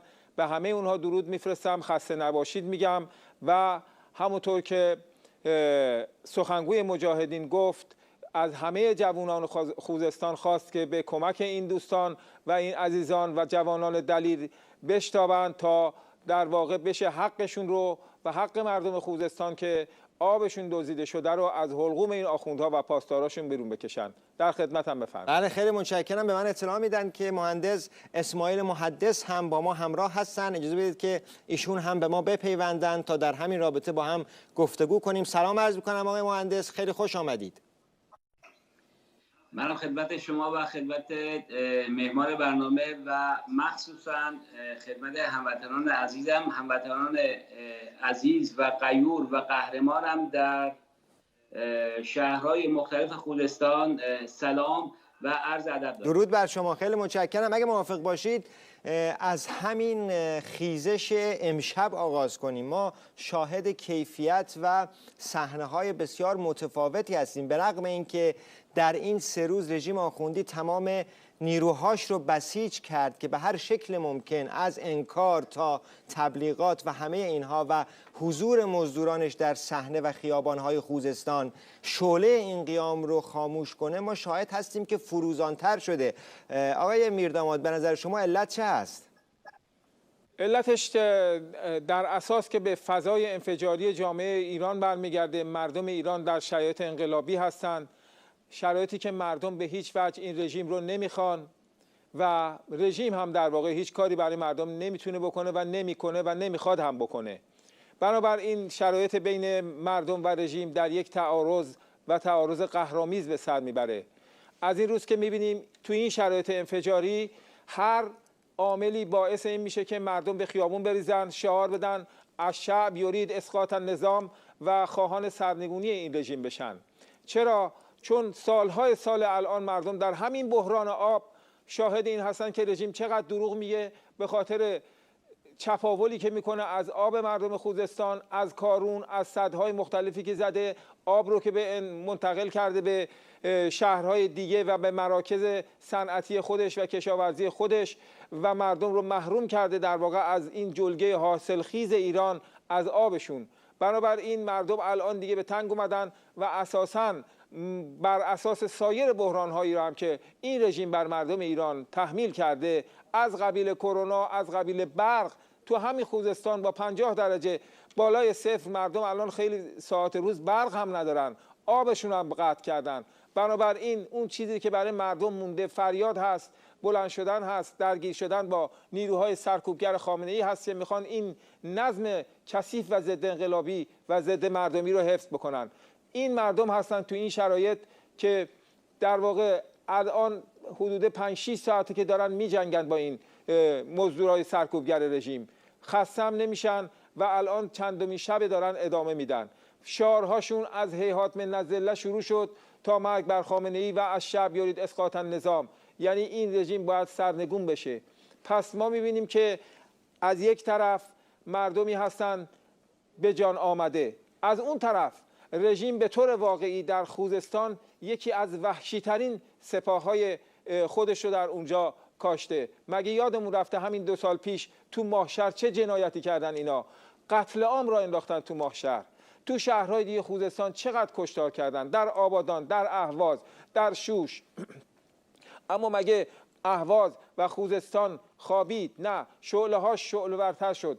الان میبینیم در هر خیابونی، در هر جاده‌ای، در هر منطقه‌ای که مردم هستن، از روستاها تا شهرها بلند شدن و قیام میکنن علیه این رژیم. بنابراین به طور خلاصه اگه بگم خدمتتون جوابش رو بدم، علت این هست که از یک طرف جامعه‌ای هست در خوزستان به طور خاص که رژیم آخوندی چپاولشون کرده و هیچ گونه امکاناتی بهشون نداده، در جهات مختلف اینها رو آبشون رو سرقت کرده، برقشون رو سرقت کرده و نفتشون رو سرقت کرده. از اون طرف رژیمی هست لرزان، بی‌ثبات و در برابر محاصره قیام‌های مردم ایران توانش رو هم از دست داده. بنابراین می‌بینیم که مردم اومدن برای که حقشون رو بگیرن و تو خیابون‌ها هستن. بله. خب آقای میرداماد، ما باز هم راجع به این موضوع صحبت خواهیم کرد، اما اجازه بدید که من پرسشی رو داشته باشم از آقای محدث. الان ما خیلی خوب میدونستیم که و صحبت هم شده بود در رابطش که خامنه‌ای در واقع با آوردن آخوند رئیسی جلاد 67 قصد داشت که آرایش جنگی در برابر مردم ایران اتخاذ کنه و قبل از هر چیز در برابر قیام مردم ایران خط ببنده. حالا که ما میبینیم جوانان خوزستانی، مردم خوزستان با این روحیه بالا و پرشور در صحنه حاضر شدن، این چه تأثیری رو داره در این آرایش جنگی رژیم و وضعیت رژیم، اون هم قبل از روی کار آمدن و استقرار دولت آخوند رئیسی؟ ببینید به هر حال ما با رژیمی طرف هستیم که عقب مانده است، بیکفایت، نالایقه و به همین خاطر بسیار فاسده. بنابراین اگر ما حتی از یک موضع ناظر بیطرف به رژیم ولایت فقیه نگاه بکنیم، رژیمی که برای مشکلات مردم، برای مشکلات کشور بزرگ و مهمی مثل ایران هیچ برنامه و طرحی نداره و توانی برای جوابگویی به مشکلات روزمره مردم نداره. پس بنابراین ببینید ما از 30 خرداد سال 60 به این ور دیدیم که مشکلات مردم در قبال رژیم هر روز بیشتر شده. ببینید من کلا معتقدم که قیام و انقلاب در تقدیر مردم ایران هستند. این امروز این مسئله مخصوصا از سال 96 به این ور تو خیابان‌های ایران جاری شده. یعنی ببینید اگر شعارهایی که مثلا شورای ملی مقاومت، مجاهدین و مقاومت از 40 سال الان در آستانه 40 سالگی شورای ملی مقاومت هستیم، شعارهایی که شورای ملی مقاومت و مجاهدین از 40 سال پیش میدادن الان چندین ساله که جزء شعارهای کف خیابونه. بله. پس بنابراین از طرف دیگه رژیم هم به خوبی میدونه که این مردم آماده قیام هستند، به خاطر اینکه مردم اگر زمانی ما برای آزادی و خواسته های معنوی انقلاب کردن مردم ایران در 100 سال گذشته، امروز دیگه مسئله عاجل مردم ایران مسئله آب، مسئله نونه. پس بنابراین هیچ چیزی بعد مردم، عموم مردم اینو میفهمن که این رژیم نه میخواد و نه میتونه که جوابی به این خواسته های ابتدایی مردم بده. معذرت میخوام آقای محدث، ببخشید که صحبتتون رو قطع میکنم. از اتاق فرمان اطلاع میدن که تصاویری به دستمون رسیده از به آتش کشیده شدن خودروهای مزدوران و بسیجی ها در خوزستان. اگه موافق باشید ببینیم این تصاویر رو، بعد برمیگردیم و گفتگومون رو ادامه میدیم. خواهش میکنم پخش کنن. حاليا سيارة البسيج محرقوها. حاليا سيارة البسيج محرقوها. حاليا سيارة البسيج محرقوها. حاليا سيارة البسيج محرقوها. بله با هم دیدیم خشم خروشان جوانان خوزستان رو که در خود کلیپ هم صدای هموطنان عربمون رو شنیدیم که میگفتند که خودروی بسیج مزدوران رو با آتش کشیدن. شما بفرمایید آقای مهندس، صحبتاتون رو ادامه بدید. ببخشید. خواهش می‌کنم. ببینید همونجوری که میگفتم به هر حال قیام و انقلاب در تقدیر مردم ایران، از اونجایی که به این نتیجه رسیدن که برای به دست آوردن خواسته‌های اولیه‌شون باید از سرنگونی رژیم آخوندی عبور بکنن و از طرف دیگه رژیم ولایت فقیه آخوندی این مسئله رو به خوبی میدونه. ببینید در یک منطق عادی هیچ انتخاب رئیسی به عنوان مهره بدنام به عنوان رئیس جمهور با هیچ منطقی جور در نمیاد و از طرف دیگه جانشین رئیسی در قوه قضاییه آخون بدنامتری مثل اژه‌ای به عقل هیچ کسی واقعا نمیرسه. پس بنابراین من فکر میکنم که اینو دیگه مردم عادی خیابونه ها هم میدونن که امروز رژیم آخوندی مشخصاً و علناً به مردم اعلام جنگ داده و من فکر میکنم که مردم ایران برای این جنگ به خاطر به دست آوردن احتیاجات اولیه‌شون آماده جنگ هستن. بله.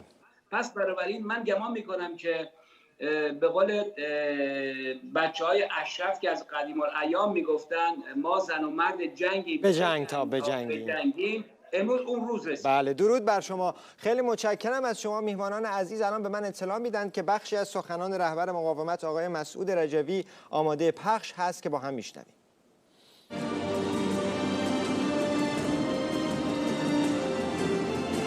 دوران تغییر رو ما باید شکل بدیم، ما باید تعیین کنیم، ما باید بنویسیم. اگر ما ننویسیم طرف مقابل مینویسه. اگر ما شکل ندیم یا هر مقدارش ما شکل ندیم اون شکل میده. اگه ما تعیین نکنیم یا هر مقدارش رو تعیین نکنیم خب اون تعیین میکنه. در یک دهه گذشته این بوده، در آینده هم باز همین. وقتی میگوییم دوران تغییر و تغییر دوران، این ویژگیشه. یک به یک مجاهدینش تعیین کننده میشوند که چقدر این سرنوشت را خودش مینویسد و چقدر قلم را میدهد به طرف مقابلش که بنویسد. همان منطق کس نخوارد که همه باش آشنا هستیم. تا همین امروزش هم همش بر اساس کس نخوارد بوده. هیچ کس هیچ لطفی به شما نکرده. از این به بعد هم سرنوشت را خودمان با قلم خودمان می نویسیم. از این به بعد هم با قدم خودمان، با نفس خودمان، با خون خودمان، با رنج و رزم خودمان.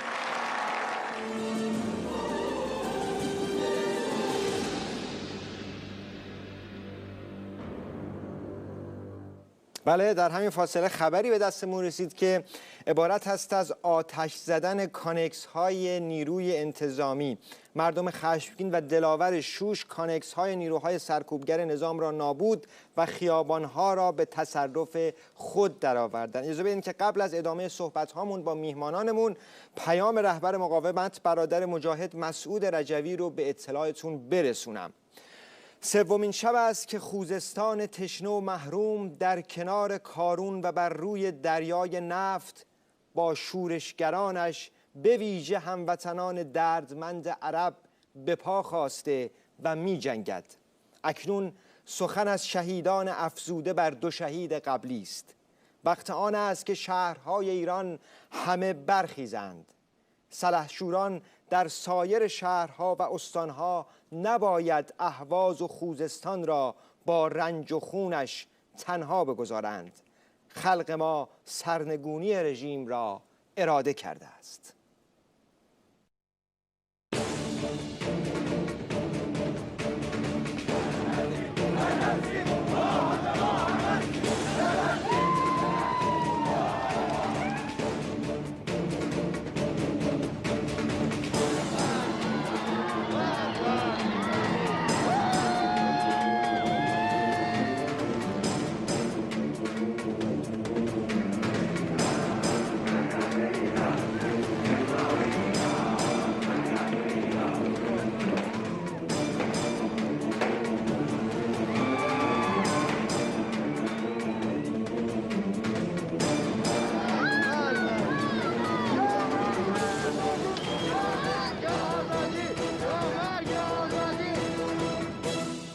بله بینندگان عزیز، با ویژه برنامه‌ای به مناسبت سومین شب خیزش سراسری در خوزستان در خدمت شما هستیم، همراه با میهمانان عزیزمون آقای مهندس اسماعیل محدث و آقای حسین میرداماد. آقای محدث، خیلی متشکریم از حضور شما.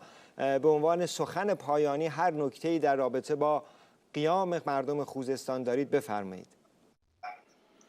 بله، ببینید من گمان میکنم بعد از صحبت‌های رهبر مقاومت حرف زیادی برای گفتن وجود نداره. فقط من به یک موضوعی که گمان میکنم همه از من بهتر بدونن اشاره میکنم. ببینید مقاومت ما هم دارای تئوری انقلابه و هم امروز به همت مقاومت تشکیلاتی داره که آماده است. یعنی که امروز برای ورق زدن صفحه ننگین جمهوری اسلامی همه چیز آماده است. به همین خاطر اگر به من اجازه بدین، من از تمامی مردم ایران، از دختران و پسران و جوانان ایران در سراسر ایران، همونطور که مردم غیور مشهد به کمک برادرانشون در استانها و شهرهای خوزستان اومدن، من ازشون صمیمانه میخوام و خواهش میکنم که از قیام مردم خوزستان حمایت بکنن و یک صدا پا به بیدون بذاریم تا این پرونده کثیف نظام آخوندی رو یک بار برای همیشه ببندیم و ایران رو به سوی سعادت و دموکراسی پیش ببریم. درود بر شما. از شما بسیار متشکرم. خواهش میکنم. خیلی لطف کردید، سپاسگزاریم از شما و خدا نگهدارتون. خواهش میکنم، خدا نگهدارتون. خدا نگهدار. خب همراه هستیم با ادامه ویژه برنامه و پرسش دیگری از آقای حسین میرداماد. آقای میرداماد، شما در صحبت‌هاتون اشاره کردید به انواع و اقسام بحران‌هایی که رژیم آخوندی رو احاطه کرده. سوالم این هست که در میان این بحران‌ها بحران آب چه جایگاهی داره و چه تفاوتی میکنه با سایر بحران‌هایی که رژیم این روزها داره؟ خب از قدیم گفتن که آب مایه حیاته. وقتی که آب برای انسان‌ها نیست، حالا چه آب شرب، چه آب کشاورزی، چه آب سایر مصارفی که دارند و حتی آب برای دامهاشون، خب شما شاهد این هستین که چه وضعیتی پیش میاد. در واقع مردم نمیتونن تو خونه بند بشن. به همین دلیل هم هستش که خب آب وقتی که دچار بحران میشه، شدت و حدت اعتراض و انفجار اجتماعی هم بیشتر خواهد بود. اما اینکه سایر بحران‌ها چه نقشی در واقع اینها دارن، اینها در واقع همون پازلی رو تشکیل میدن که وضعیت تمام بحرانی رژیم رو نشون میده. رژیمی است که از همه منابع مردم ایران چنگ اندازی کرده بر اونها و سپاه رو در واقع با نیروی سرکوبگر خودش برده، این منابع رو به چنگ آورده، هم خامنه‌ای و بیتش و نهادهای اقتصادیش و هم تمام ارگان‌هایی که وابسته به سپاه هستن. بله. شما این در حد معذرت میخوام، به من اطلاع میدن که فیلمی به دستمون رسیده از آتش زدن کانکس‌های نیروی انتظامی. این تصاویر رو ببینیم، باز میگردیم و صحبتمون رو ادامه میدیم. بله. خواهش میکنم.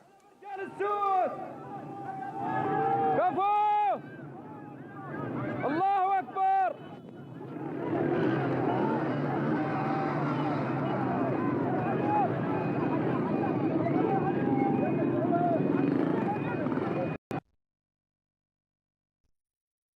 هلا برجال السوس. كفو. الله اکبر.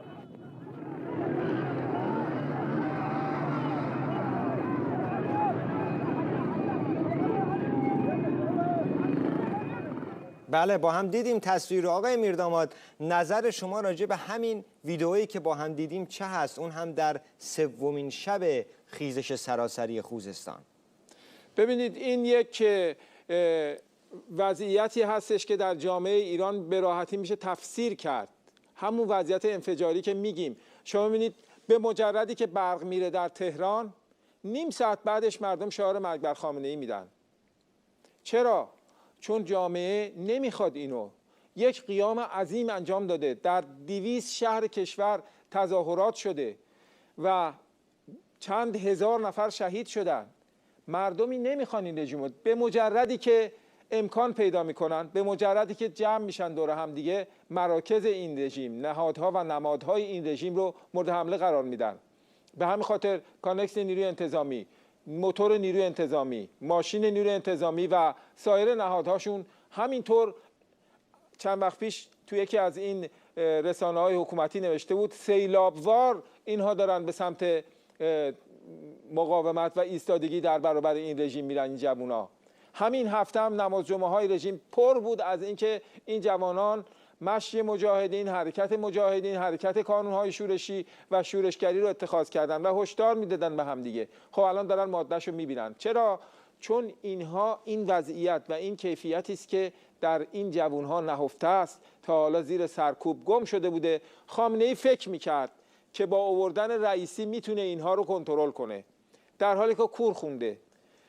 اتفاقاً بسیار مردم مصممتر، عزمهاشون جزمتر شده برای ایستادن در برابر اینها. بله بله، به من اطلاع میدن که تصاویر دیگری برگرفته از اینترنت هست از رویارویی جوانان و مردم خوزستان با مزدوران رژیم که اگه موافق باشه اونها رو هم با هم ببینیم، بعد من پرسش بعدیمو مطرح کنم. خواهش میکنم پخش کنید.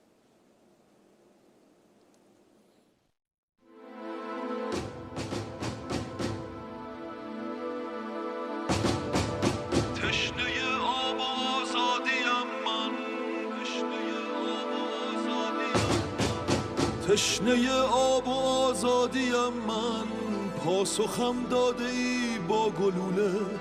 وای اگر بشکفت خشم سرخ از خالی مشت من تا گلوله. تشنه آب و آزادیم من، شهر من کربلای وطن شد. سهم آنان طلای سیاهم، تیر نامردمان سهم من شد. خوزستان لب خشک ایران نشو، خوزستان فراموش و ویران. خوزستان توی مهد شیران، بمان خوزستان. خوزستان لب خشک ایران نشو، خوزستان فراموش و ویران. به پا خوزستان توی مهد شیران، بمان خوزستان.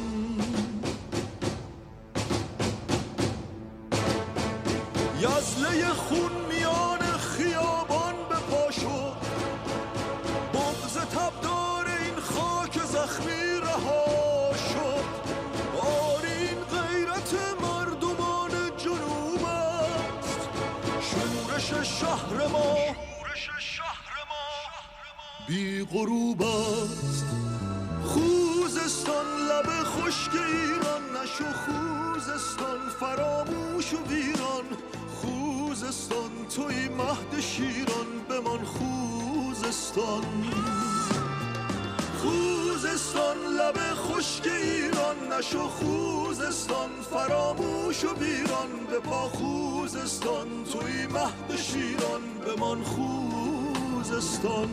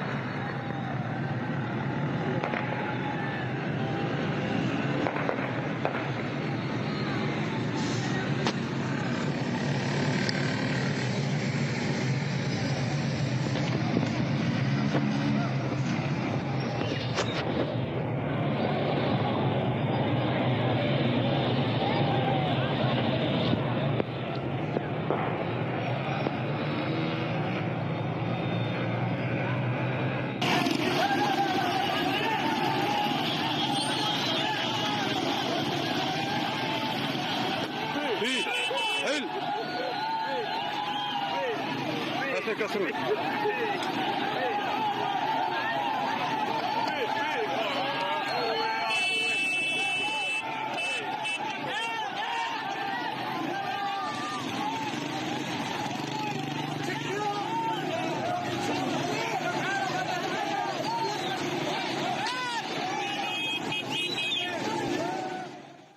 بله، درود میفرستیم به مردم به پاخواسته خوزستان که اینطور شجاعانه ایستادن در برابر گلوله‌های مزدوران خامنه‌ای سینه سپر کردند و آتش آب و آزادی رو فریاد میکنند.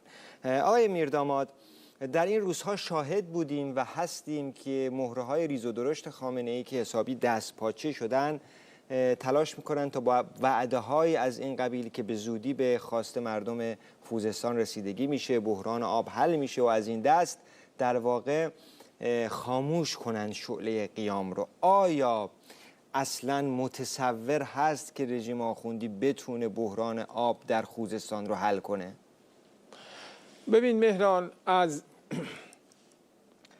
من از 20 سال پیش به این سمت رو نگاه میکنم، حالا جدا از 20 سال قبلترش، تقریبا حدود 20 سال پیش بود تظاهرات آب در شهرهای خوزستان بالا گرفت، هم در خرمشهر، هم در آبادان، هم در اهواز بالا گرفت. اون موقع دوره آخوند شیاد خاتمی بود و خیلی هم پول به پاش میریختن، علاوه بر اینکه درآمدهای میلیاردی، ده‌ها میلیاردی نفت هم وجود داشت. همون موقع صندوق بین‌المللی پول 149 میلیون دلار به اینا دادن برای آب و فاضلاب و اهواز. همه این پول رو بالا کشیدن، همه شوهان، حتی یک دونه از این $1 رو نگفتن کجا خرج شد. بعدا خودشون افشا کردن که این پول اصلا معلوم نیست کجا رفته. بعد تو دوره پاسدار احمدی نژاد اومدن کلی با دوباره قیام ها شکل گرفت در خوزستان، شهرهای مختلف اومدن کلی با تبلیغات، ما داریم آب شرب درست میکنیم، آب تصفیه شده درست میکنیم. اول کلنگشو میزدن، بعد افتتاح میکردن اینها، بعد آخر سر معلوم نشد اینا این آبا رو کجا میفروشن. معلوم شد که این آبا رو اصلا این پروژه رو درست نکردن برای مردم محروم مناطق خوزستان، بلکه درست کردن برای آبا رو بفروشن به کشورهای دیگه. بعد اومدن سدهای مختلف زدن، سدهایی رو زدن که آب کارون رو شور کردن، مثل سد گتمن. بعد 40 تا روستا رو بردن زیر آب، از بین بردن و انبوهی مشکلاتی برای این مردم به وجود آوردن. اومدن هورالعظیم رو خشک کردن. حتی اگه یادت باشه تو جریان سیل اجازه ندادن آب به سمت هور بره، چون میرفت به سمت اون شرکت هایی که اینا در واقع چاهای نفتی که سپاه اونجا رو به چنگ خودش در آورده، آب به سمت اونجا نره، آب رفت به سمت روستاها و بسیاری روستاها رو. معذرت میخوام آقای میرداماد، الان به من اطلاع میدن که آقای رضا رحمانی از انگلستان با ما در تماس هستند. سلام میکنم آقای رحمانی، خدمت شما. به ما بپیوندید و صحبت ها و نظرتون رو راجع به خیزش سراسری خوزستان بفرمایید. سلام عرض میکنم به شما و مهمان عزیزتون. خیلی خوشحال شدم که در این برنامه شرکت میکنم تا با همشهریای خودم چند کلام صحبت بکنم. درود بر شما، بفرمایید. عرضم به خدمتون، والا من چی بگم، من با یک دل پردردی و دارم به این صحنه ها نگاه میکنم. خوزستانی که چندین رودخانه بزرگ کشور درش در جریانه، کارون، کرخه، دز، زهره، جراحی، اینا همه در خوزستان هست و مردم ستمدیده خوزستان بایستی تشنه لب دنبال آب باشن و صدمه ببینن. من از همینجا جنایات رژیم رو اولا محکوم میکنم. جواب مردمی که میان توی خیابون برای حقشون فریاد میکشن، برای آب فریاد میکشن، تشنه لب هستن و جوابشون گلوله است، یک جنایت بزرگه. مردم حمیدیه، سوسنگر، جفر، ماهشهر، شادگان، اینها در کنار بزرگترین رودخانه های کشور هستند، ولی همونطور که خودتون میدونید با سیاست های جنایت کارانشون طبیعت رو به به فساد کشوندن، یعنی هرس و نسل که اونجوری نابود کردن و اونجوری همه رو اعدام کردن. بچه‌هایی رو که خودتون میدونید خوزستان یکی از به اصطلاح مراکز مهم به اصطلاح فعالیت بود علیه رژیم و جوابشون گلوله بود و منابع به اصطلاح خوزستان رو هم تاراج کردن و این واقعا برای ما خوزستانی ها غیر قابل تحمله. شما خودتون اهل کدوم شهر هستین آقای رحمانی؟ من اهوازی هستم. درود. من اهوازی هستم، اهل محله آمری. بله. یعنی یکی از قدیمی ترین محلات اهواز که محله عرب نشین اهواز. پس این تصاویر رو که میبینید تمام این خیابون ها رو میشناسید، درسته؟ ببینید من با خوزستان، خب تو خوزستان بزرگ شدم. من به عنوان یه هوادار مجاهدین تمام این شهرهای خوزستان رو دیدم، با رنج مردم آشنا هستم، با غیرتمندی جوانای خوزستان به خصوص عشایر عرب آشنا هستم. میدونم در مهمان نوازی، در شرافتمندی، در غیرتمندی واقعا خیلی سقف بالایی دارن. مهمان نوازی اینا بی‌نظیره. من وقتی این صحنه‌ها رو که میبینم که اینا به خاطر بی‌آبی اینجوری تحت فشار هستن، تحت ظلم هستن و جوابشون گلوله است، واقعا نمیدونم چیکار کنم. قلب آدم درد میگیره. فقط اینجا از خشم دارم به اصطلاح دندون به هم دیگه فشار میدم وقتی میبینم اینا به خاطر به اصطلاح احقاق حقوق خودشون مورد به اصطلاح تهاجم قرار میگیرن. ولی از یک طرف دیگه هم جوانان خوزستان جواب خیلی خوبی به اینا دادن. شجاعتشون خیلی چشمگیره آقای رحمانی.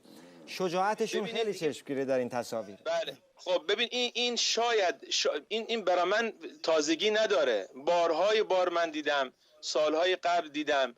شجاعت اینا بی‌نظیره. ببینید اینا عشایر بسیار غیرتمندی هستن، عشایر خیلی با شرفی هستن. آخه چرا باید همچین زندگی پیدا بکنن؟ این هورالعظیم، این دوستای من تعریف میکردن، میگفتن که ما اونایی که توی هور به اصطلاح ماهیگیری میکردن، میگفت که ما اینجوری مثال خیلی ساده میزد، میگفت ببین رضا ما یک روز توی هور ماهیگیری میکردیم، برای یک هفتمون کافی بود.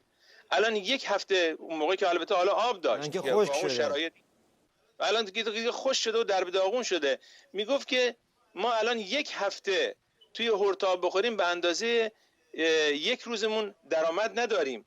ببینین من الان فقط به یه چند تا، چون واقعا نمیدونم چی بگم، این صحنه ها رو که من دارم میبینم، از یک طرف به اصطلاح احساس غرور میکنم و دلم با اوناست، از یه طرف دیگه هم میبینم که اینا به اصطلاح اینطوری به اصطلاح مورد تهاجم و سرکوب قرار میگیرن واقعا ولی مطمئن هستم. ببین من اینا از اینجا به اینا اطمینان میدم که ما نمیگذاریم این صدا خاموش بشه و به دنیا نرسه.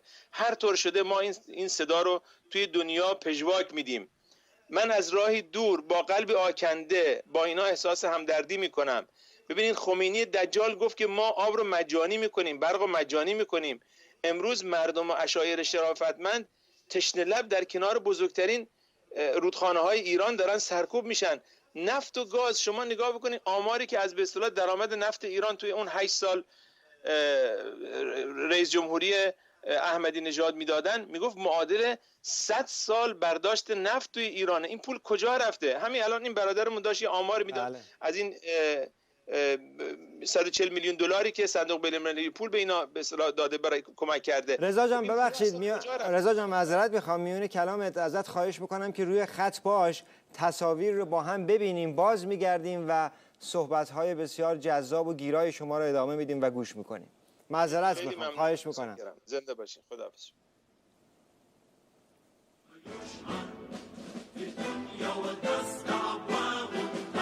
سيف فليشهر سيف فليشهر في الدنيا وتستعوار تسدع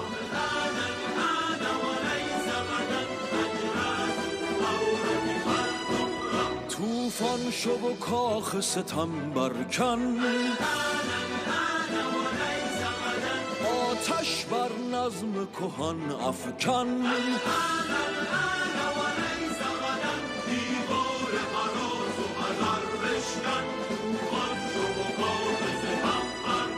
سر تا سر خاور بی آرام رویان ز نسیم بهاران است پوینده قله آزادی این جوشش خون شهیدان است سر تا سر خاور بی آرام رویان ز نسیم بهاران است پوینده قله آزادی این جوشش خون شهیدان است به گلوله دشمن پاسخ ده با شعله آتش خشم افشان که رها گردی تو ز بیداد این تاریک اندیشان به گلوله دشمن پاسخ ده با آتش خشم افشان که رها گردی تو ز بیداد این تاریک اندیشان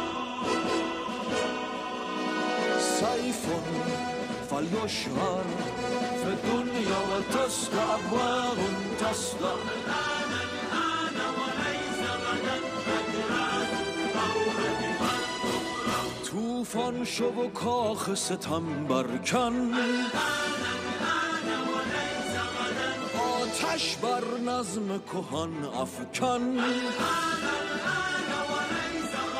دیوار هراس و حذر بشکن طوفان شو و کاخ ستم برکن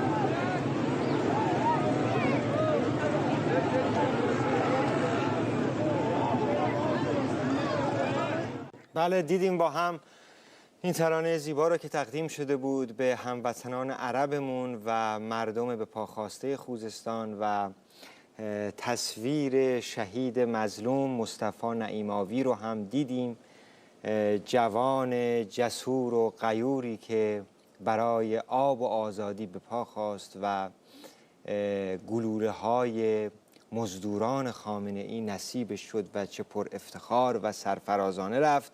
رضا جان اگر با ما در تماس هستی خواهش میکنم که پیامت رو خطاب به جوانان خوزستان، جوانان همشهرید مثل همین مصطفی عزیز که تصویرش رو دیدیم بگو که بعد با شما خداحافظی کنیم.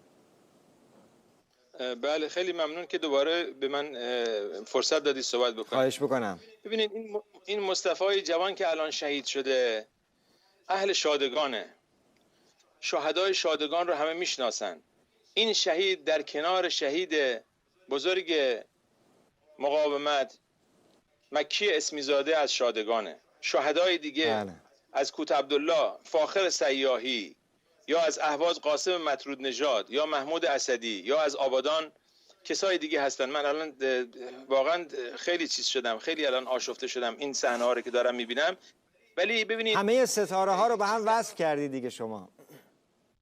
این واقعا اینا ستاره. ببینید این بچه‌های شادگان، بچه‌های اهواز، این مردان با غیرت خوزستان، اینا شایسته یه زندگی خیلی خوب هستن، یک زندگی مرفه و آزاد.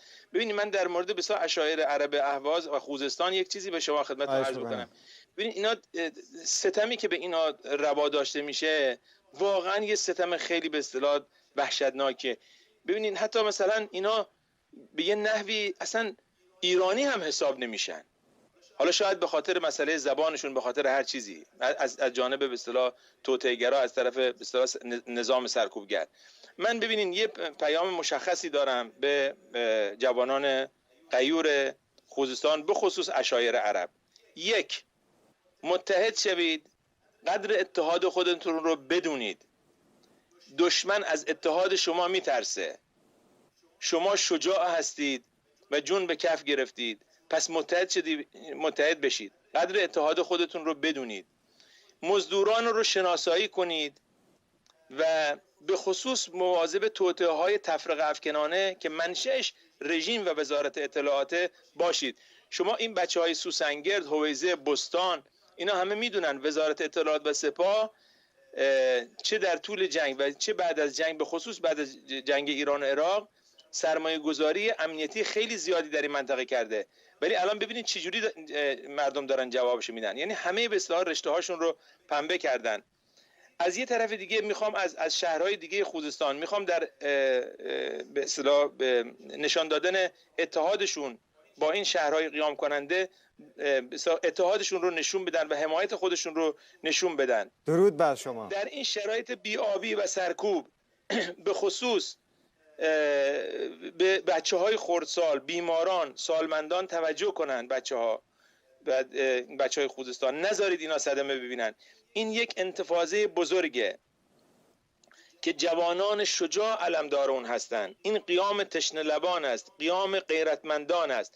و یک درخواستی هم دارم از به اصطلاح شاعرای عرب خوزستان، کسایی که ید طولایی در سرایندگی شعر شعبی دارن، این صحنه ها رو با شعرهای کوبنده و حماسی ثبت کنن. اینها در تاریخ مثلا اشاعره خوزستان باقی خواهد موند. این قیامیه که از قلب خوزستان شروع شده و تا قلب تهران و اصفهان و تبریز و مشهد و زاهدان و گیلان و مازندران ادامه پیدا میکنه. این شعارهایی که دارن میدن هیهات من نزله یا مای عطشان الشط یا الشعب یرید اسقاط النظام رو دست کم نگیرید. اینا خودجوشه و اینا ولی باعثی هدایت بشه به سمت رژیم و نوک تیزش بزنه و رژیم رو در به داغون بکنه. سپاه پاسداران الان یک سپاه و یک نیروی پوشالیه. شما الان دیدید نیروی انتظامی، سپاه، اینا مقابل به تهاجم مردم همه عقب نشینی میکنن و میترسن. بنابراین قدر اتحادشون رو این اشایر خوزستانی بایستی بدون. بله، درود بر شما. صحبت ما در اینجا تمام خیلی متشکرم رضای عزیز از صحبت‌های دردمندانه‌ات. خواهش میکنم و فراخوان پرشورت. خصوص با همشهریام صحبت بکنم. از اینجا هم مطمئنم صدای من به محله به کوی سیاهی، به ملاشیه، به کوت عبدالله و کانتکس و شکاره و زویه و ملاسانی و ویس و شیبان و ملحه همه خواهد رسید. قطعاً. بچه های خوزستان، بچه های اهواز، اتحاد داشته باشید، از هیچ چیزی نترسید. ما هم اینجا صدای شما رو انعکاس میدیم و نمیگذاریم که حق شما توسط رژیم سرکوب بشه. درود بر شما. متشکرم. خدا نگهدار شما. خیلی لطف کردین. بینندگان عزیز، در این قسمت از ویژه برنامه‌مون فرازی از سخنان رئیس جمهور برگزیده مقاومت خانم مریم رجوی آماده پخش هست که میشنویم و بعد ادامه میدیم.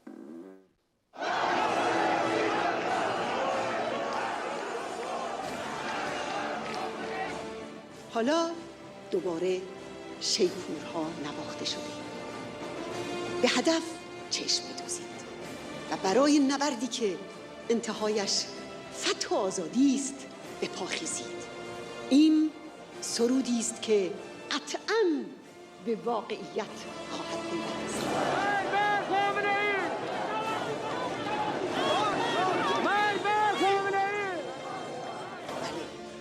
روز حسابرسی از آخوندهای حاکم در راه است. روز واژگونی نظام پلید در راه است و من تا بن استخوان به پیروزی آزادی یقین دارم، زیرا به شما نگاه میکنم و به شما تکیه دارم و تکیهگاه بزرگ همه ما مسعود است. پس میتوان و باید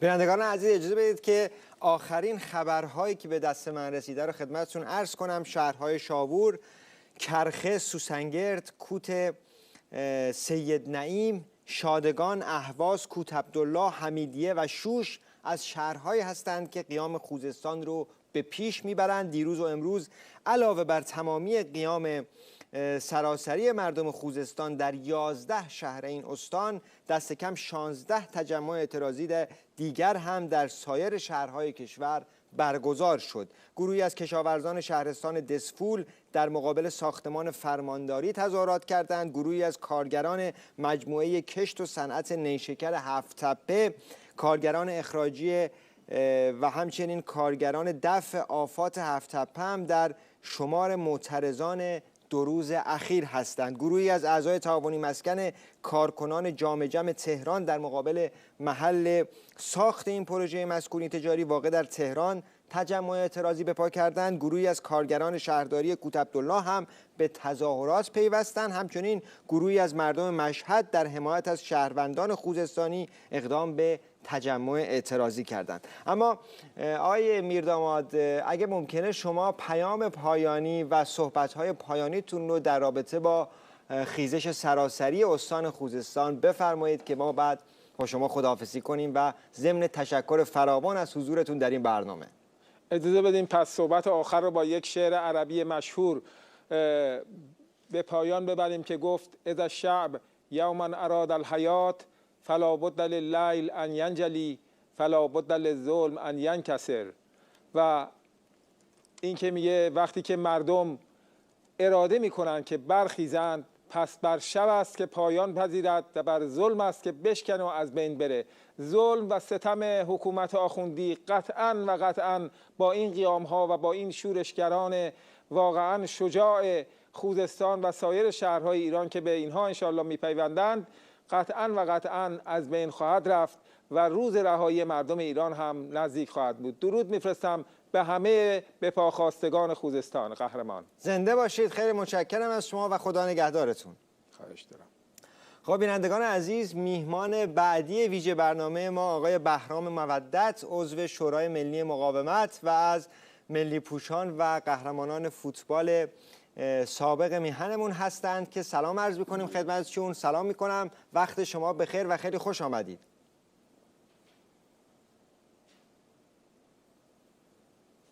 صدای بنده رو میشنوید؟ منم سلام میکنم به شما و همه دوستان. زنده باشید. درود بر شما، خیلی متشکرم. آقای مودت، اگه اجازه بدید قبل از اینکه گفتگومون رو آغاز کنیم، پیام رهبر مقاومت برادر مجاهد مسعود رجوی آماده پخش هست، با هم ببینیم و بشنویم، بعد باز میگردیم و با هم صحبت میکنیم در رابطه با خیزش سراسری استان خوزستان.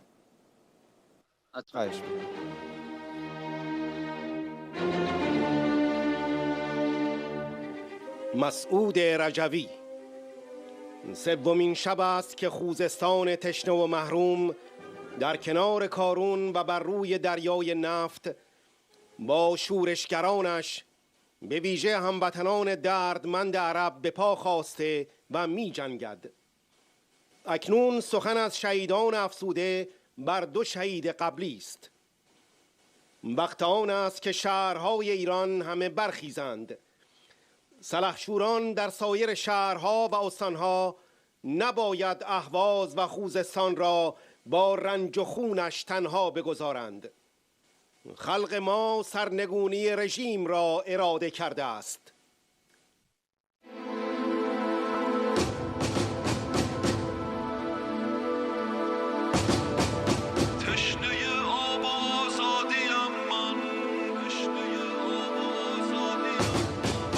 تشنه آب و آزادیم من، پاسخم داده ای با گلوله.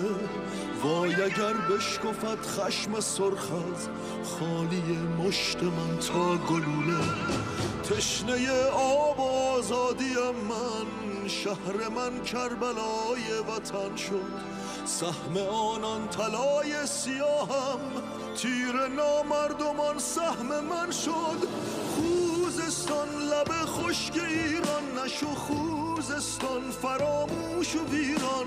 خوزستان توی مهد شیران، بمان خوزستان. خوزستان لب خشک ایران نشو، خوزستان فراموش و ویران. به پا خوزستان توی مهد شیران، بمان خوزستان.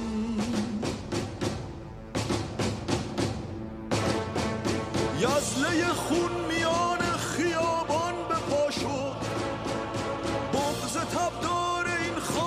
زخمی رها شد.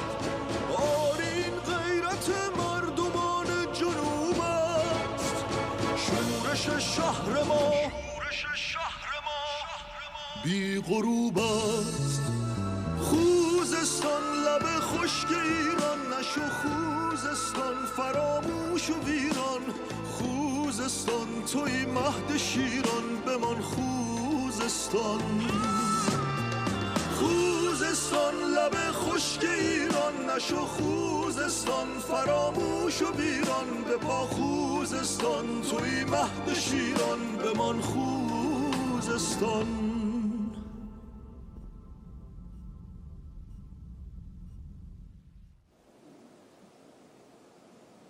بله، همراه هستیم با آقای بهرام مودت. آقای مودت خیلی خوش آمدید. تصاویر و اخبار مربوط به خیزش سراسری استان خوزستان رو حتما پی گرفتید. لطفاً بفرمایید نظرتون رو راجع به این قیام، ابعادش و اهمیتش.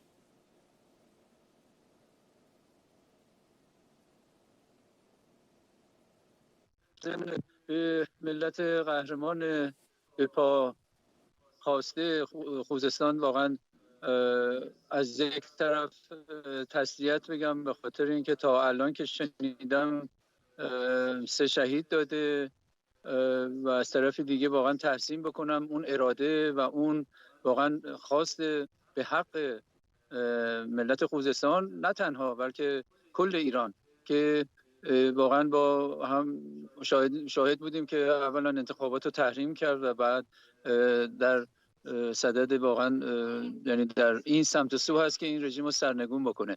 ولی این مسئله بی‌آبی واقعا جای تأسف است که اون هم در سرزمینی که روی طلای سیاه قرار گرفته با این همه ثروتی که میشه واقعا میلیاردها لیتر آب تهیه کرد. اگر منابع آبی نباشه که اصلا اینطور نیست، بلکه منابع آبی وجود داره و واقعا این برخاستن و این خیزش یک حق ابتدایی ملت قهرمان خوزستان هست.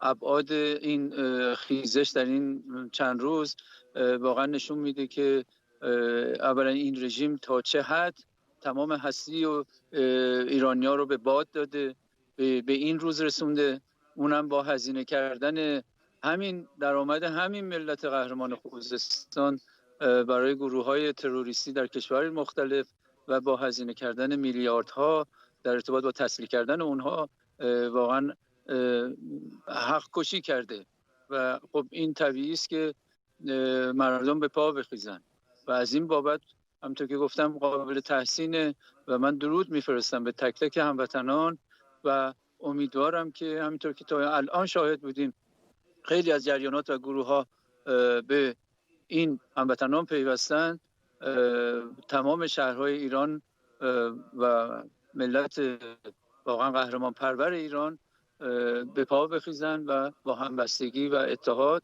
و حمایت از این خیزش جلو برن تا اینکه واقعا از شر این رژیم این ملت رها بشه. درود بر شما، خیلی متشکرم آقای مودت، خیلی لطف کردین. براتون آرزوی موفقیت میکنم و ممنون از صحبت هاتون.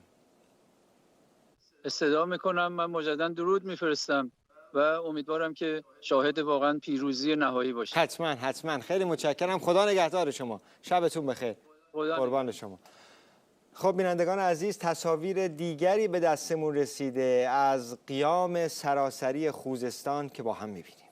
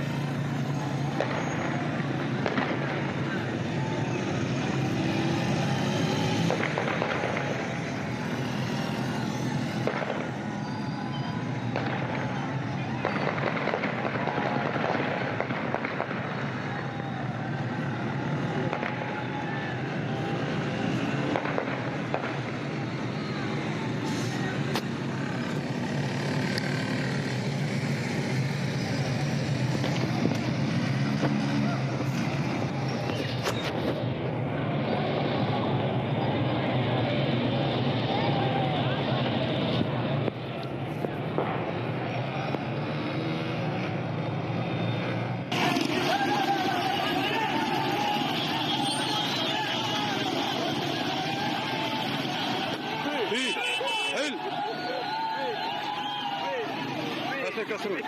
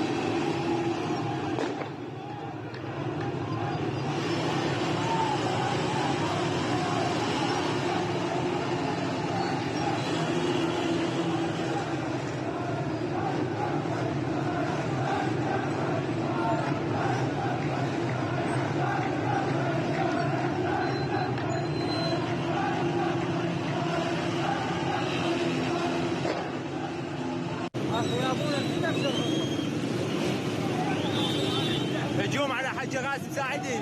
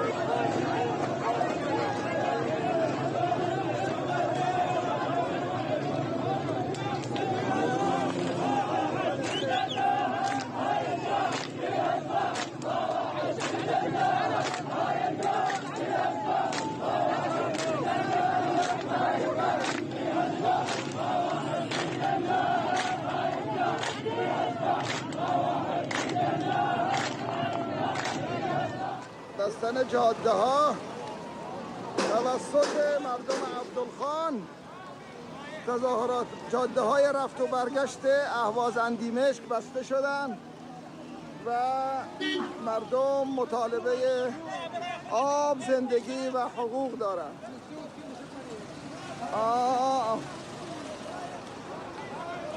این هم جاده رفت، جاده برگشت.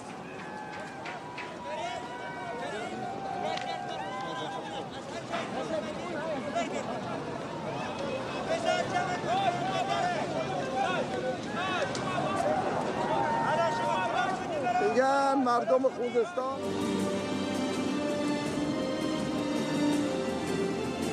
دوران تغییر رو ما باید شکل بدیم، ما باید تعیین کنیم، ما باید بنویسیم.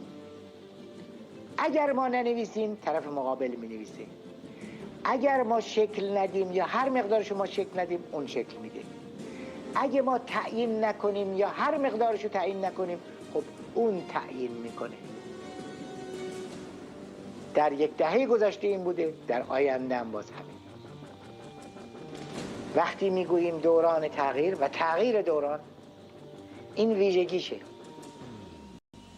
یک به یک مجاهدینش تعیین کننده می شوند که چقدر این سرنوشت را خودش می نویسد و چقدر قلم را می دهد به طرف مقابلش که بنویسد. همان منطق کس نخوارد که همه باش آشنا هستیم. تا همین امروزش هم همش بر اساس کس نخوارد بوده. هیچ کس هیچ لطفی به شما نکرده. از این به بعد هم سرنوشت را خودمان با قلم خودمان می نویسیم. از این به بعد هم با قدم خودمان، با نفس خودمان، با خون خودمان، با رنج و رزم خودمان.